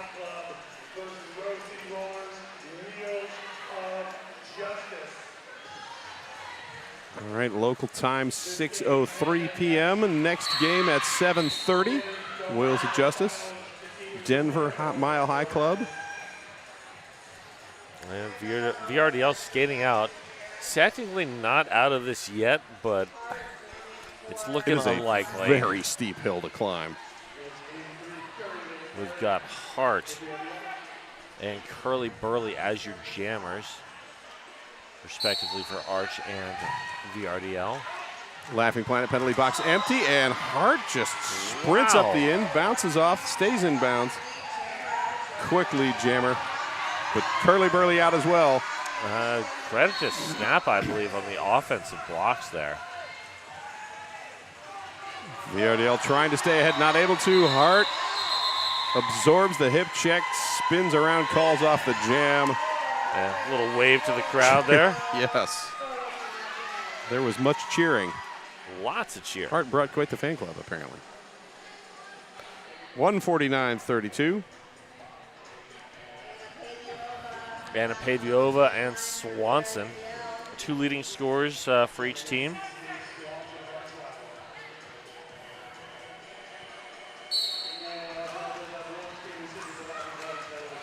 And Anna Paviova, lead jammer. Second lead jam of the half for Victoria. Second time this half for Anna Paviova. Pavy able to pick up 1 point on the last, is a couple this time. Oh, no. Works past Dadbot, but ends up out of bounds. Dadbot also rolls out of bounds. And there goes Anna Paviova, 4 points.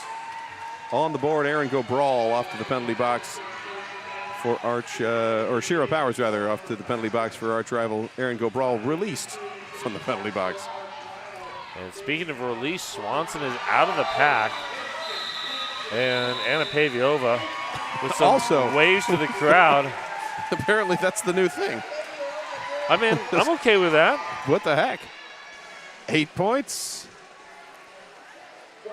Most in the half for Victoria. Takes them to 40.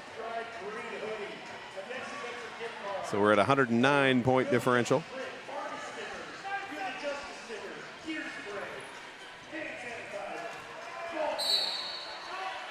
They reset. Vicious Van Gogo and Vanessa Shredgrave, your jammers. And that pack is just stalled out on the jam on Hawthorne jam line. Lots of whistles going. And that's going to send a VRDL blocker to the box. Snappa. Oh, Vicious Van Gogo to the box. I did not. Oh. What? Is that a misconduct? Yes, indeed. Misconduct called. So power jam. A little discussion between the 2 players in the Laughing Planet penalty box. Like, hey, what did I get that for? Right. Van Gogh's like, Snappa, why are you in the box? Well, I had a multiplayer block. Oh. Good conversation. Shira Powers had been serving the illegal position, was her 5th. So Powers needs to start paying attention. Vanessa Shredgrave almost clear, but forced out of bounds. Cloak and Dragger. huge drawback there. Yes.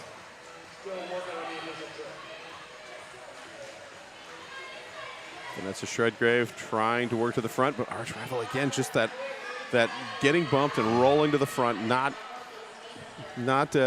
able by Victoria to keep them in the back because, of course, they got to get ready for the return of Vicious Van Gogo. And Vicious Van Gogo through on the initial, but not lead jammer. I don't believe we have a lead jammer yet because Vanessa Shredgrave hasn't exited the pack either. Wow. Great Dane and Barry doing good work. Wow, some offense coming. Vicious Van Gogo forced out and recycled. Hells, Snappa on the rollback. Hells, helping out. Jam comes to a close. 3 points. Wow. 3 points, 2 minutes. That was a clinic by Arch Rival's defense. Just maintaining the jammer on both sides. Yeah. Like the penalty kill, followed by the just holding on. And Victoria, kudos for only giving up 3. 152-40. 13 minutes exactly when I started that sentence. Remaining in our game. And Bugga is recycled. Bricktator, your lead jammer.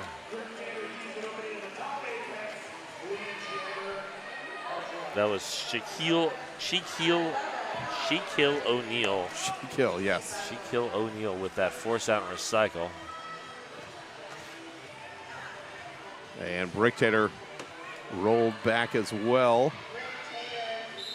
I think that was Madden on the run back there. And finally, Bricktator is out, as is Bugga. But Bricktator already has 4 points. And Bricktator says, I will just take a couple more points and then tap my hips and get 3. So 7 up, 159-40. 10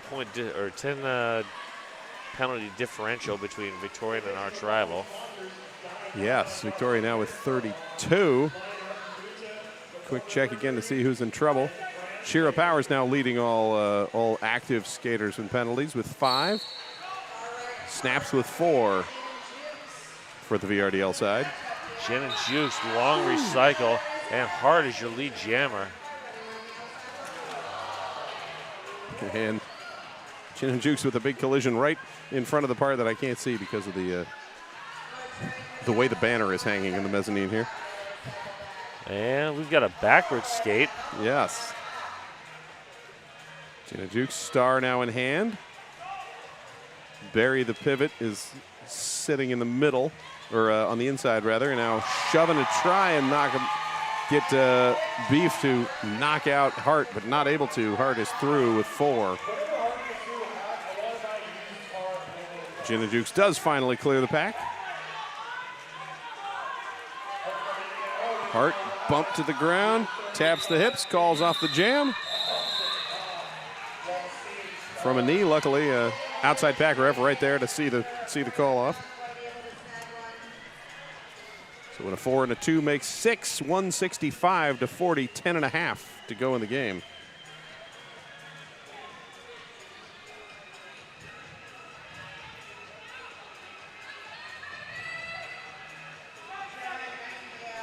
And Anna Paviova, Jedi Nightingale are your jammers.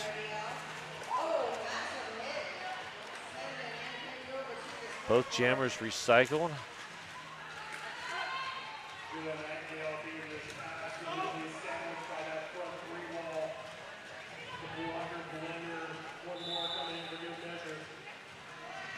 And there's another drawback.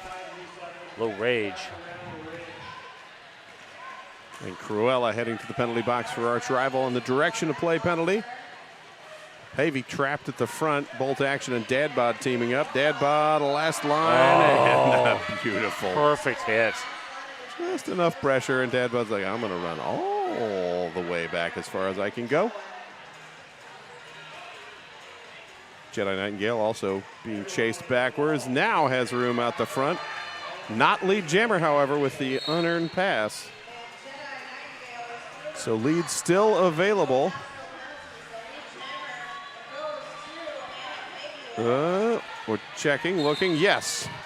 Referee was like, who's got what? What's happening now?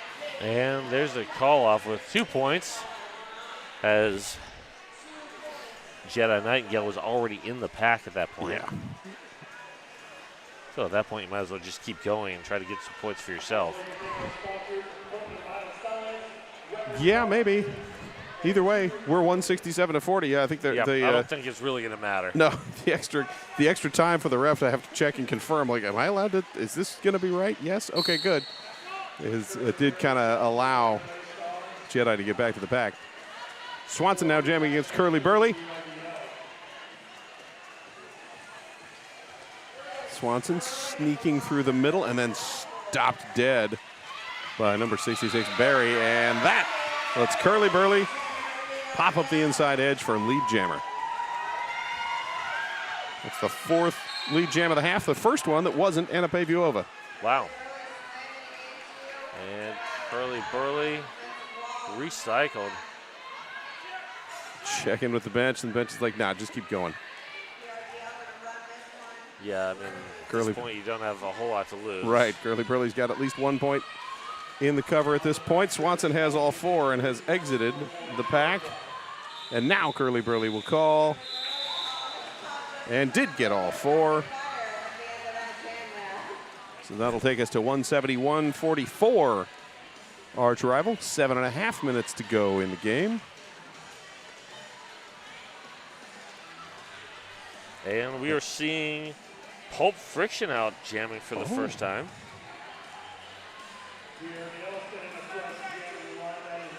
Four 3 pack advantages for VRDL. And Cruel and company trying to contain Pulp Friction. Meanwhile, Vicious Van Gogh jamming for Arch rival. 2 to beat, going chest to chest with the Rage at the front, and does make it clear lead jammer.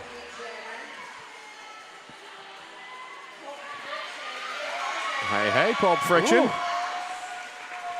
Breaking free, accelerating ahead. And there's the call off. Vicious Van Gogh ends Pulp Friction's fun. Did pick up 2. 173-44. 129 points our difference. Gotta say, I had no idea what to expect, but this was not what I was expecting. Right. Yes. I expected a lot of defense, and we've definitely seen that. But Arch rival bringing the O. Bricktator, Gin, and Jukes. Your jammers. Both teams full strength. Laughing Planet penalty box empty of skaters at the moment. And Jukes almost out, but dumped to the outside, and a forearm penalty has been called. Now Gin and Jukes is up and through in his lead jammer.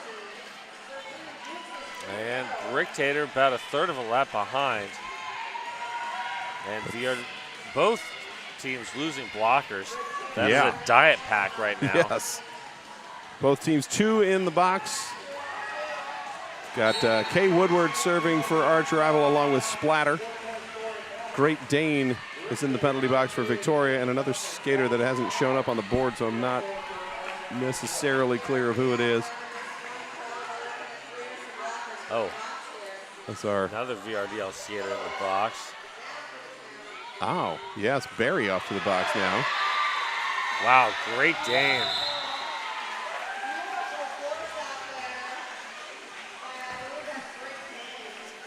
Jukes having a little sidebar conversation with Kay Woodward. And 8-7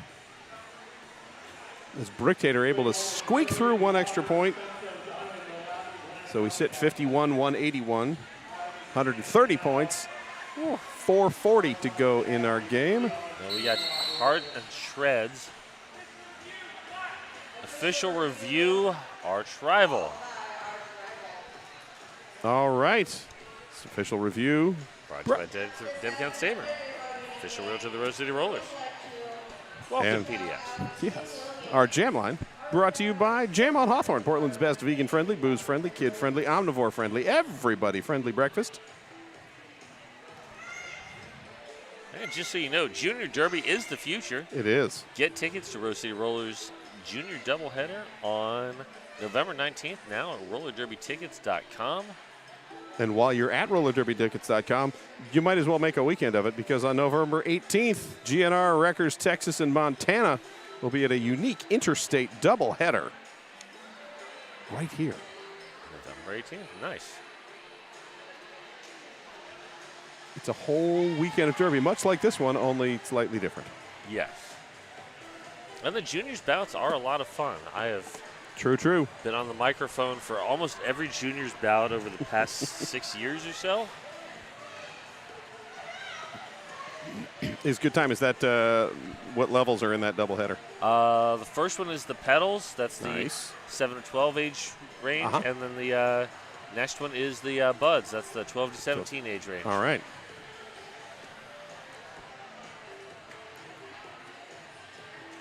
I've gotten to the point where I've now seen some of the junior skaters go all the way from starting in pedals through buds to now graduating out and potentially going on to home or travel teams. Yes. Hey, what's this official review about, Mr. Kurt So Good? Black was looking for an additional penalty on the white blocker for destroying the pack. That will not be assessed. Black will lose their official review. All right, arch rival not getting to keep their review. And we will restart with one skater, Splatter, serving the illegal position. And Vanessa Shredgrave and Hart both groove into the music a little bit there. Victoria has Barry and Snappa serving in the penalty box, although Snappa quickly out, just like Hart, who is now out as lead jammer. And Vanessa Shredgrave around the outside. Oh, the force out. Bolt action. Shira Powers with the run back now, serving as a cudgel for bolt action to keep Shredgrave in play. Barry back out of the box, so every team is at full strength, but as I say that, there's a directional play penalty being called That on is Splatter. Yes, that's Splatter's fifth. And Vanessa Shredgrave finally through. Hart just sort of leaning on the pack, taking some time, watching it. Now taps the hips to call off the jam. Burn a little bit more clock, 3:39 to go in the game, 185 to 51 after those 4 points. Yeah, at this point, Arch can just burn as much clock as they need. Yes. Number 29, Bugga.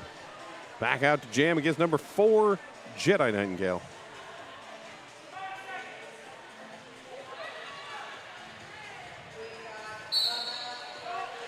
And, oh, inside Nice. line denied. Yes. Is that Barry? That is Barry. Barry has been doing excellent work as the pivot and really good lane closings. Oh, Jedi Nightingale forcing through on the outside. Just as I compliment Barry on the lane closings. Not able, holy cow. Wow. That was not an apex jump. That was it a was still pretty straightaway killer. jump. But did not land in bounds. Therefore, flashy, not effective. I think Jedi Nightingale might have some kangaroo Something. going. That was a lot of air. Yes. Certainly has 4 points. Hey, Barry's got the star now as the star pass complete. And Jedi Nightingale adds 4 more, calls off the jam, 193 to 51, and we're ticking down to 2 minutes. I've just never seen anybody try an apex jump or like a straightaway jump of that length before. Yeah, that wasn't just hopping around somebody's ankle. That was a lot.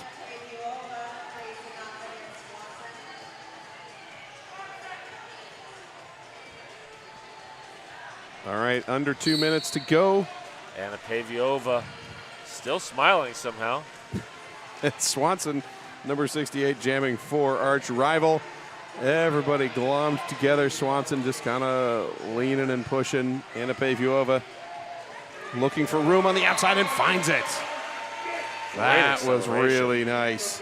Nicely executed with, I think that was Great Dane that was opening up the inside door and let Anna Paviova jump around. I could have the number wrong, but it was excellent offensive work by the Australians from Victoria Roller Derby League. Now Anna Paviova caught up and pushing as Swanson shoving everyone farther forward and then bumped out of bounds. Cruella bracing that back tripod. And here comes the offense from VRDL. Anna Paviova up to the front. Oh, man. There's a call off, but a little bit late. Shira Powers gets all three. 3-3 jam. Takes us to 54-196. Yeah, definitely those three points are not going to matter a whole lot in the and timeout by VRDL. You know, they got one. They can't save it for tomorrow. Might as well use it now. They wanted you to say.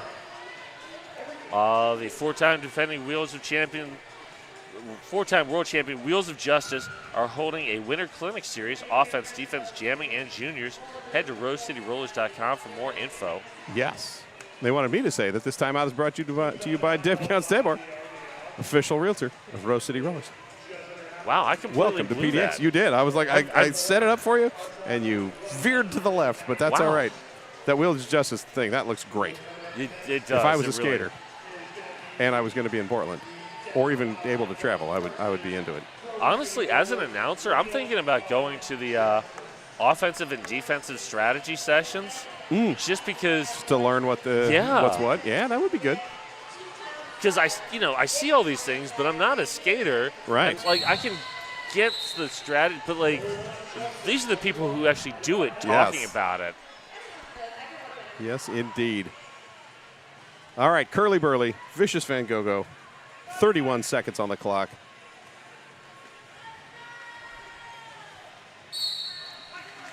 Whistle blows, away as they goes. Vicious Van Gogh up to the front, lead jammer. And someone getting sent to the box, that's LaRage, picking up a penalty for Victoria.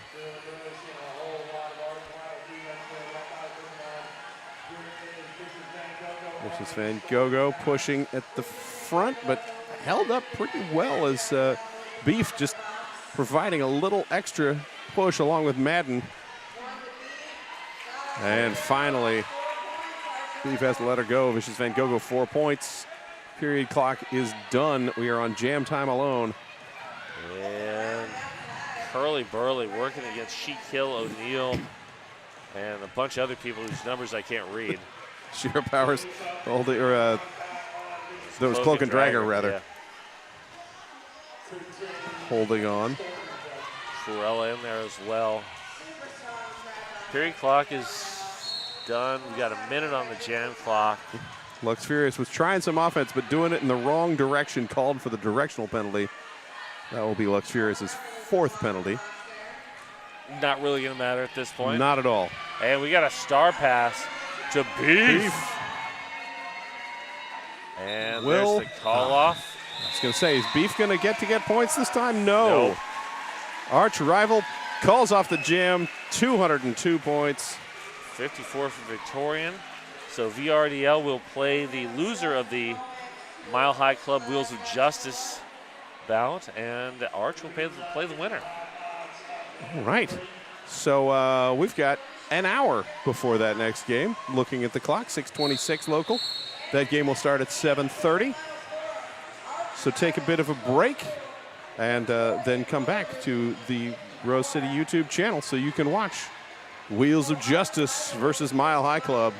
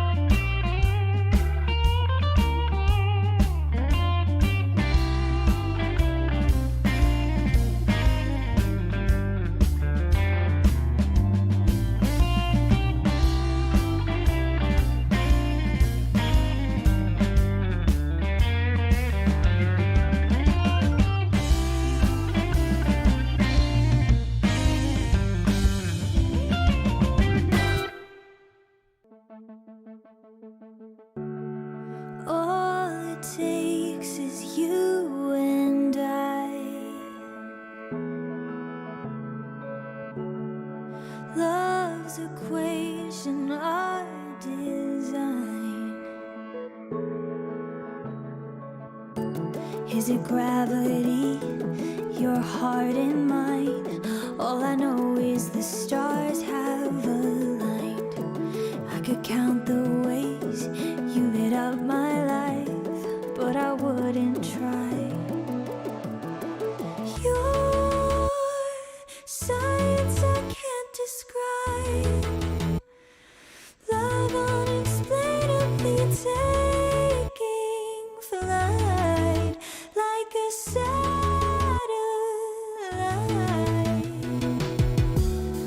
Ask me anything you'd like.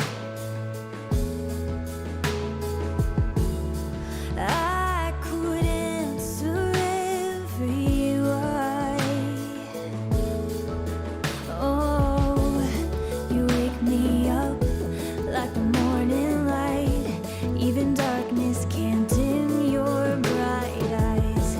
Hear the rising sun, the kindest sign that we'll be alright. Your science I can't describe. Love unexplainably taking flight like a satellite. This night, brilliantly simplified.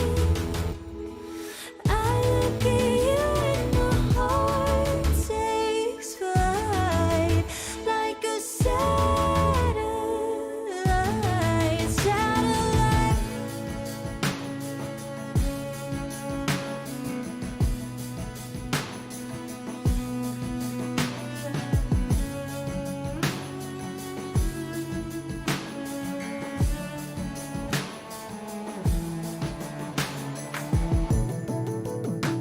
And when the skies are rough, the elements too much, our love will hold us up. We're made of titanium. Your science I can't describe. Love unexplainably taking flight like a satellite. This night, brilliantly simplified. I look at you and my heart takes flight like a satellite. Oh, always satellite. Yeah, I look at you and my heart takes flight.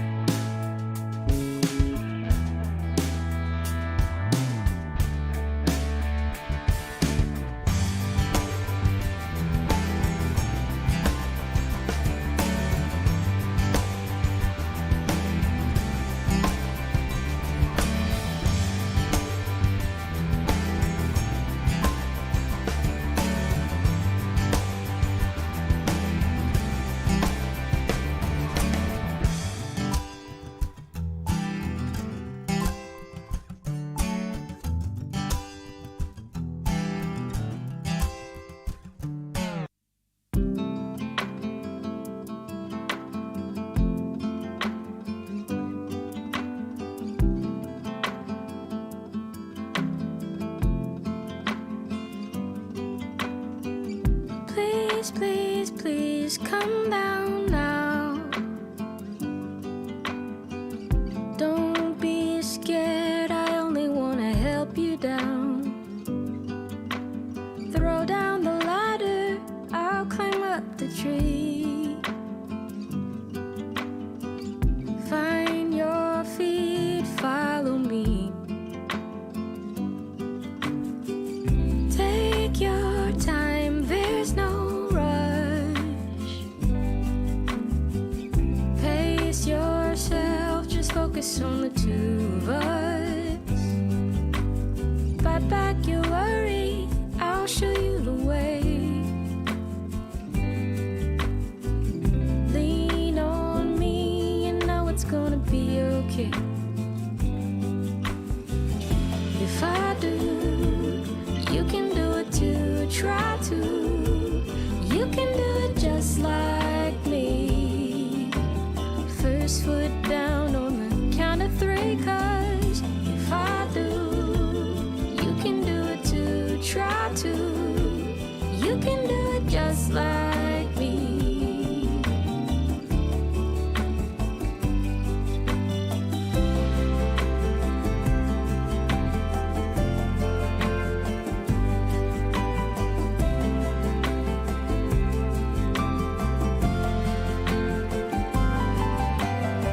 Sun's gone west, time for bed. Take my hand, don't look over the edge. Give me your troubles, I won't let you fall. I won't let you fall. Step by step, we gon' make it through the door. If I do, you can do it too, try to.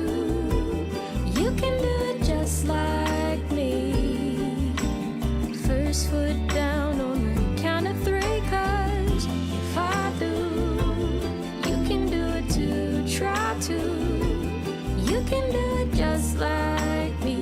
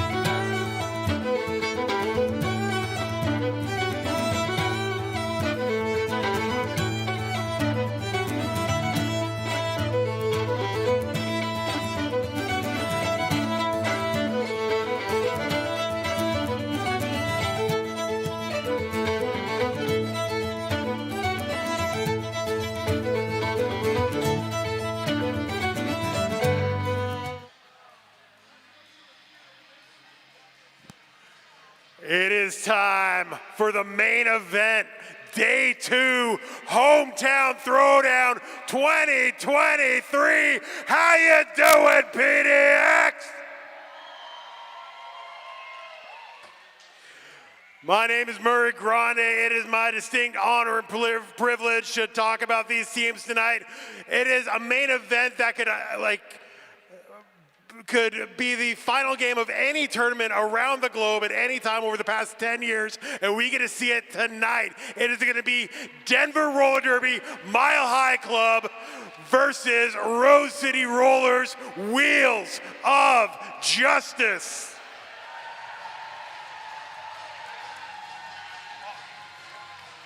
I'll do Denver real quick, okay? All right, without any further ado, here's more ado. First, bringing up in the white and the navy, Denver Roller Derby's Mile High Club. Number 099, Chinesky. 10, Unprotected Lex.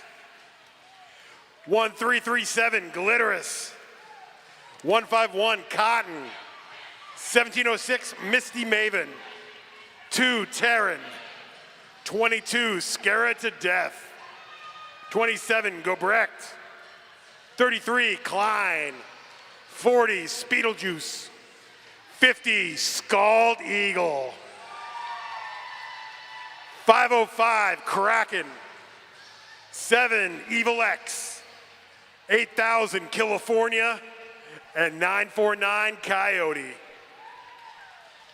All right, it's my honor to bring out and tell you who's skating for the purple.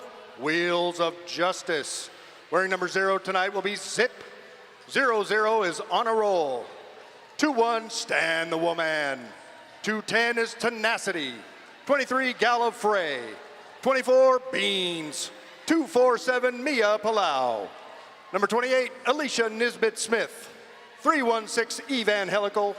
340, Bonnie Thunders. 401, Tarantula.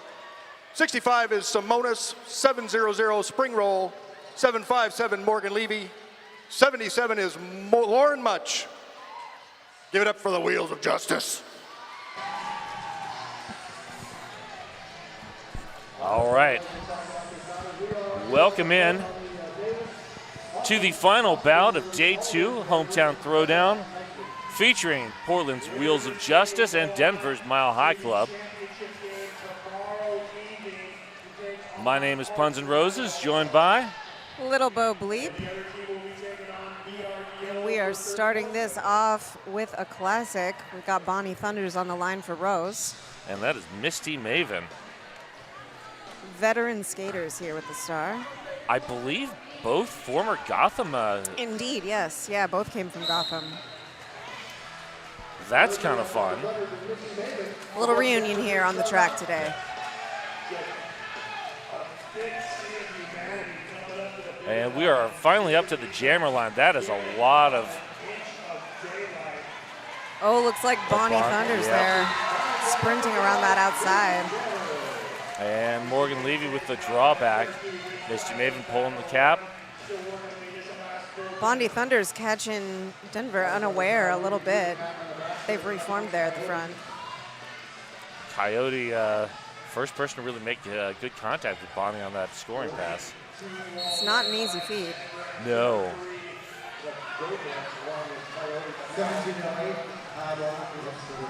Now the winner of this game will go on to the first place game. And there's a high block on Misty Maven, so this is...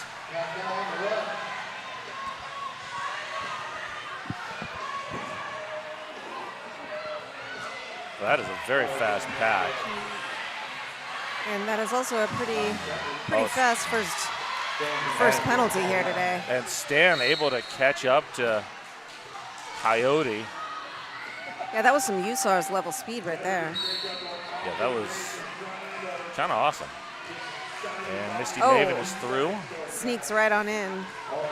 And Stan the one man illegal positioning. Morgan Levy illegal positioning. So 4-2 in the pack right now. Bonnie Thunder's playing a little defense there. Looks like Rose is going to run this one a bit. think, yeah, they definitely want their blockers back out. Makes sense. Yeah, trying to clear that box a little bit. Yeah, leaving it with one standing, with just a little bit of time left to serve. And that was a 12-4 start. Coming in strong right out of the gate, Rose there. Oh, and here we go. This is my personal favorite matchup in all of Derby, Scald Eagle versus Lauren Much. Which is my favorite because they look like they're having the best day of their lives every time they skate against each other. Yeah, they do seem to have a lot of fun. I love putting the fun back in Derby, and they will do it every time. A little bit of a jammer scrum at the start there. I like to see that. Me too. And Mia Palau with a force out, Tarantula with a drawback. Oh, Lauren Much being Lauren Much, dipping, diving, dodging on that. Good work from Chinesky up there. Oh, and Scald Eagle, a little friendly fire on that one. Yeah, kind of ran over Kraken. Got to do what you got to do. There's that fast pack again. When this pack is speeding up, these defenders are getting really spread out. I don't think it's doing anybody any favors. No, it's very hard to play defense when you're that spread out. Yeah. Works very much in the favor of those jammers, though. Yeah, especially the fast ones. And there's a lot of fast jammers out there. Yeah, there really are. These are some high-level teams. All right, that is Zip and Klein.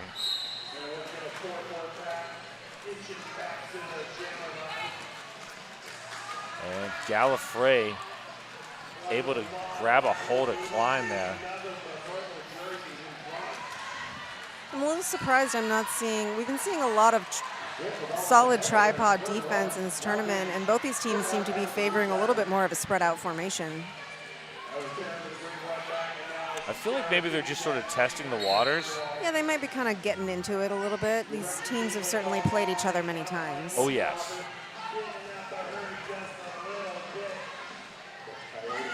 Looks like they're starting to get into the swing of things with the tripods here. Yep. Gallifrey bridging. There goes Zip. Nice dive through the center there. And here comes Denver's offense. Taryn and company just not able to open a hole, though. I'm seeing a lot of good conservative strategy from the blockers. Not a lot of big hits, keeping it safe, trying to keep the penalties low. And forearm on Klein, so that is not what Denver needs right now. Another jammer penalty. And Rose gonna let Zip handle it on this one. And here comes the offense. There we go, that waterfall offense swinging in. And very nicely done, breaking things up, getting Zip on through. Quick reform by some of those Denver players there, but not quite enough. On a roll and Stanley man both getting good good hits in there. And on a roll, up playing offense. Klein finally through. Getting out on that initial.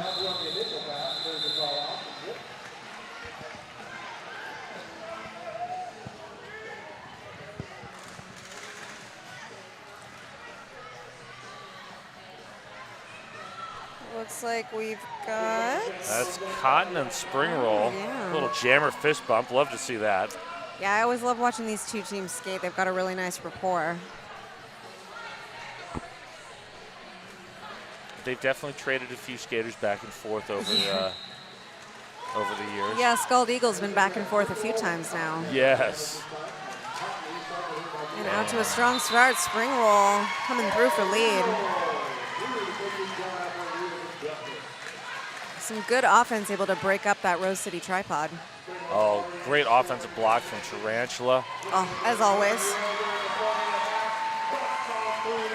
I enjoyed watching Tarantula back on Philly. Oh, yeah. Tarantula is just an absolute veteran. It's really a blocking force. Ooh, tried for that. Couldn't quite make it, but... It was a good effort. Yeah. Had to try it. I had good defense from Denver there to prevent the full apex jump. Did still get 2 points on that. Bondi Thunders back on the line. And Misty Maven once again. Jammer fist bump. Gotta love them. Little split formation here. Looks like Rose City's got a plan.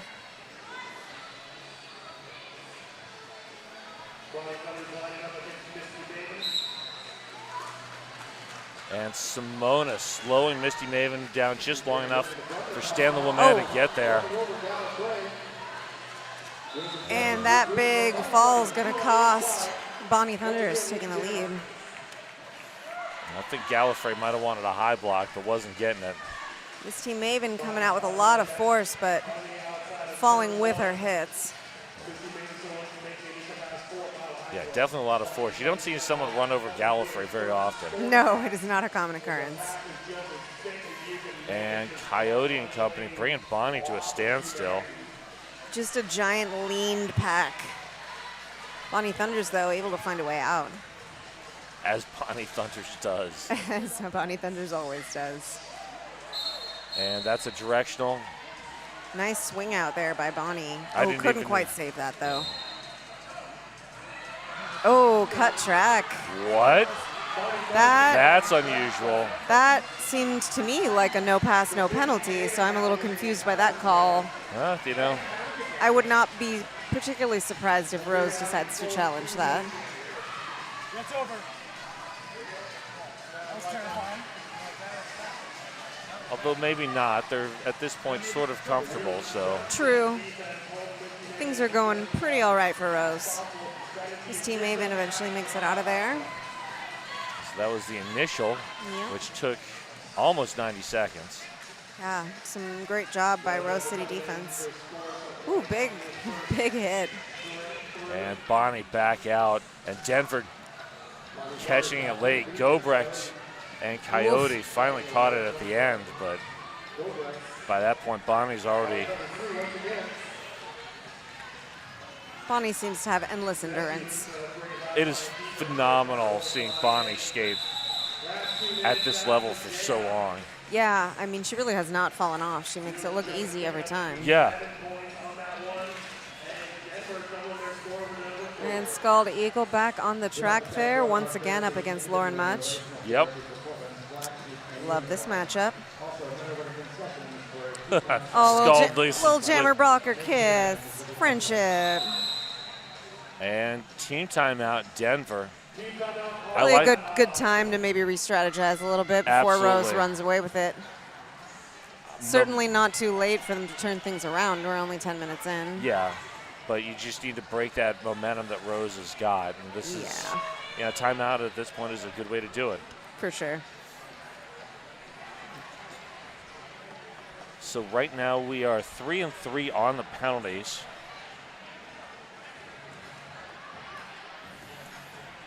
And so far, Rose has gotten lead every single time. Yeah. Bonnie Thunders leading with 23 points. Misty Maven with only the 8 for Denver. And it's taken Denver quite a while to get out afterwards, so Rose City's been able to run up that score. They're not forcing call-offs as quickly as they'd like. Yeah. So far, Lauren Much is the only one that's only had a one-pass jam. Everybody else has been able to get multiple passes. Yeah, I have noticed that Denver has not really been utilizing the star pass, so maybe they will start doing that if the trend continues. All right, there's Scald Eagle trying the inside lane.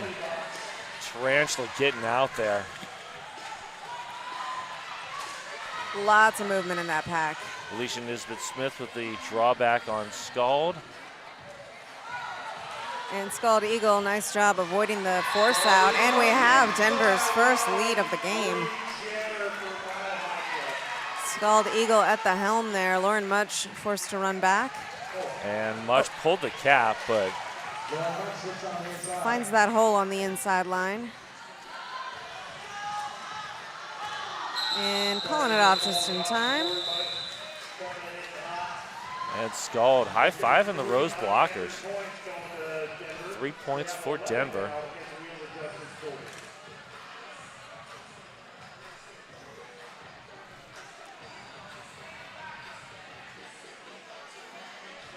Anytime you can hold Scald Eagle to 3 points. That is a victory. It's like Klein with the star for Denver again. And that is Zip for Woj. And Zip out up front early, and there we go, lead jammer Rose. got scared to death, turned around, and that was it. Yeah, the wrong time to turn around on that one. And Klein is out.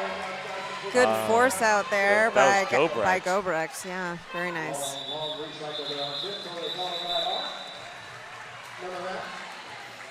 That force out held Rose to 2 on that clutch block there.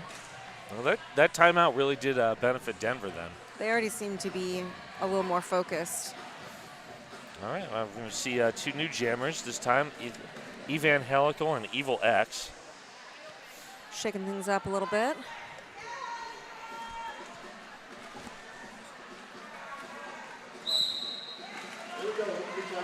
Still a full pack, relatively low penalty game. And another quick lead for Rose. Oh, Evil X though about a quarter track behind. And very fast. That quarter track is closing pretty quick. And Evangelical's gotten past California. There's the call off. I think she might have gotten one. Yep, she got that one, Wow. that blocker on the out that fell down. So that's why they say it ain't over till the 4th whistle blows. Exactly. Got to keep sprinting. Well played by Evil X there. Very well done. Looks like now that teams are getting a little more comfortable, it's getting a lot more physical, a lot bigger hits now. Yeah. Kind of felt each other out, and now they're going in for the kill. And once again, that Misty Maven Bonnie Thunder's matchup. Misty Maven spiking through, but Rose City with that really quick defensive reform. Oh, Simonis, great work. And Bonnie Thunder's out front once again, but Misty Maven getting out much quicker this time. I can see that Denver's forcing those quicker call-offs each jam now. I give some big credit to Scared to Death to opening that final lane that got Misty Maven out. Very nice offense there.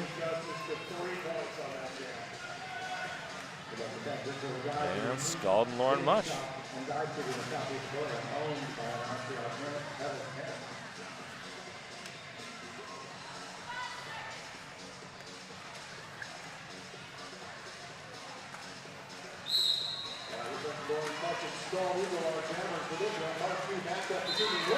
Quickly for Lauren Much there, but Scald Eagle chasing, and we know Scald Eagle's very fast. So is Lauren Much. Yeah. And couple of there it speed is. demons. Smart strategy there by Lauren Much. Grabbed a few, called it off. Perfectly timed. Lauren knows very well how fast Scald Eagle can run up on you.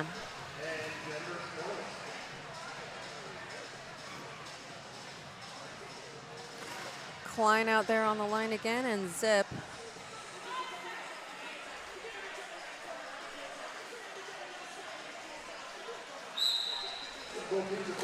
Oh. Oh, very Zip, nice. Beautiful footwork, just tiptoeing on the toe stop, saving it. Oh, speaking of on the toe, standable man. Wow. Impressive. Oh, and a massive hit there. So Taking Zip to the turf. no lead jammer, apparently. Yeah, So, I yeah. believe there was a no pass, no penalty. For both jammers. So this Yeah. will be a full 2-minute jam, which I I'm know- sure both jammers are excited about. I know the skaters hate it, but I love a 2-minute jam. I do too. I don't think the blockers hate it as much as the jammers do. Yeah, I think they hate it only in the later stages of the game. Yes. Oh, and there we go. Climb through for 4. They could be able to use this 2 minutes as a momentum changer for them. Ooh, that is a standstill defensive pack right there. Zip with the spin, trying to get past Coyote. They've really got things locked down there. Neither jammer's seen a lot of daylight. No. Lots of recycling. I mean, this is the Pacific Northwest. We love recycling here. That is very true. And there goes Zip for 4.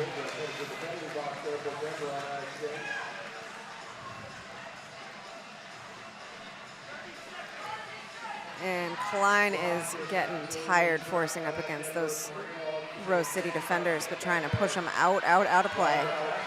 Just one to beat. And that one is Gallifrey, so yeah, that could take a while. Smart spin, and really good job on Klein there, doing her best to avoid the lines so that she wouldn't get forced out.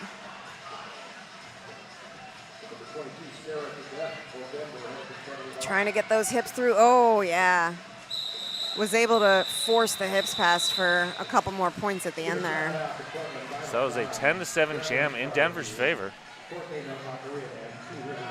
Yeah, that went pretty well for Denver. 2-minute jams don't always go well for anyone. No. One saw a 2-minute jam in which no points were scored. I've seen a few of those.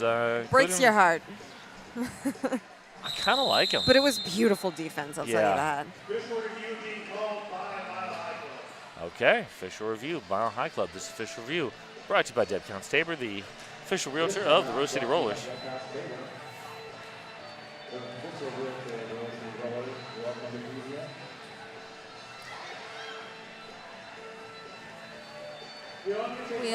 We also want to shout out, they are hanging out on the Jam on Hawthorne jammer line. Brought to you by Jam on Hawthorne, Portland's best vegan-friendly, booze-friendly, kid-friendly, omnivore-friendly, everybody-friendly breakfast. I have been there myself, and it is delicious. Highly recommend. It really is. I'm a big fan. It is worth the wait. All right, here we go with Ninja to tell us what's going on. Denver is requesting a cut call on Rose Jammer 0. Okay. Right. Denver looking for the cut.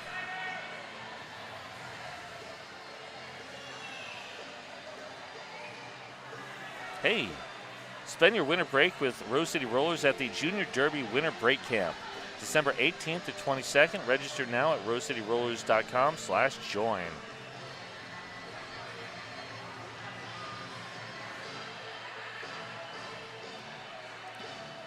One thing I like about these two teams, roller derby changed a lot during the pandemic. There were a lot of veteran skaters that were maybe thinking about leaving, and that made the decision for them. And some teams this weekend, like VRDL, are almost an entirely new team.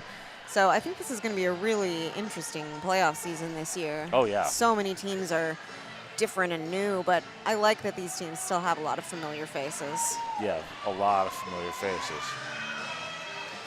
But a lot of new faces too. Yeah. I've been watching Spring Roll.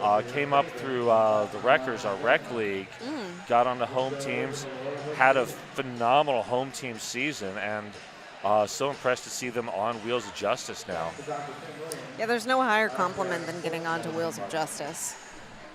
A lot of competition getting onto that team. There's a big numbers in Rose City. Yes. But last night, skating for Wheels of Justice, and earlier today, skating with Axels of Annihilation was Lil Regulator, former junior out of Los Anarchists, Big Bang Fury, who's skating last night, one of our former Rosebuds. So, yeah, it's nice to see some of these younger skaters coming up. Yeah, and I mean, Rose City plays at such a high level that even their B team is incredible. Yeah. Their B team is There better will than be many no cut call. teams. Denver does not retain. Okay, Denver not retaining on that one. No penalty added. It's hard to get a penalty added. It is difficult. Much easier to get one taken away. And we have, is that Misty Maven? Misty Maven and Spring Roll. Yep. So first time Misty Maven's not jamming against Bonnie, and Misty Maven takes advantage of that. Nice, looks like shaking up that roster order seemed to benefit. Yeah. And we've got Spring Roll out on the initial. Lots of whistles. That's a forearm on Kraken. And wasn't just in quite time. able to snag it. Very close one on that. Denver did grab 1 point, though. It was a lot of work for 1 point. Yeah. These high levels of play, it's like you have to just absolutely scrabble for every single one sometimes. And we got Bonnie Thunders back on the track. Up against Cotton.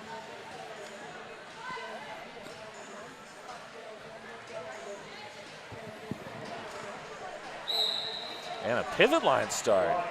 Don't see that very often. There's a throwback. I'm just glad knee starts are over. Oh, I It was hated knee It's a starts. sad time for roller derby. But in a not sad time for roller derby, we've got Bonnie Thunders out with lead jammer.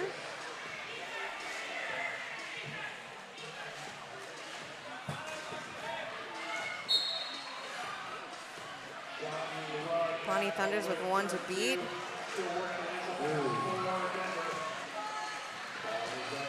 Bonnie Thunders really has just incredible muscle control of her entire body. And there's been a star pass there. Jammer of record is now number 27, Gobrecht. And out on the initial. Bonnie Thunders. Killing a little time here before Yep. the call off. Always smart when you're in the lead. Yep.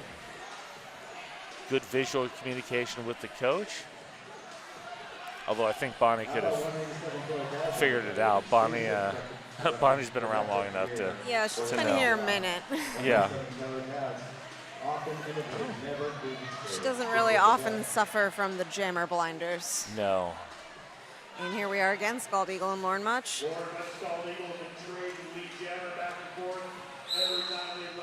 And Glitter is trying to slow down Lauren Much to get Scald out. Oh no, there goes Much. Just that she sees a tiniest little instant of an opening and she's there. Yeah. Fast pack again. Much. And once again, not in their favor. Lauren Much is not a jammer you want to run a fast pack on No. because she will catch up to you and dive through every single defender. Yeah, it's hard enough to defend against Lauren Much when you can set up and prepare. Exactly, yeah. And Zip back on the line. And Klein, another familiar matchup. So after two jams of unfamiliar matchups, we're back to the usual. Got to keep it fresh, but also have a little comfort. Yes.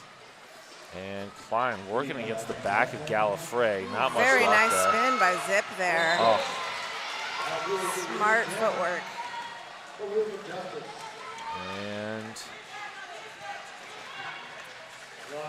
there's that fast pack again. Oh, very nice. Klein getting around the outside with some speed. And Stan the Woman, great offense to free Zip for those last 2 points.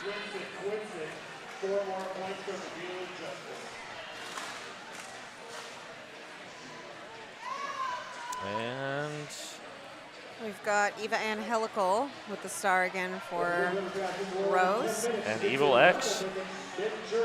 Another, they've fought each other before a little Yes. earlier. Very low penalty at this point. Everyone's calmed things down, is doing pretty nice. Oh, Of California. course, as soon as I said that, I jinxed it. Yes, of course. That is the way of the announcer. What have I done? No pass, no penalty, so Eva Angelical is not lead. So that is an opportunity for Evil X, who And is there's out, Evil gets X. lead. And it looks like they're going to run this one. I mean, at this point, Probably a Evan smart Helical's call. already in the pack, so. Might as well. And we clearly can see that Evil X has speed. Yes, lots of speed. Oh, wow, Tarantula. Ooh, Tarantula. Just buried Evil X. And there's a smart call up. Looks like that took that hit pretty hard. Yeah, that was a shoulder right to the chest. Yeah. Was that a Tarantula shoulder? Yes, That is a power shoulder. it really is. There's a reason that Tarantula is on Team USA. No joke out there. Yeah. Oh, Bonnie Thunders and Scald Eagle. That's another classic. Ooh, love it. Seen this a few times.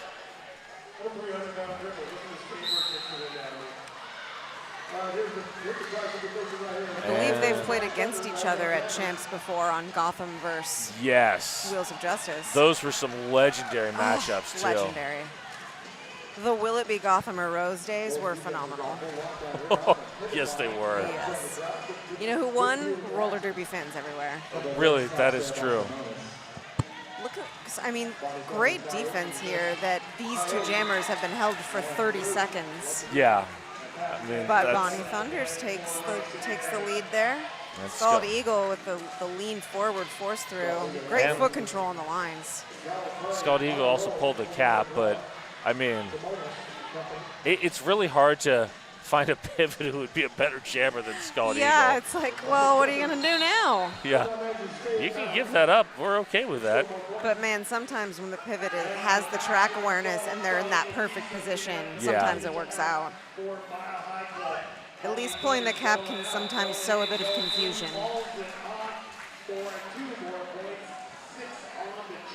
Another nice run for Rose there. And our score is 80-27 with just over 7 minutes, 81-27. Just over 7 minutes left in this first period. And we've got Lauren Much facing off against Miss T Maven. And a 4-on-2 pack advantage going to Rose here. And when one of those four is Tarantula. And Alicia Nisbet wow. Smith. Oh, yes, clutch block. Clutch block there to save it. And that allowed Lauren Much to find a way through for lead. Very nice. And Tarantula goes out on a direction penalty, but Maybe worth it. yeah, it was worth it. I mean, just brought Misty Maven to a complete halt. Yeah. Now Mia Palau and Alicia Nisbet Smith giving Misty Maven nowhere to go. But even Lauren Much, being stymied by the defense, decides to play a little defense of her own. Well, I love it when jammers play defense. I do too. It's so much more fun than the polite ignore. Yes. Oh, and there we go. Miss Team Maven breaking out on the initial. This defense doing a really good job fighting off Lauren Much at this point. Yeah. Oh, very nice. Misty Just Maven dove through. on through. Took advantage of a little bit of distraction. Tarantula back on the track, doing what she does best. Okay. Lauren Much missed the call signal. Yeah. Oh. A little bit of a pile up there. Lauren Much got a little lost on that jam there, even though she was lead. Ended up being in Denver's favor, which they could really use right now. Yes, they definitely need those points. So that was 7 points for Denver. We still have not seen 4 points for Wheels of Justice. Now we'll see Klein and Zip once again. And full pack on the track. Looks like Denver's starting to, let that inside line go just a little bit, and Zip is running away with it. Zip will eat you alive on those inside and outside edges. Yeah, she's really great at suddenly becoming two-dimensional. Yes. And once again, yeah, that is a skater who is really incredible at picking up speed very quickly when exiting the pack. Yes. Despite the fact that she's going slow when she first gets out. Rarely do you see Zip get swallowed back into the pack. No. Oh, big hit, good Zip. call off. You love to see the call off during the fall. Yes. That is awareness right there. And Coyote ends up in the Laughing Planet penalty box.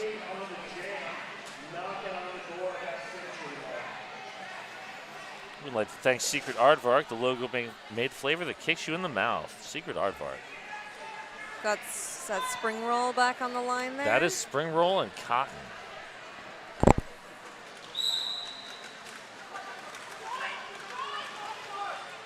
And spring roll doing a little jammer defense as well. Lots of movement in that pack. And spring roll finds a hole. And it looks like there was a multiplayer assessed to Rose City. That's Alicia Nisbet Smith. Yeah, Tarantula with a great force out. Yeah. Wow. I can't believe Cotton was able to pick through that. Impressive.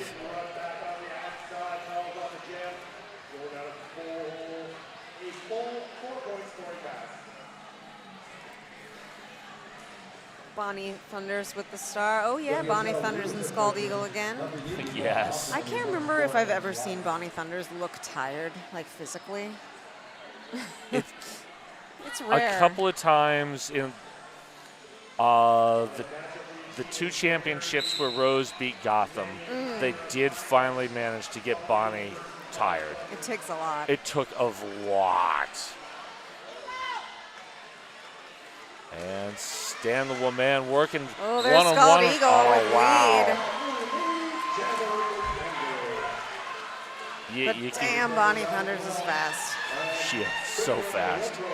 Scald Eagle. Oh, wow. Incredible. Oof. What a slam. And that is a very fast official review. I think coming they're from going to Rose review City. that for a back block. From my angle, that looked legal. I thought it was a really, really hard hit, but to me it looked like she hit the side seam and she did a spin when she was hit. But it all depends on what exactly the ref saw and if there was anyone at an angle to see that properly. Yeah. If only roller derby had instant replay. It would be nice. But instead, I mean, it's so fast-paced, that's why we have to rely on 1 million refs and hope that someone saw it at the right angle. Yeah. So this official review brought to you by Dead Count Staver, the official realtor of the Rose City Rollers. Rose is requesting a leaping conduct penalty on Denver Jammer 5-0. Oh. Oh, all right. Oh, they're going for a misconduct, saying that she was in the air when she made contact. That I'm not sure. There might have been a little too much high stepping, perhaps. Yeah. I will be interested to see how this turns out. Yeah, this is an interesting one. In the meantime, Trailhead Credit Union. Get financial guidance for whatever trail you choose.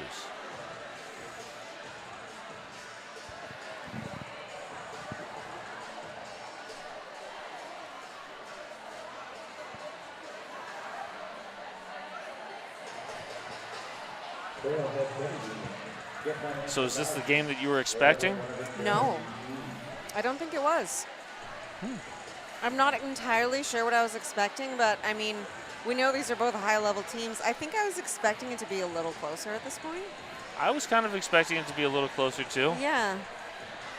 I mean, as a Rose City Roller announcer, this is the game I was hoping for, but it's not the one that I was expecting.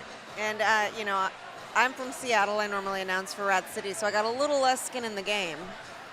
But yes, I was expecting it to be a little bit more of a battle at this point in the game. But again, there's still a lot of new faces out there. Yeah. None of the teams we're seeing this season are the same teams that went into the pandemic.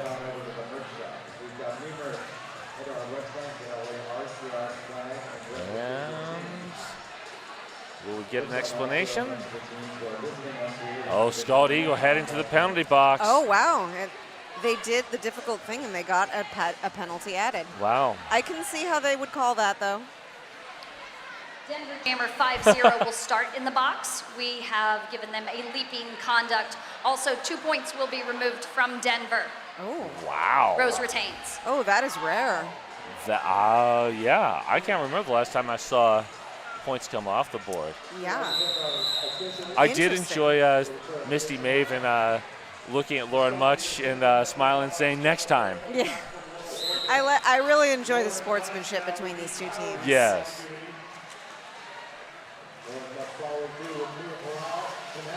Wow. Lauren Much being Lauren Much. Wow. Was able to get her out on the outside line there, though. Oh, Glitterous with a great run back there. Glitter is incidentally one of my favorite derby names ever. It's delightful. Indeed. Oh my God. Much. Oh, are you kidding That me? trademark Lauren Much line work. I can't count the number of times I've watched her do a beautiful spin on the lines, just like that. And Scald Eagle out of the box and a quick pass on the initial. Nicely done there. Force the call off. Now if we can just see a classic Lauren Much coming around the outside edge and just getting low. Yeah.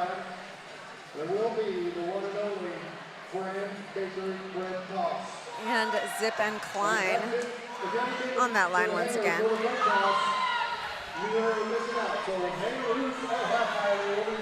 And the skaters are reacting to the fact that there's going to be a bread toss at halftime. So it's been a number of years since we've had a Fran's Bakery bread toss, and Everybody loves that. I'm going to have to get a little background on that because I have no idea what we're talking about, but it's got carbs, so I'm in. It is airborne carbs at high speed. You know what? That sounds like my new favorite sport. Forget derby. It's all about the bread toss. Oh, Ooh, on a so roll. close. But we've got Zip through with lead jammer. No, Misty Maven is lead jammer. Oh. Misty Maven got lead, got swallowed back up, so 0-0 on that jam. One more jam in this first half before we go to halftime. And there's the bread toss, everybody! Bread toss!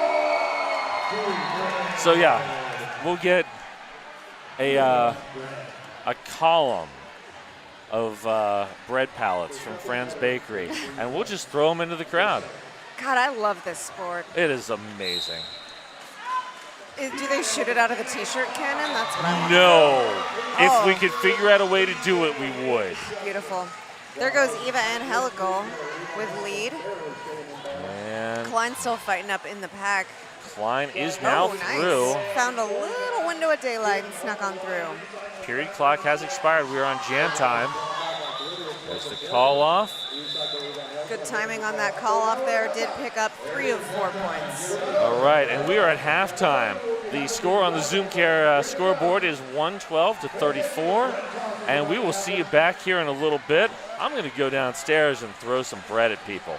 I'm going to try to catch some. Excellent.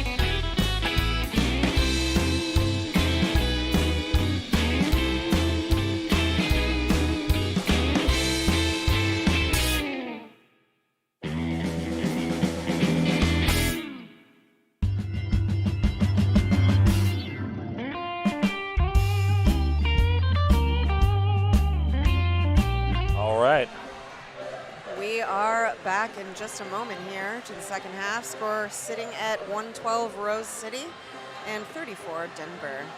So in that first half, Rose got the lead 17 times, Denver 5.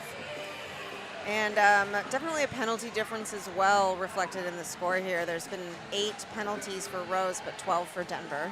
And so far, no skater on Rose has more than 1. Coyote has the most on Denver at 3, but really no one in penalty trouble at this point. Yeah, the penalties are still pretty spread out at this point. And we have Evil X taking the line against Bonnie Thunders. I'll be interested to see this one. Sometimes I feel like things actually go better when it's two jammers that don't know each other so well. Yes.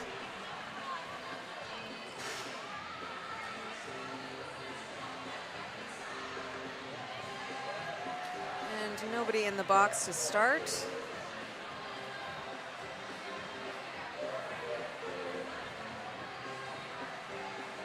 I like an empty laughing play on the penalty box at the start of the second half. Let's hope it lasts. Although 20 total penalties is not a huge amount. Yeah, I would say it's for sure one of the lower penalty games we've seen this weekend. I think VRDL put up more penalties on its own in the first half than these two teams combined. Yeah, you're not wrong. All right, so I have no idea what we're waiting for at this point, but we're having a little bit of a dance party there. Ah, here we go. Yes.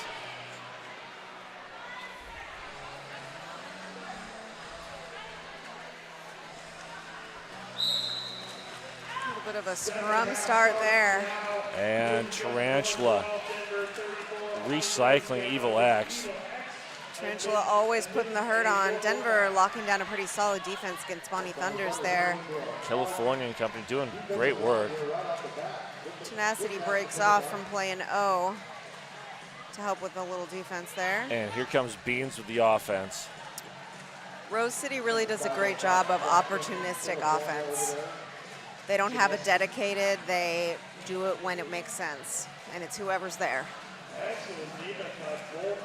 Although Beans does tend to do it a lot. And looks like oh, wow. Denver losing a blocker to the box. Big run back there for Evil X. And there it is. I mean, they held Bonnie for almost a minute. That's pretty darn good. That is impressive.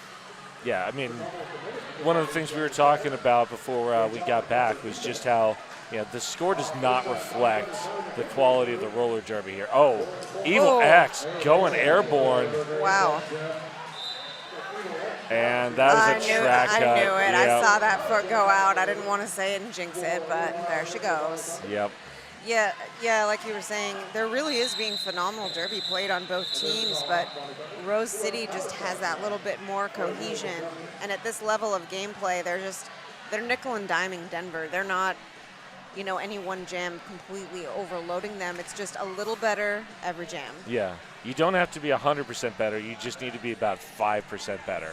Yeah, they're really playing the long game on this, and it is paying off. And at this level of gameplay, a little bit better consistently does a lot. Yes. And here's Lauren Much on the power start. Ooh, that makes me quake. Yeah. And it looks like Denver's quaking a little bit too. Lauren Much coming out with power for a quick lead. 9 seconds. Yeah. Nice dodge there. Oh, Lauren Much getting out, getting low. Lauren Much is the best at avoiding contact unless absolutely necessary. Yes. And once again, dives around some defenders, but bounces right off some Denver hips. Doesn't stop her for long, though. Yeah. But impressively, Evil X just getting shellacked on this one. Yeah, on a roll with the force out. Some big hits really seem to tire her out, but she is not going to miss an opportunity right around on the outside there for the initial pass. And looks like prepping for call-off here. Another smart play by the coach there, time-wise. Just eat up as much time as they can. And get Morgan Levy out of the penalty box. Works out well. That was perfectly done. I always love the coach move of the hands up, straight up in the air to let them know you need to do it soon, because they always look like they're about to do a dance. Yes.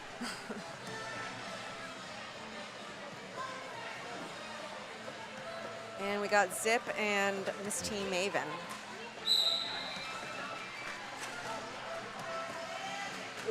Misty Maven up to the front. Both jammers coming in with some strong hits and pushes. Quite a lot of movement from these jammers trying to open up a hole.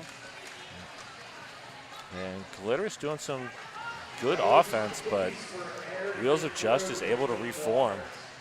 Rose City seems unbothered. Yes. Oh, wow, nicely done. Wow, beautiful move.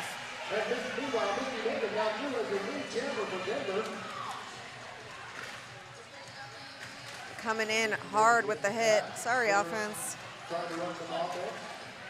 And And of course, Tarantula once again with a great force out. now working at the back of the pack with Alicia Nisbet-Smith.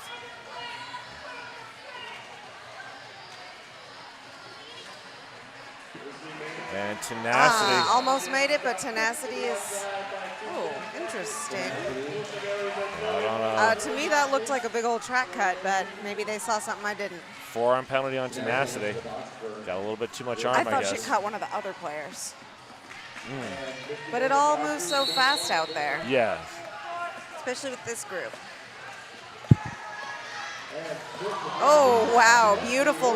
That was a dead leg type hit right there. That's Yep. gonna hurt. And Misty Maven calls that off after grabbing 12. Beautiful, very nice jam for Miss Team Maven. Really doing some work out there.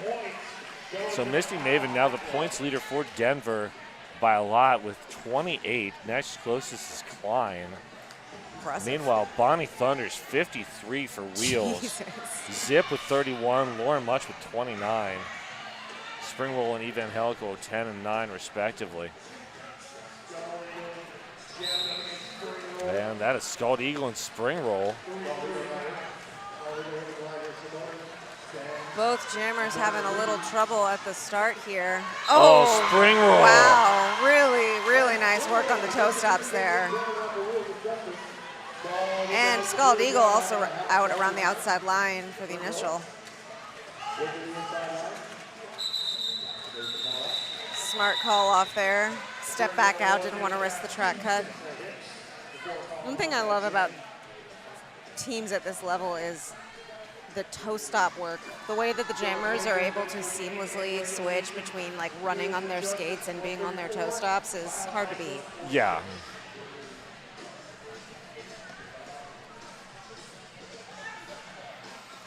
And once again, Bonnie Thunders and Looks like Klein. yep, it does. And Bonnie Thunder's following that lead block from Mia Palau. Oh wow, very nice. Dove right up the middle. Klein for lead jammer. Yeah, credit there to Chinesky and Glitteris for holding up Bonnie. And Klein is fast and is gonna make the most of it. That was a beautiful 4 points. Lots of control at that speed. That was fun to watch. That was a good one.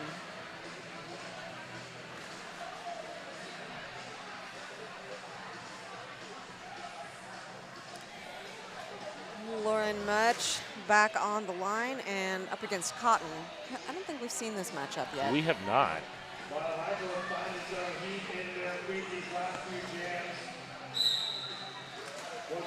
And Oh, wow. That was 2 seconds. Yeah, if that. I blinked. Yeah. And Lauren Much was lead jammer. And Gallifrey and Stanley Woman working that outside edge on Cotton. Cotton powers around Gallifrey. Not an easy feat. No. Oh, again, that Lauren Much line work. But good job, Cotton, keeping Lauren Much to just 2 points. Oh, Or three, three. actually, but still.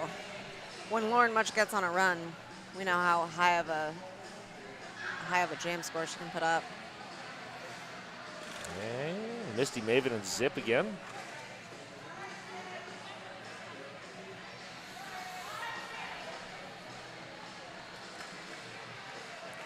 Kraken drifting back to confront Zip at the jam line. Oh, no. Little too slow off the line. Denver having a bit of trouble reforming, but able to get back there before Zip can get out. Oh, dipping around the outside. Nice move there by Miss Team Maven. Zip pulling off the star, maybe looking for a pass. Pivot trying to help out, but wasn't quite able to reach. And Glitter's heading to the penalty box. There goes Zip on the initial.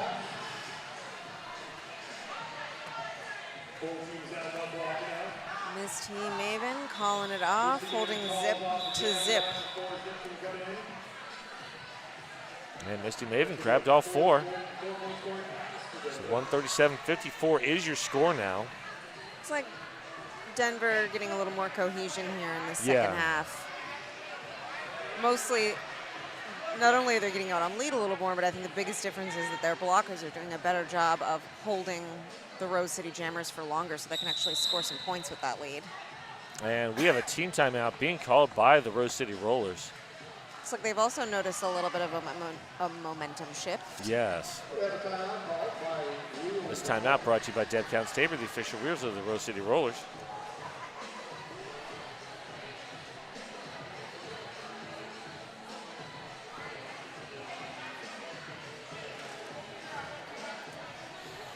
And we would like to shout out 187 Killer Pads. Often imitated, never duplicated. Stick with the best. Everyone for coming out and supporting this. Fans, just make some noise for yourselves. And if you're looking for more high-level roller derby, the Dallas Derby Devils are hosting the Clover Cup March 2024 in North Richland Hills, Texas. Tickets and info at clovercup.com. Back to the action here. Oh, Bonnie and Scald. 3-3 in the pack. Both pivots on the track, but somehow I doubt there will be a pass with these jammers. No. Scald Eagle up at the front, but Bonnie Thunders being Bonnie Thunders is going to grab that lead. Scald Eagle, though, not far behind. Yeah. Nice work by Gobrecht to that seal pack off is that spread inside. out. That's not what you want for Bonnie Thunders. No. Running that pack may be a poor choice, although it seemed to work out. Bonnie did end up only grabbing a couple points. Oh, the dangerous Scald Eagle stalking it behind. Yeah. Being stalked by a wild animal. You can't turn your back. No. All right, Evangelical Incline. 4-3 pack advantage for the Wheels of Justice for just a second or two.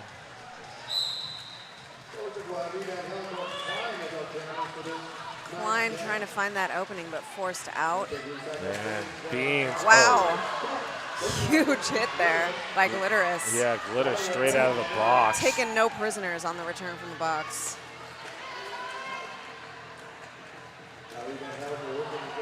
Eva and Helkel trying to take both lines, but hit out both times. I understand the temptation because it's so hard to force up the middle with these defenders as well. There's no good option.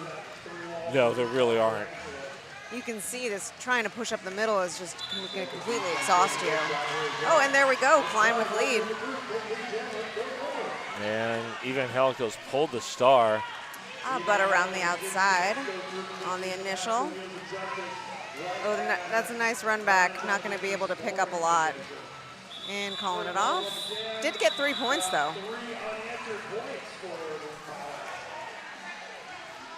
Difference sitting at 82 at the moment. Not out of the question for Denver to come back, but Be a tough probably uphill unlikely. battle. Yeah. But I certainly think they can get it a lot closer. Yeah. And this half has mostly been in favor of Denver so far. They've been playing great. They had a nice little intermission and got together on that one. Oh, but Lauren Much, there it is. Cotton still fighting against that Rose City defense in the back there. Yeah, good offense from Coyote, from Very Scared nice. to Death. Oh, but they need to get together for Lauren Much. She cannot be caught sleeping on offense. No. And there it is, Yep. 4 points. When Lauren Much is jamming, it's a little more of a my jammer needs to fend for themselves situation. Yeah. But Cotton is out. Lauren Much racing through that fast pack, taking advantage of the split up defense. But I do believe they saved some points on that. Yep, she got 2. So 6-0 on that jam, 145.57. GNR, Rutgers, Texas, and Montana. Don't miss this unique interstate doubleheader on November 18th. Tickets at rollerderbytickets.com. All right, Misty Maven and Zip. This has been a popular matchup this half. It has. We got a 4-on-3 advantage going to Rose, or going to Denver, rather. And Glitter's trying to break up that front tripod. Nothing doing. And that no pack, a moment of freedom, able to get Miss Team Maven out as lead jammer. Oh, and we've got a power jam. Zip is going to the box. Denver can really use this right now. Yeah, they can. Especially with Miss Team Maven at the helm of the power jam. And Tenacity on a roll with a quick force out, but Misty Maven, great reaction to get back in. Oh, and able to save it. Really beautiful toe stop spin on the line there. Not easy to shrug off a hit from Tarantula. No.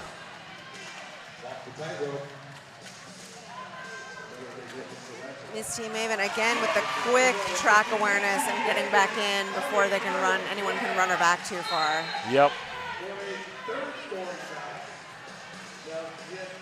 Oh, and Miss Team Maven riding the Zip riding Miss Team Maven's coattails there to get past a couple defenders. Nice move, but didn't quite get all the way on that one. Good reaction from the Kraken and Glitterist. Nice quick run backs as well. Just a standstill. A lot of strong muscles in that pack. Yes. Chased a little too far out of play, but we've got Zip out on the initial. Ooh, just in time, Miss Team Maven calling it off. And looks like a 15-point jam for Denver. Well done. Yeah, that was, I think, Denver's biggest jam of the game so far. Not generally going to get a lot of power jams with Rose jammers in the box, so they really took advantage of that. Yep, you got to. All right, Spring Roll and Scald Eagle. I think I like this matchup. I do too. Spring Roll got lead jammer the first time they saw each other. They both have a lot of movement, like the back and forth. As you can see, it makes for an interesting pack. It does. And we've got Spring Roll out on the initial as well. Scald Eagle coming in hot, trying to get those points before the call off. Oh, but it looks like Spring Roll took at least one. Two on that jam. That speed really coming in handy. Yeah. And skating to the finish. You don't often see someone stealing a couple points on Scald. No, you don't. Unless that person's named Lauren Much or Bonnie Thunders. Yeah. And even then. Spring Roll hasn't been on Wheels of Justice for long. No, not very long at all. Well, definitely fitting right in. Yeah.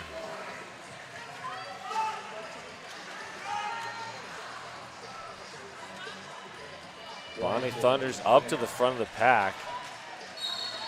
Really just pushing that pack out, trying to get him out of play.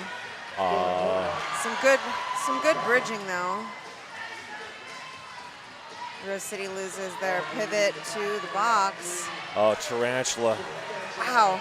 Beautiful holding of Bonnie Thunders there. Again, 30 seconds. Oh, and a spin around that inside. Klein is out of the pack on the initial. Beans heading to the box. 4-2 pack advantage right now for Denver. They seem content to go with a mobile pack, which is interesting. Oh, so close. I thought that was going to be much more of a painful end to that, actually. Yeah. When Tarantula sniffs out I love seeing a blocker jump in Apex. It's my favorite. Yes.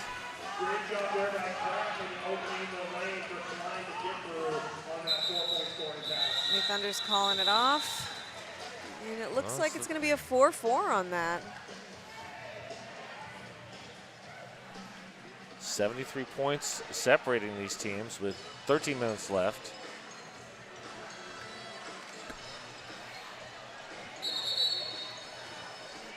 And we have a team timeout, or no, official review. Not sure who that's being directed at, but this is, Denver. This official review brought to you by Deb Count Staber, the official realtor of the Rose City Rollers. And hey, help make our sponsors happy. Snap, post, and tag hashtag RCR sponsor. You can win VIP tickets to one of our games.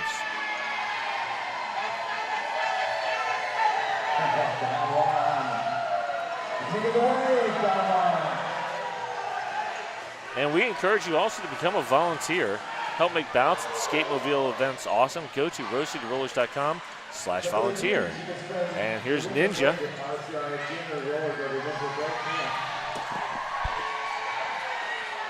Denver is requesting an illegal contact penalty on Rose 401. Interesting. I think they want Tarantula on that Apex jump. I doubt they'll get it, but I can see why they would, why they'd try.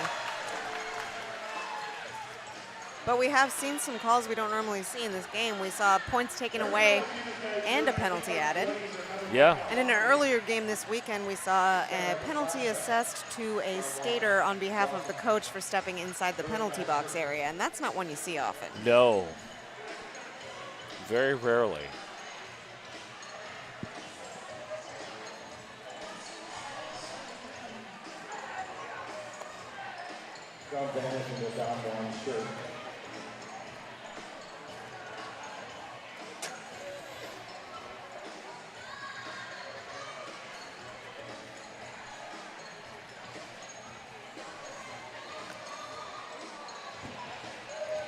Triple Eight, the certified sweat saver helmet for Triple Eight is designed for derby, vert ramps, and everything in between.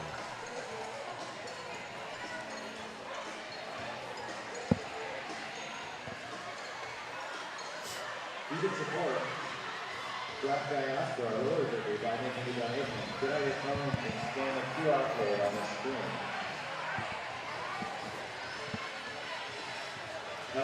So if you are just joining us, the winner of this game will be fighting it out for first place against arch rival Roller Derby. And the loser of this game will be fighting for third place against Victorian Roller Derby League. And those games are both tomorrow. I'm looking forward to both of those. Yeah, I think either way it goes, I think there's going to be some good derby to be played. The other two games tomorrow promise to be very good too. Yeah. Today has been a great day of roller derby. Oh yeah. I think this whole weekend, what I've been seeing is just a really high level of defensive skill. Yes. There's been a lot of low-scoring games this weekend.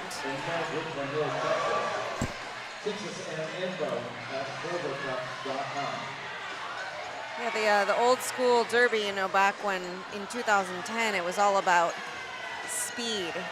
And now the winners of the game are the defense, really. It's become a very defensive game. I do wonder if we'll see some rule changes to maybe shake that up a bit. True, the incredible high level of some of these skaters can make for a slower game because they're so good at holding the jammers still. Yes. I sometimes wonder if they may make some rule changes to be a little bit more like bank track where you're not allowed to be fully stopped. I sometimes wonder if they might bring something like that back. Yeah. That would be an interesting possibility. Would be interesting.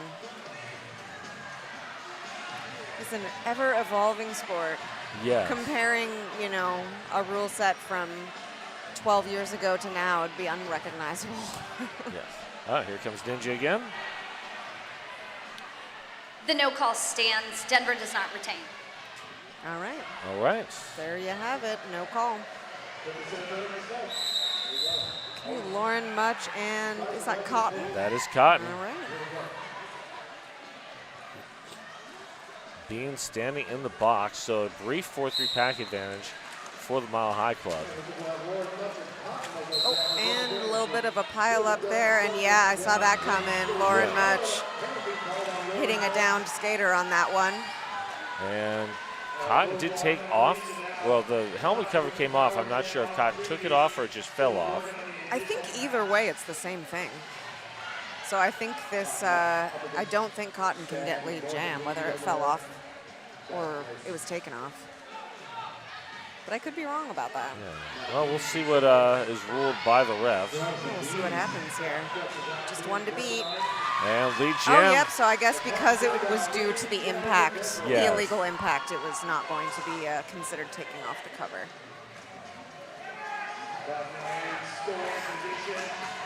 Very nice pass there by Cotton. And Lauren Much now on the initial. And there's a Cotton, star wow. pass. That was a beautiful tiptoe on the inside line. Cotton definitely making the most of the power jam. And we've got Simonis with the star. First star pass for Rose City. Oh, so close. Had to try it though. Yep. And Gobrecht with the force out and recycle.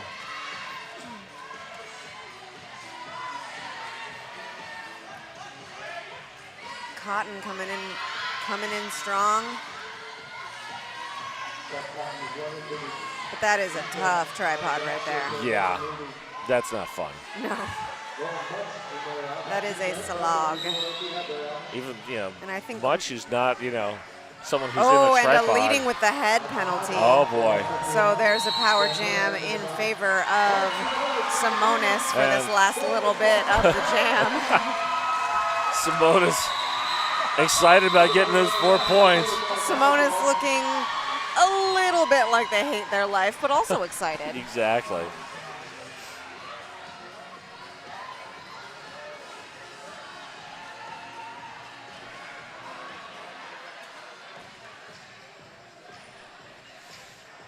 So this will be a power start for Rose City.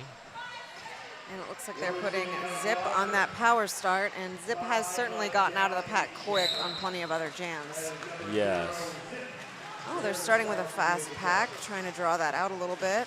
Oh, very beautiful offense there by Rose. Oh. Good work. Zip doing some flips, but wasn't quite able to get around on the line there. Beautiful defensive work by Denver so far. Yeah, Chinesky. I mean, they're being swarmed by Rose City. Oh, wow. Wow, really nice move. But still, a 30-second hold during a power jam on, you know, with Rose is impressive. Yes. And a quick initial pass there for Cotton right out of the box. Keeping the, ooh, nice hit. They really kept the bleeding low on that power jam. Only 1 point for Yeah. Zip. Impressive work by Denver.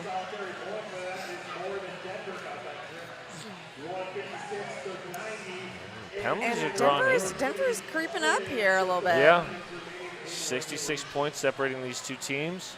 And, you know, might take a miracle to get that many points in this time, but it is for ranking, so every point counts. Yes.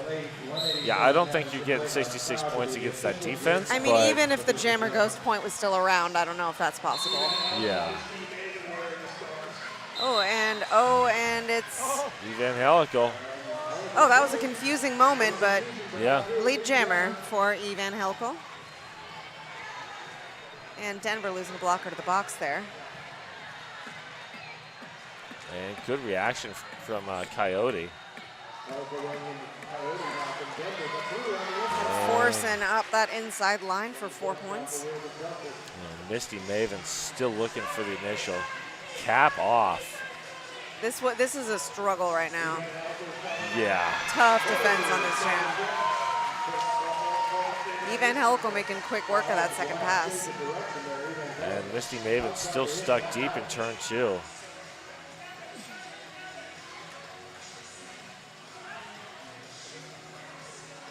The endurance required for this level of gameplay is very intense. Yes. That is no joke.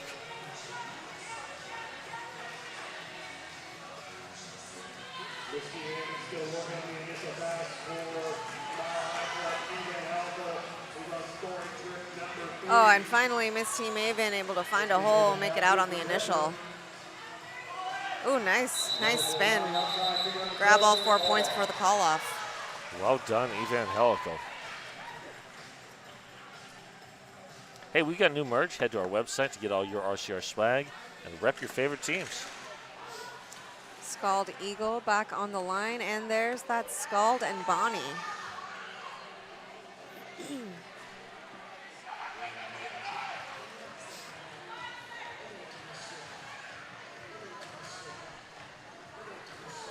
It's a full pack, and both teams need it for these jammers. Yeah.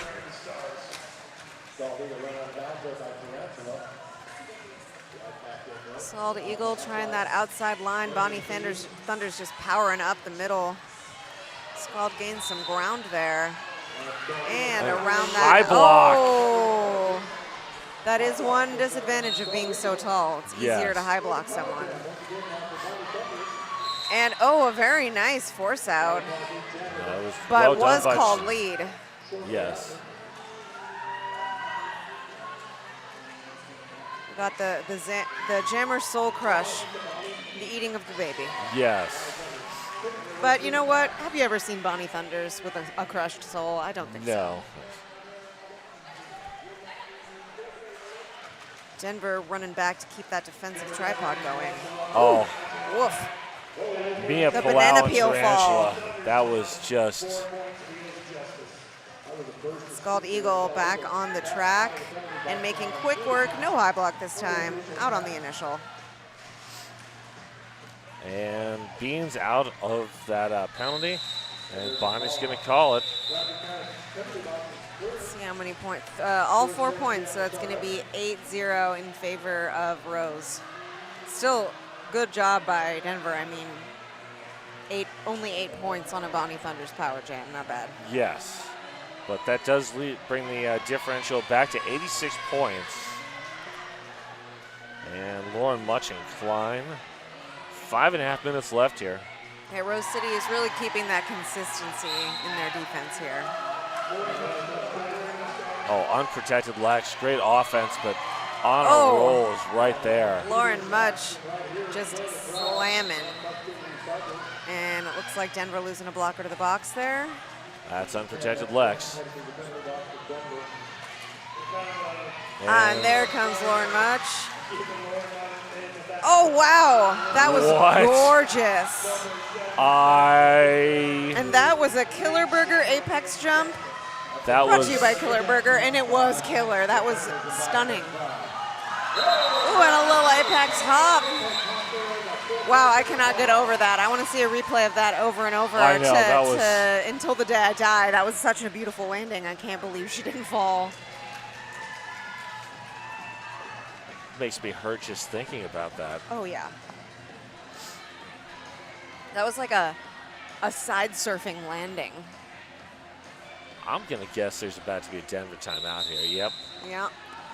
Timeout brought to you by Deb Counts Tabor, the official realtor of the Rose City Rollers. Welcome to PDX. Well, one thing I can say is there's some really beautiful derby being played here. Yes. This is so much fun to watch. Yeah. And I'm super excited to see Denver take on VRDL tomorrow. Oh, yeah. And Rose take on Arch. Yeah, that there's definitely a lot of potential for, basically it's pretty much a new VRDL team almost entirely. A few familiar faces, but yeah, they're really building this year and they can do a lot with it down the road.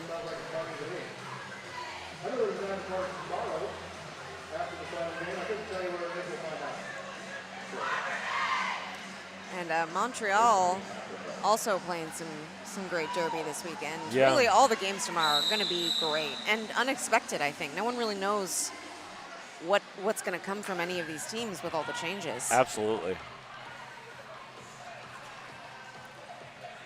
Montreal had a rough game earlier, but it was still a lot of fun to watch. It was. And there goes Zip. Miss Team Maven still working on that initial. Tarantula just giving her the business. Not only giving Misty Maven the business, but the pivot California was also forced out at the same time. Yeah, just giving everybody the business. And Mia Palau with the force out and recycle.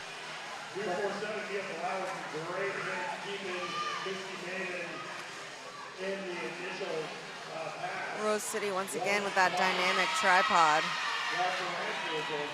And big old run back on Zip here. Beans out of the box. And, oh, looked like ready to play some defense, or offense. And that's an out of play on Mia Palau. Calling that off, 3 points on that last pass, 7 on the jam.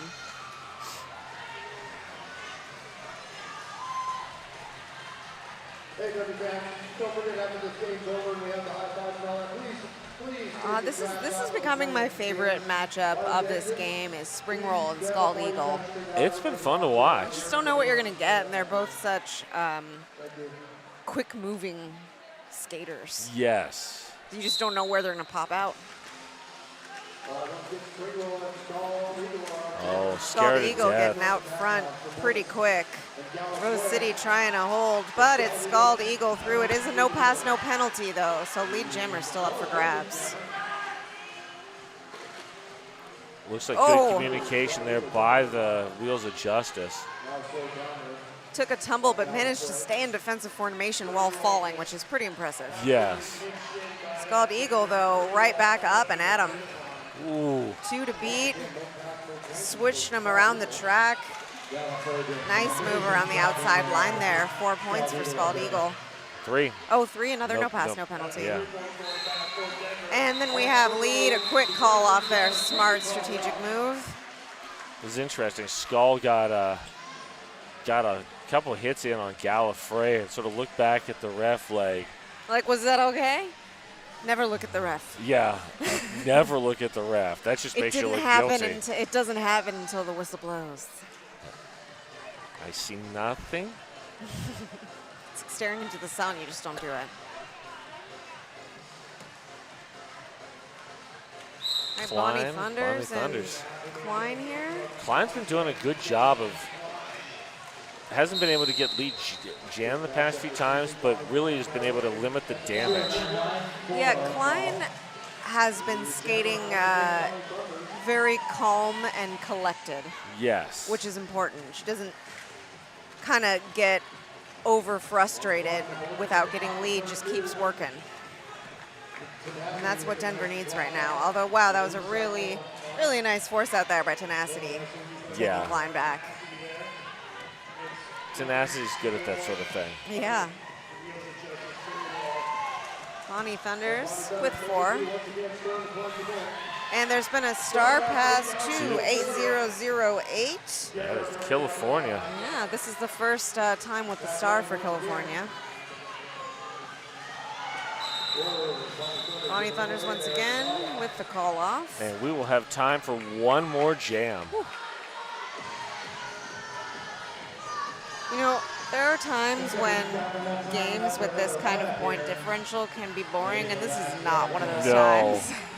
Definitely not. So we're going to see Evangelical and Cotton, a little jammer fist bump there.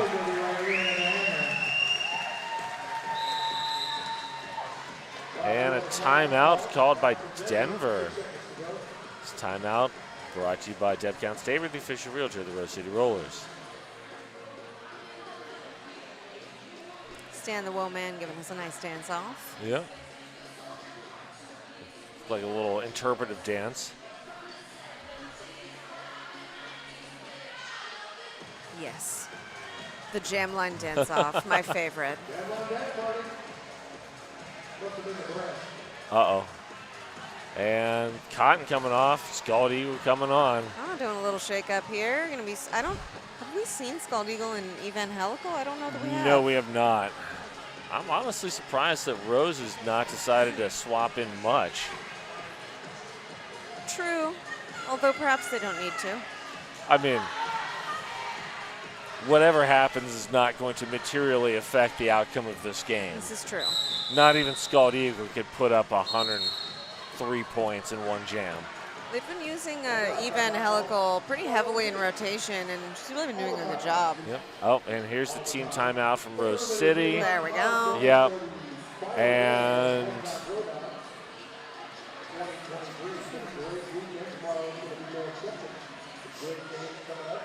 yep, Evangelical's coming off. Oh, there we go. Is it going to be much?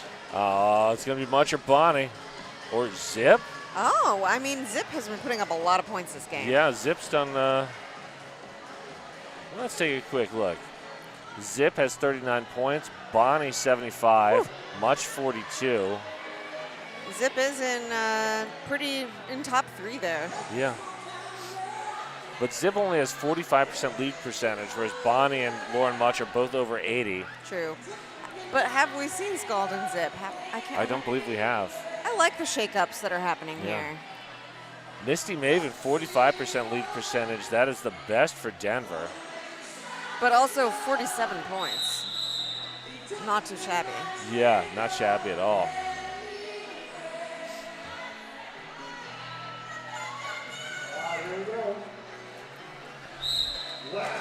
Crowd singing along to a story about a small town girl. Oh, Scald Eagle lead jammer for this last jam. Denver's gotta love that. And star pass Simonis. Wow. Simonis once again. Scald Eagle, quick work of that last And pass. they're gonna run Simonis. It's usually a good idea to run a pivot with the star. A little bit better. There's some pivots you definitely don't want to run, but that's true. But Simonis hasn't done this is just the second time jamming this game. Yes. And for a last jam, I can definitely see the appeal. Yes. Everybody loves cheering for Scald Eagle, right? Yes, they do. And here we go. More cheering for Scald Eagle with another 4. Oh, Simona's getting some big hits in that pack.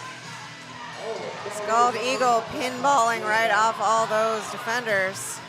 Simonis trying to play defense and remembering, oh wait, I have the star.